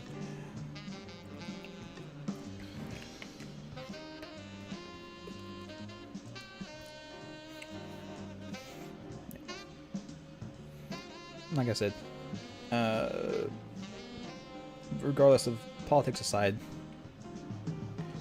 oh no, the Senate doesn't want to give him a trial. They want him to go to criminal court. The Republicans in the Senate don't want to give him a trial. They want to go to criminal court for some reason. But yeah. Anyway, I could talk about this all day. I don't have all day to talk about it. So, anyway, like I said, I'm still we're hopefully still cool, Kozer, but like I said, I just find him morally reprehensible. But you could say that about a lot of politicians, right? So it's not about politics thing. It's a person by person thing, and I just couldn't support him. I don't think he has the moral integrity to lead the country in a good direction. He's too self-serving and selfish, and he acts like a petulant child when he doesn't get his way. He's basically the giant baby. He's a giant baby, and you only get a giant baby being president. Because I'll say this: a lot of people who support him say they would never vote for a woman because she's too emotionally unstable. Well, if you think Trump is emotionally stable, well, I don't know. He is the farthest thing from emotionally stable that I could ever think of. But that's it. That's all I'm saying.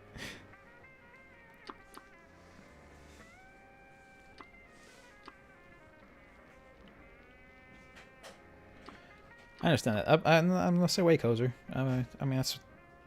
I know I've been saying some stuff, but that's because I have the microphone right, right. But yeah.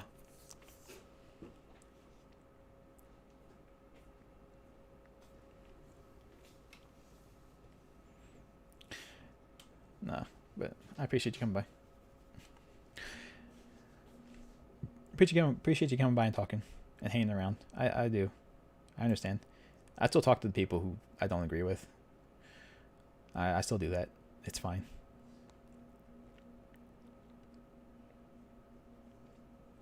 Oh, I understand that, Starbrain. Definitely. I get you. Like I said, partisanship's bad. Don't do it. Have your own thoughts in your head. Form your own conclusions. As long as you think about them and actually know what you're thinking about. Form your own conclusions. Think about it. Issue by issue basis. Of support or don't support things on a case by case basis, not because of who's supporting it. Never support a person 100%. If someone's doing something you think is wrong, always tell them so. Don't support people and things that you think are wrong just because they're the ones who are doing it. Okay? Free thought, free thinking. Form your own conclusions. That's all. And it sounds like you guys are doing that, so I appreciate it. And thank you for joining me and watching and hanging out and putting up with my rambling. I know sometimes I can be a little bit too forward with my opinion, but you know, I want the best for everybody. I want everyone to be happy. That's all. So no, I hope you guys are in that regard. I hope you guys are doing great. Have a good day. Have a good week. We'll come back next week.